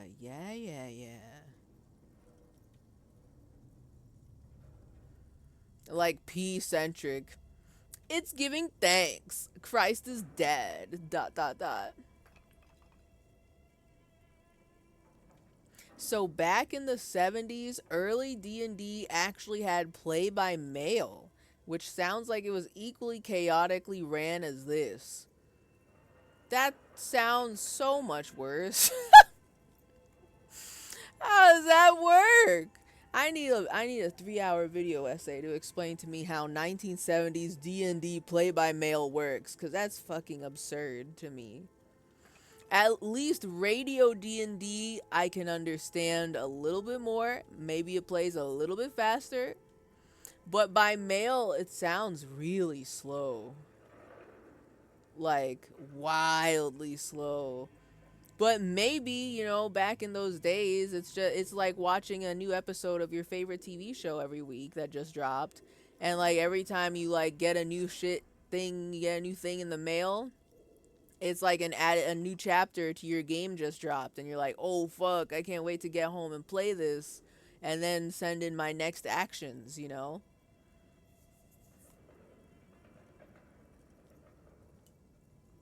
It's legit. Yeah, it was slow, but that's what you had. Yeah, that's what I'm thinking.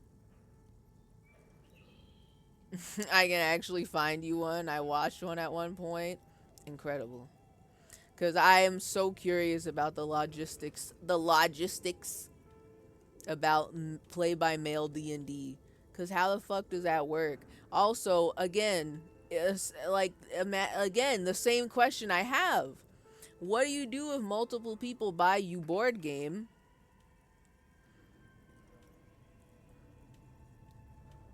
And so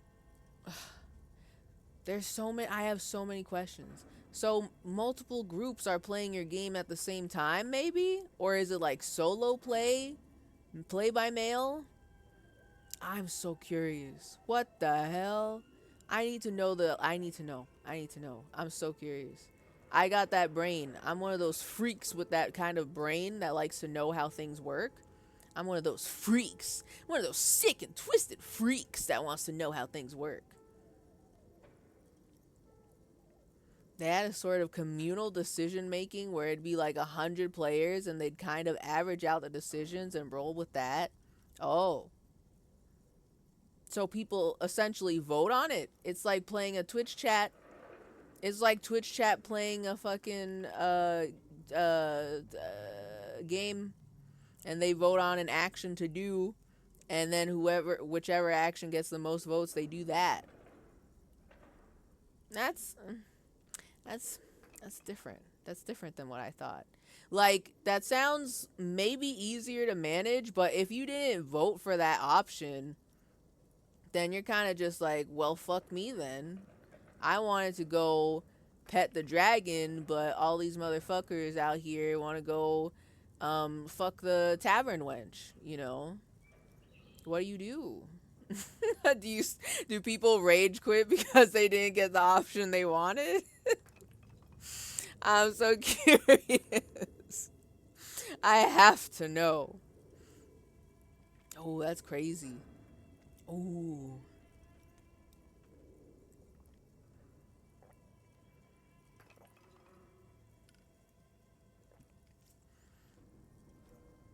Ooh, I'm thinking.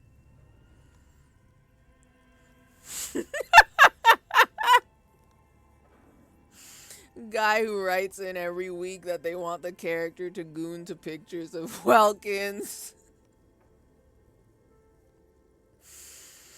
See, I misread that the first time, and I thought this guy that you made up was writing in every week to get concept art of Welkins to goon to. But this is also funny. Yes. God. And also, how do they know? Okay, I was going to say, how do they know what options they can choose from? I'm guessing that if they get a bunch of people who are playing the game, and they get like a little, I'm guessing this kind of thing, they got manuals out the wazoo. They got a whole box. They got well typed, beautifully 1970s graphic designed manuals explaining the shit you can do, and then there's like a choice, and everybody gets the same kind of choice to start with, and then people vote, and then they're like, oh, yahoo, we're going to the tavern, and then you're like, I didn't vote for the tavern. You could probably like just stop playing or whatever, but you mail in your next choice. No, they tell you what happened, and they're like, yahoo, tavern, and here are your choices, and then you vote again to do other actions in there. I'm thinking that's how it works. Ooh, I want to know. I'm so curious. I want to know. Welcome, welcome voice. I need more cowbell. You know what? That's true. I could see them adding more cowbell to the Welkin lore, you know. But okay, hold on. I'm still thinking about this. Radio game D&D. They could make their sound like it's like a half step between video game and board game. It's like an audio drama. I want it to be an audio drama so bad. They can make their own soundtrack. They can choose what the characters sound like. Ooh. Ooh. I'm in. Okay, hold on. The web is comprised of radio stations. All lead back to one red heart titled the Game Master Frequency. A note says, this one can listen in on any station it wants. Looks like a surveillance program. Nah.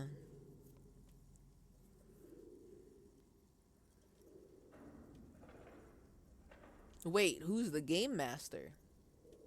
Someone very important. Okay, Fireplace. Thank you. Thank you for the lore. The leader of a massive on-air game built by these people. On-air game.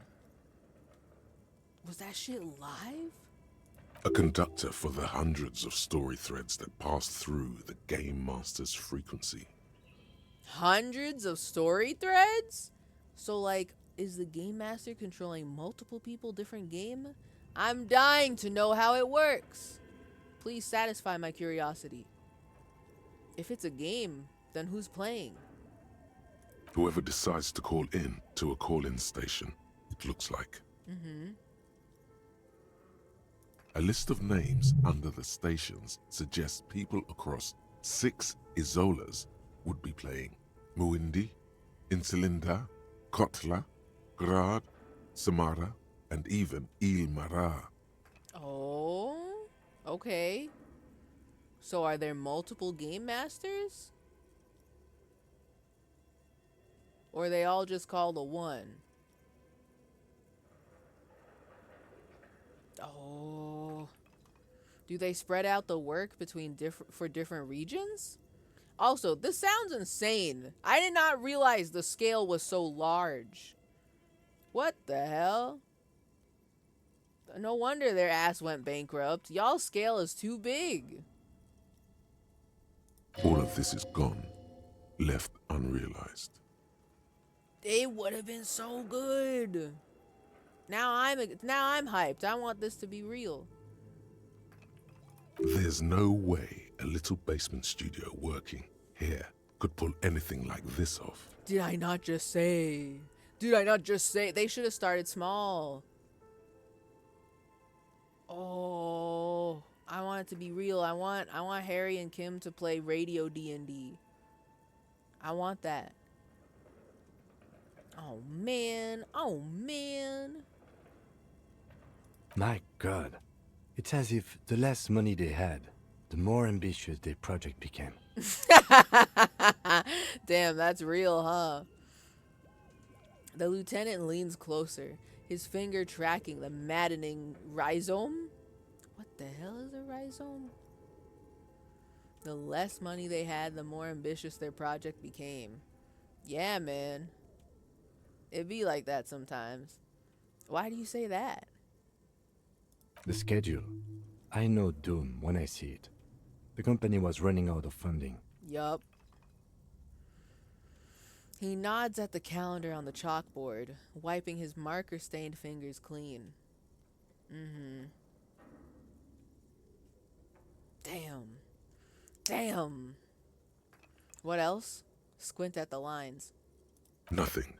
It's just lines on marble. An echo from times long gone. No one has used the fireplace in ages. But actually, I don't really know when all this shit went bankrupt, when it got closed.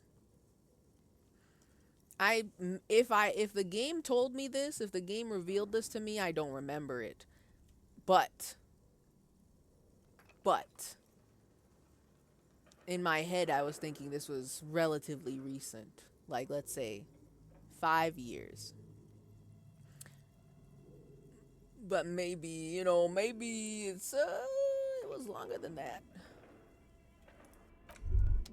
Oh, Kim talking to me. Thoughts happening. Some kind of superstar. Oh, we're superstar. They say the world isn't ready for a rock and roll cop. Oh boy. No one wants their state monopoly on violence to be mixed with celebrity worship. They claim to know it would be dangerous for detectives to rise to the ranks of demigods and have sexual encounters with barely legal cover girls. Wow. It would be insane, they say.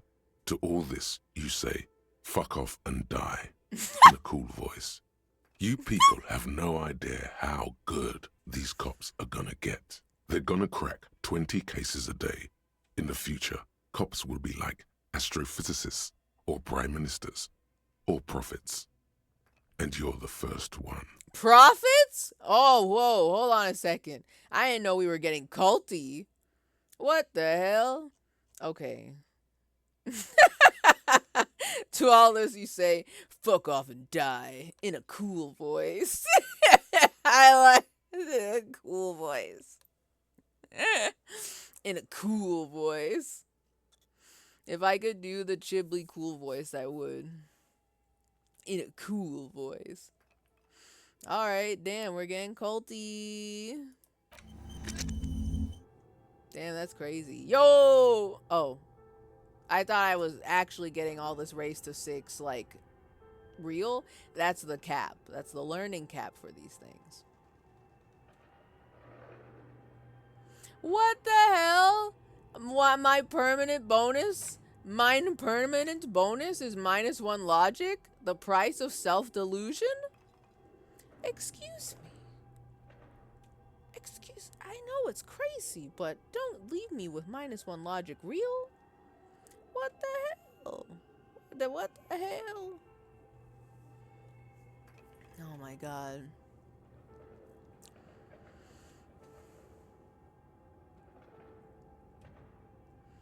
I emailed the guy.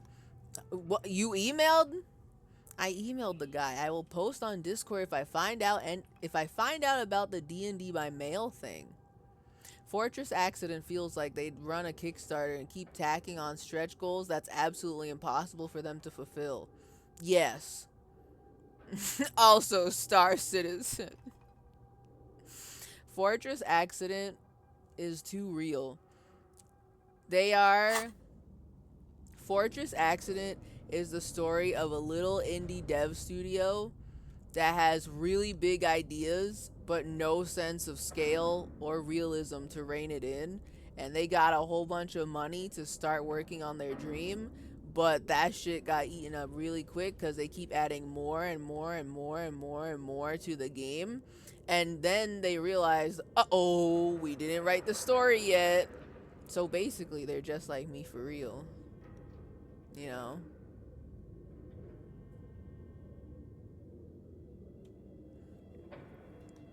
Yeah, the dude uploads like hour-long videos on early D&D history, but only has average views of like 5K.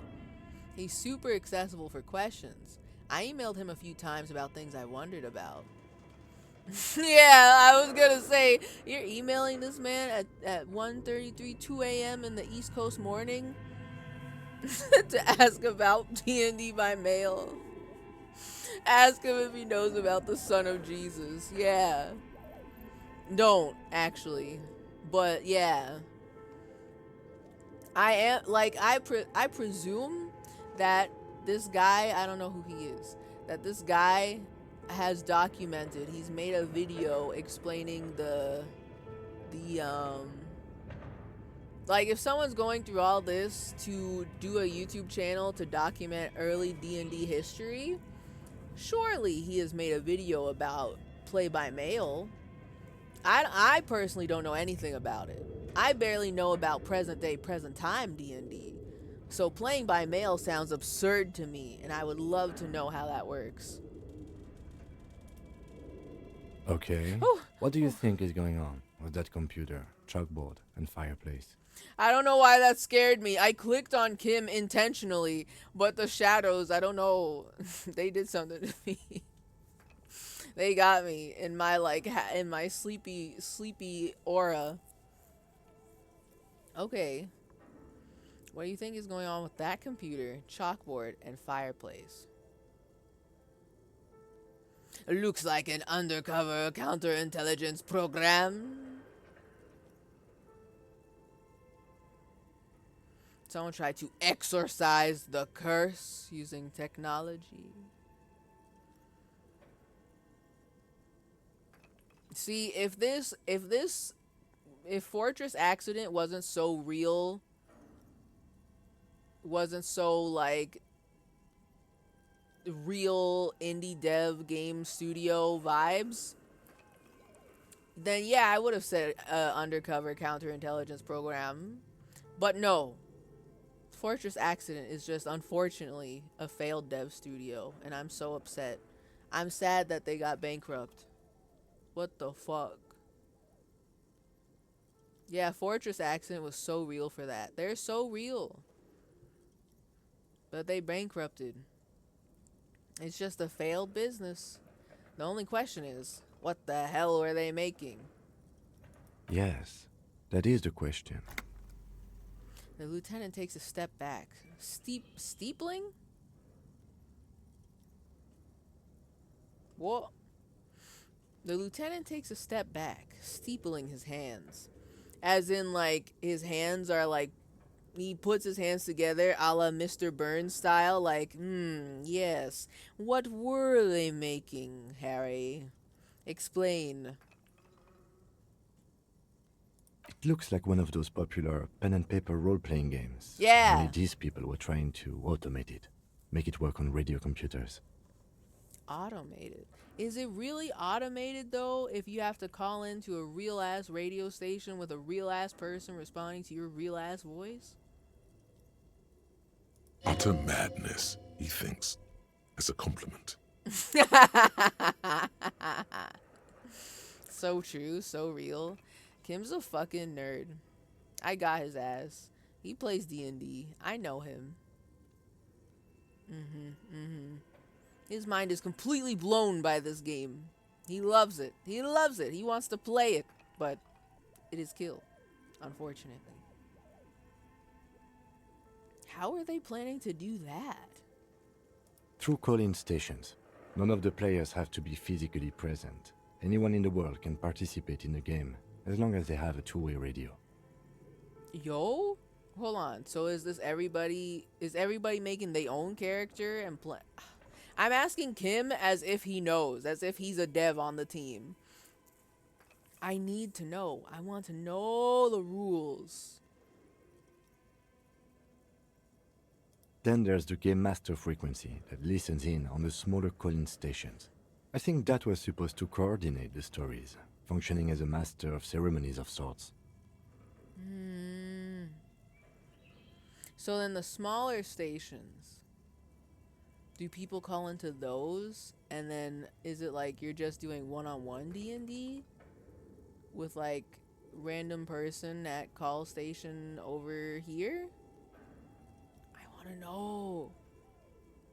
His fascination has swept aside other concerns for the moment. He's a little hooked. Yes. He's into it. He's here.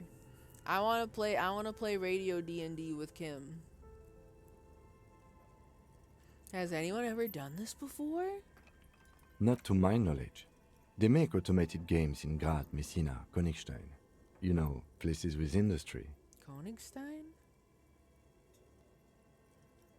But I don't think anyone has attempted to create an inter-isolary game before. Oh. We just don't have the technology. Oh. Okay. And this was a role-playing game? Indeed. Those Welkins are a dead giveaway.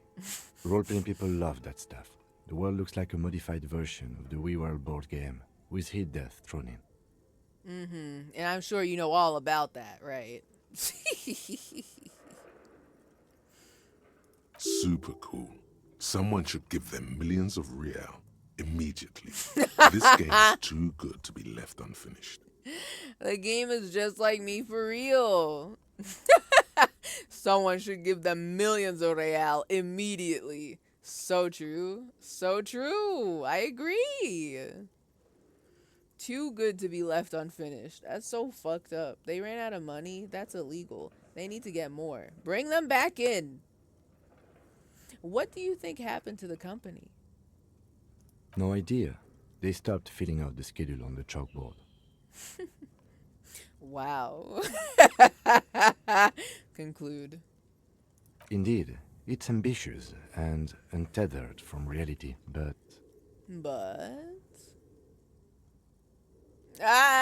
It was just a play to cheat money out of their investors' pockets. It was just a scam. It was just a scam. The curse got them. I see no other explanation.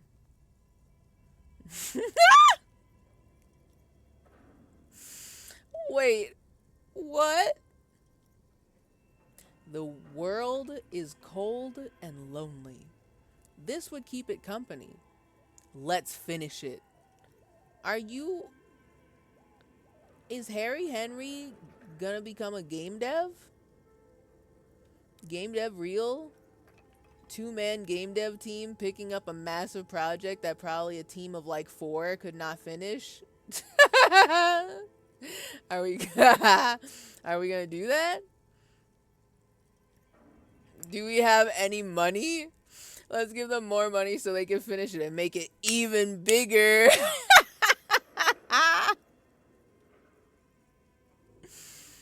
Oh man. Oh man. What the hell? Oh my god.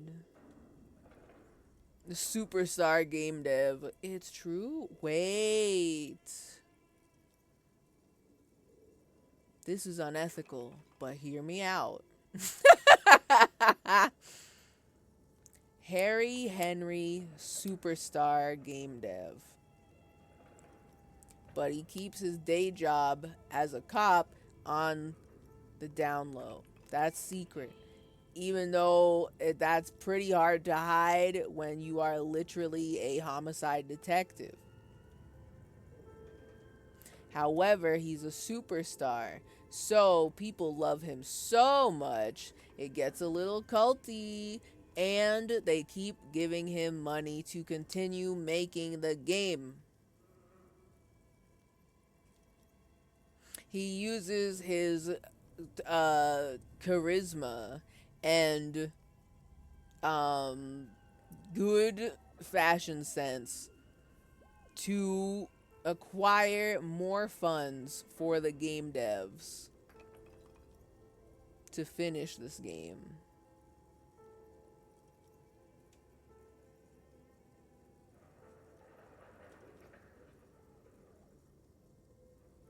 I'm thinking about it. I'm thinking about it. They gave me 2 options to say that are really good.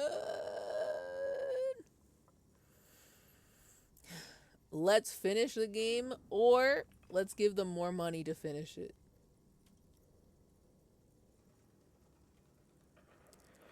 Oh man, they're both good options. What the fuck? What the fuck? What the fuck? What the fuck? Okay. I think it would be way funnier to suggest to finish making the game. This is not gonna happen. Kim will be like, we can't fucking do that. What the hell is wrong with you? But it would be funny. Okay? The world is cold and lonely. This would keep it company. Let's finish it.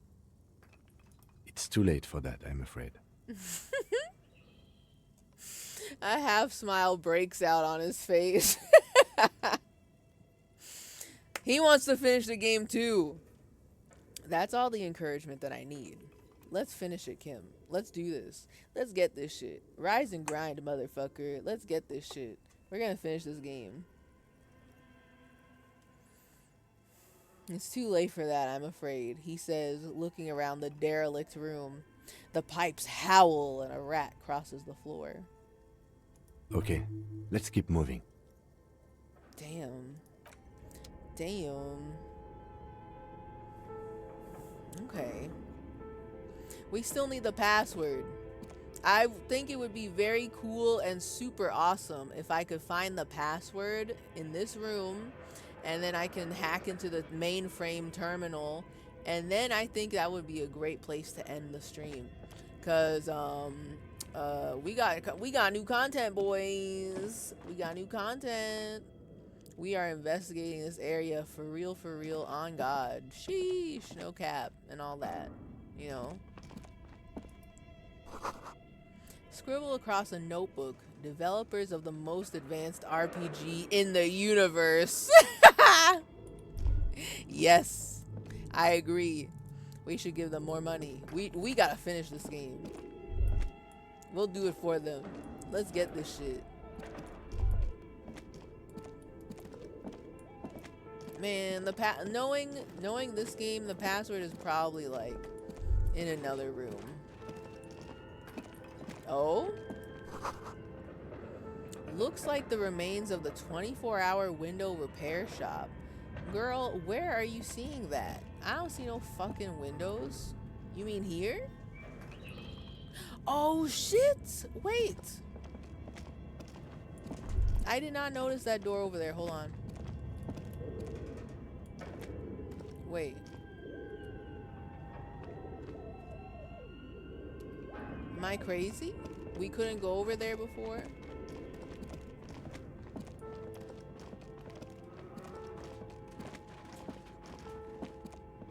I keep hearing noises in the reel, and it's got me a little spooked. Kim, stop freaking out. You're freaking me out. It's got me a little spooked since we're in the spooky area. Looks like someone tried to reconceptualize their business here. What the hell are you talking about, bitch? I just was in here. We picked up the cube. What are you thinking? Why didn't I get this thought earlier? Looks like someone tried to reconceptualize their business here. I don't get it. Look, the skis and rotor blades both bear the same Slipstream logo. Yes. It seems likely that they started out making one, failed to turn a profit, and then pivoted to producing the other. Skis and rotor blades. The skis came second. That's my bet. That's my bet. What a strange leap of imagination, and yet they still failed. How sad. Nah, let's let the thought continue. But the question is, which should they start with? And which should they pivot to? That's a good question. Oh. Okay. All right.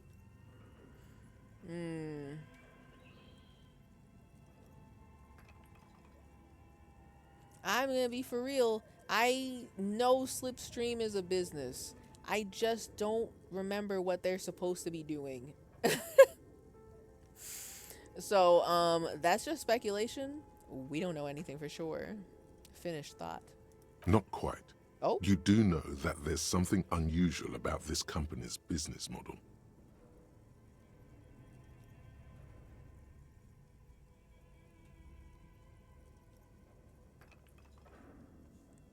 I do?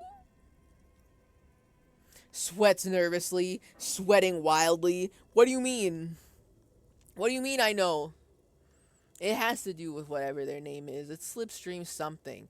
But I don't know if they're making sports things like the skis or if they're doing fucking parts for shit and shit, you know? What were they doing? What were they thinking? Okay. Noted. Noted. Alright, so the thing I said oh shit to earlier, hold on. I did not notice this. Oh ho ho ho ho, we can get past. We can get past it. I'm kind of afraid to open that door, I'm not gonna lie. Ooh. The floorboards creak.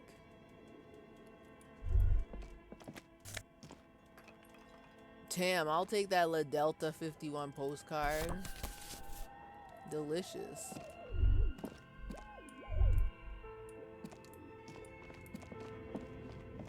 What's that? Shoes in a puddle of melting snow.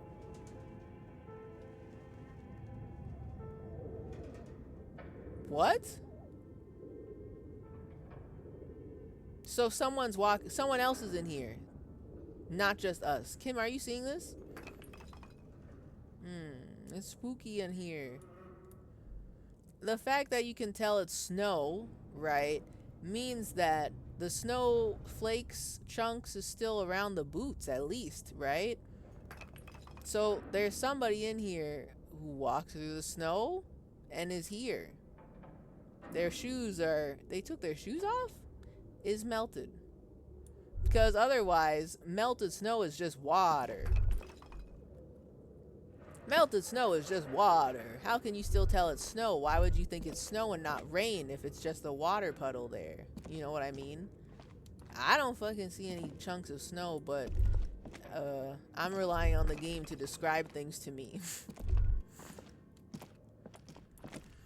Oh, I'm afraid to open that garage door.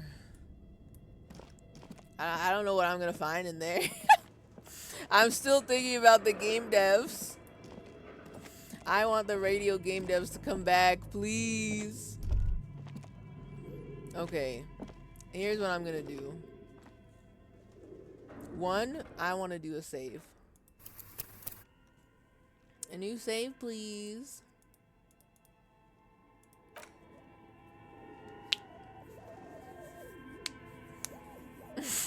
The killer. The killer is here and he left his boots. Can we just say how gross that office building had to smell? A gym, a taxidermist. Oh yeah. There is somebody here doing taxidermy. We literally just saw the animals over there. A gym, a taxidermist, and a bunch of stressed nerds in the same building. Not even just the same building, they're all in the same floor. Like, yeah, this is stairs, whatever. But here, a lot of these buildings, a lot of these businesses stuff is just here. The game devs were here. Emma's atelier was here making clothes and shit. Slipstream, I don't know what their business was, but they were up to something. Then there's the gym right across from them. If those three, there's taxidermy somewhere too. Yeah, if these four businesses were just in this area, I think that's crazy to me. And then the gym is like literally right across from them over here. They're down a couple stairs, but you know, like, how did this office building work? Maybe there were much more walls that are knocked down, and maybe they had more separation between them, but I think I'd be going crazy working in a building like this. All his businesses cramped up together with like dead animal smell, sweaty gym smell, sweaty nerd smell, sewing machines going crazy all hours of the day, you know? Okay. There's so much like falling wood, and then the creaking floors got me looking around in real life for real. It's the 2 a.m. paranoia hour, alright? 2 a.m. paranoia hour. I can't be hearing these noises like that. Okay, I saved. Can I see this real quick? Okay. Postcard La Delta 51. The sunlight has made this postcard almost completely sepia-toned. Midtown traffic passes. Overhead, the ghosts of skyscrapers disappear into a beige midday mist. Vapor rising from the delta on which the district was built. The postcard is prepaid. Thank you for the lore. Thank you so much. Alright, so which door are we going?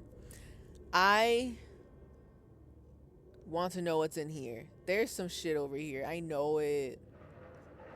I'm gonna open the door. There's probably gonna be a Baba Yaga in there that comes over here and like eats my face off, and Kim has to try to shoot it without shooting me. I'm gonna open the door. However, I'm too tired to see what's cooking over there. I really wish I had the password for the terminal. I would have loved to see what the closure. I need closure for the game devs, okay? I need closure. But I'm gonna open the garage. Who's in here? An iron safety curtain curves before your eyes. Oh! Folded like a bellows. It covers half the room, blocking the way into a colossal industrial chimney. This is it? Okay. What the hell? I need to know how this place was structured for real. This is crazy. Okay. I did not think that was where she is. This is where the Baba Yaga is. This is where the entity is. Real. Okay. blocking the way into a colossal industry chimney. This must be where the entity lives. I don't want to do anything yet. I don't want to aggro the entity. I'm not awake to fight the entity. I can't do that right now. I'm gonna leave. I'll come back. Next week. We're gonna open the chimney. We're gonna go into the devil's chimney. We're gonna see what's inside. We're gonna find her, the entity. Now, does someone live here? Yes! That's what I'm saying. I'm glad. I was going crazy a little bit thinking about these boots, and Harry literally said, yeah, there's snow on these boots. And I'm like, what do you mean snow? That's fucked up. Someone lives here. I bet it's the Baba Yaga. The Baba Yaga. The entity is a real woman. A real woman. She lives here in the doomed commercial district. This is her shoes. I'm figuring it out. I'm piecing it together. I kind of expected there'd be more rooms. I don't want to open the door yet. Okay. One more look around to see if there's anything else I missed. And then I'll call it. I'm too tired to fight the Baba Yaga, but I'm not too tired to see if I missed any secret passwords. Any passwords for me? Pour moi. You know. There's also door number 2. I got 2 a.m. eyesight. Kim, where are you going? Don't do that, please. We need to stick together. This is the one time where I need you right on my heels. We need to be in the same footprints. I am too scared to investigate this alone. I need you here with me. I have 2 a.m. bad eyesight. Sleepy eyesight. So I haven't seen the other door yet. But also, it wouldn't be the first time that I can't figure out a passageway in this game. Because the backgrounds are so good, so well done, that my ass does not see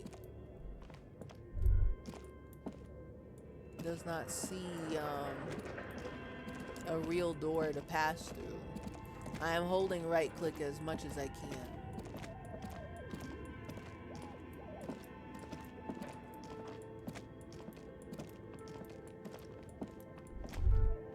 Why am I pressing shift as if I'm gonna sprint?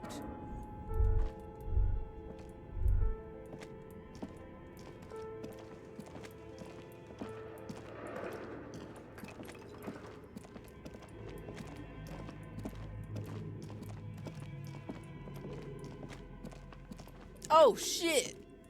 Oh my god. I was literally here. All I did was stare at this antlered, the poster and the antlers, and that's it. Okay, hold on. Fuck. Okay. Shit. Save game. New save. Yeah, isn't there one by the chalkboard? Save. So, if this is a whole new business area over there, then I'm gonna leave all the orbs unclicked. And I don't want to look at anything yet. I have obtained so much information already. You know? But if this is connected to the game devs, I'm gonna pursue it further. You know? Let's go. Whoops, that's a new area. Oh, don't autosave here. Oh my god. This is new shit. I can't do that right now. That's a bear. A fridge? Oh my god. Oh my god. Oh my god. Oh my god. Oh my god. Oh my god. Okay. This is just new stuff. Oh, it's new stuff. And the thing is, I would love to investigate the new stuff, but I'm too tired to absorb more lore. New save, new save, new save. Right, we've got the bear fridge and we got the Baba Yaga. And I think Baba Yaga feels like a final boss of the doomed commercial district to me. So next week we're gonna investigate this. Also, I feel like there's a lot more businesses that were in this building that we need to find the traces of. That I want to look at them. So next week, we're gonna investigate the bear fridge room.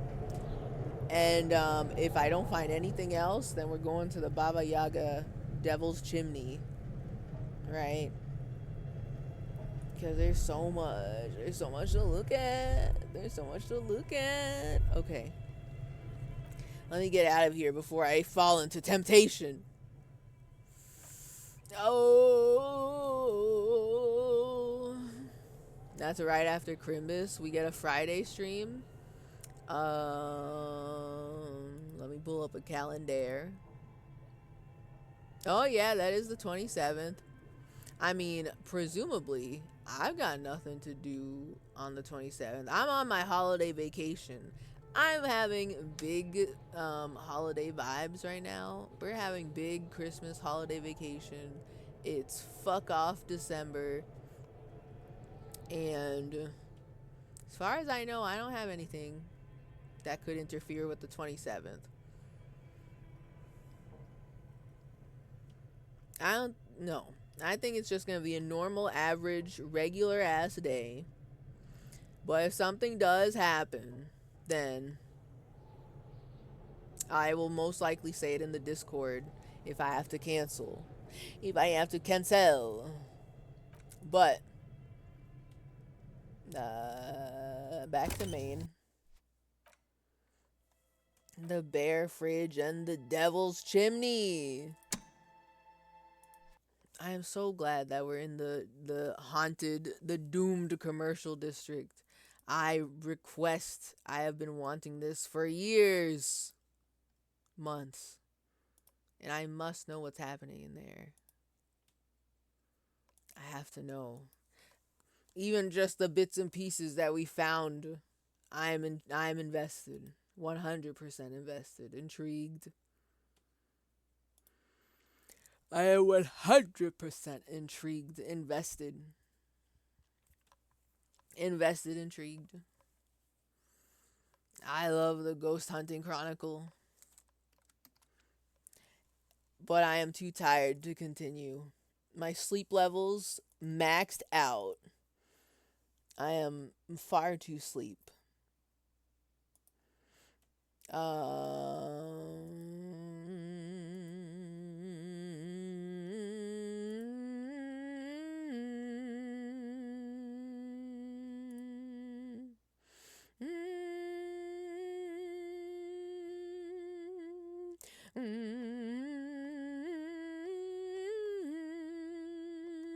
I don't know where to raid. Hold on, I'm looking.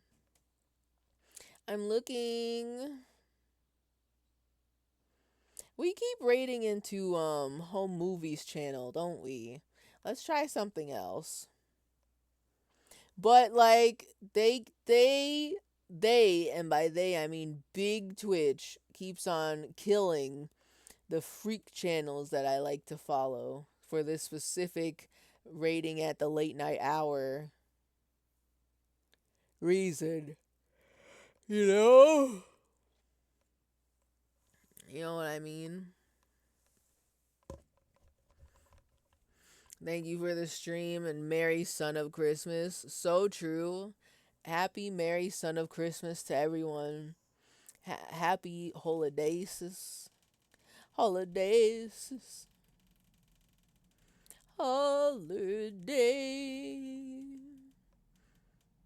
Okay. Man. I got nothing. I mean, there are people, but I don't want to raid them. Wait. No way. Okay, I think I figured out what happened to one of the channels that I thought got killed. They are now showing South Park. Disappointing. I was expecting good cartoons. So that's why I couldn't find them. My eyes just completely glazed over it, like, constantly. The title is completely ignorable. The content is completely ignorable. Okay, you know what? You know what? I wish I could raid the Gaki no Tsukai channel, because they've been showing some banger episodes lately. They've been killing it. But they don't accept raids.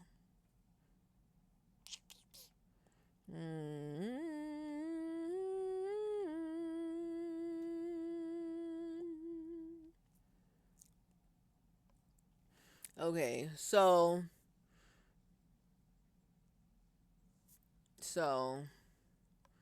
yeah, right, if they let you, exactly. 'Cause it's good. The other day I woke up, I fell asleep watching the Gaki no Tsukai channel. And I woke up and they had this most bizarre, I don't even know what show it is. But I'm guessing they also show other Japanese comedian TV shows there too. And it's literally just this cast of like 5 Japanese comedians that were like telling this one girl, this idol, what to say while she was on a completely different game show. And of course, the 5 comedian game show is filming their game show. And they're just telling her the most absurd shit to say to the game show answers. And the game show host of the show she was on was like, basically like, okay, you can stop answering now. And it was really good.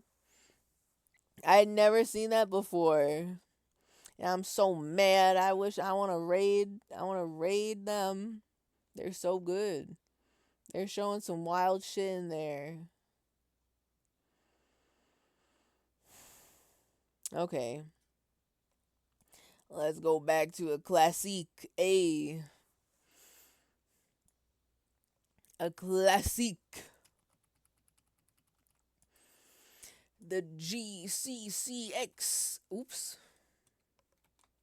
That's not how you do a raid. The GCCX Classique. We're raiding. So, thank y'all, everybody, for coming out to the stream and for hanging out and for vibing and for thriving and for enjoying. And presumably, the next stream will be the 27th, 2 days after Crimbus, presumably. As long as nothing crazy happens or I don't have a surprise thing I have to do on that Friday. But as far as I know, it's fine. And we're going to go back to ghost hunting in the doomed commercial area, you know. But thank y'all for coming out. I hope y'all have a good weekend and a happy holidays. And for the Christmas havers, I hope you have a Merry Christmas. I'm going to see you before New Year's, so you don't get a Happy New Year's yet.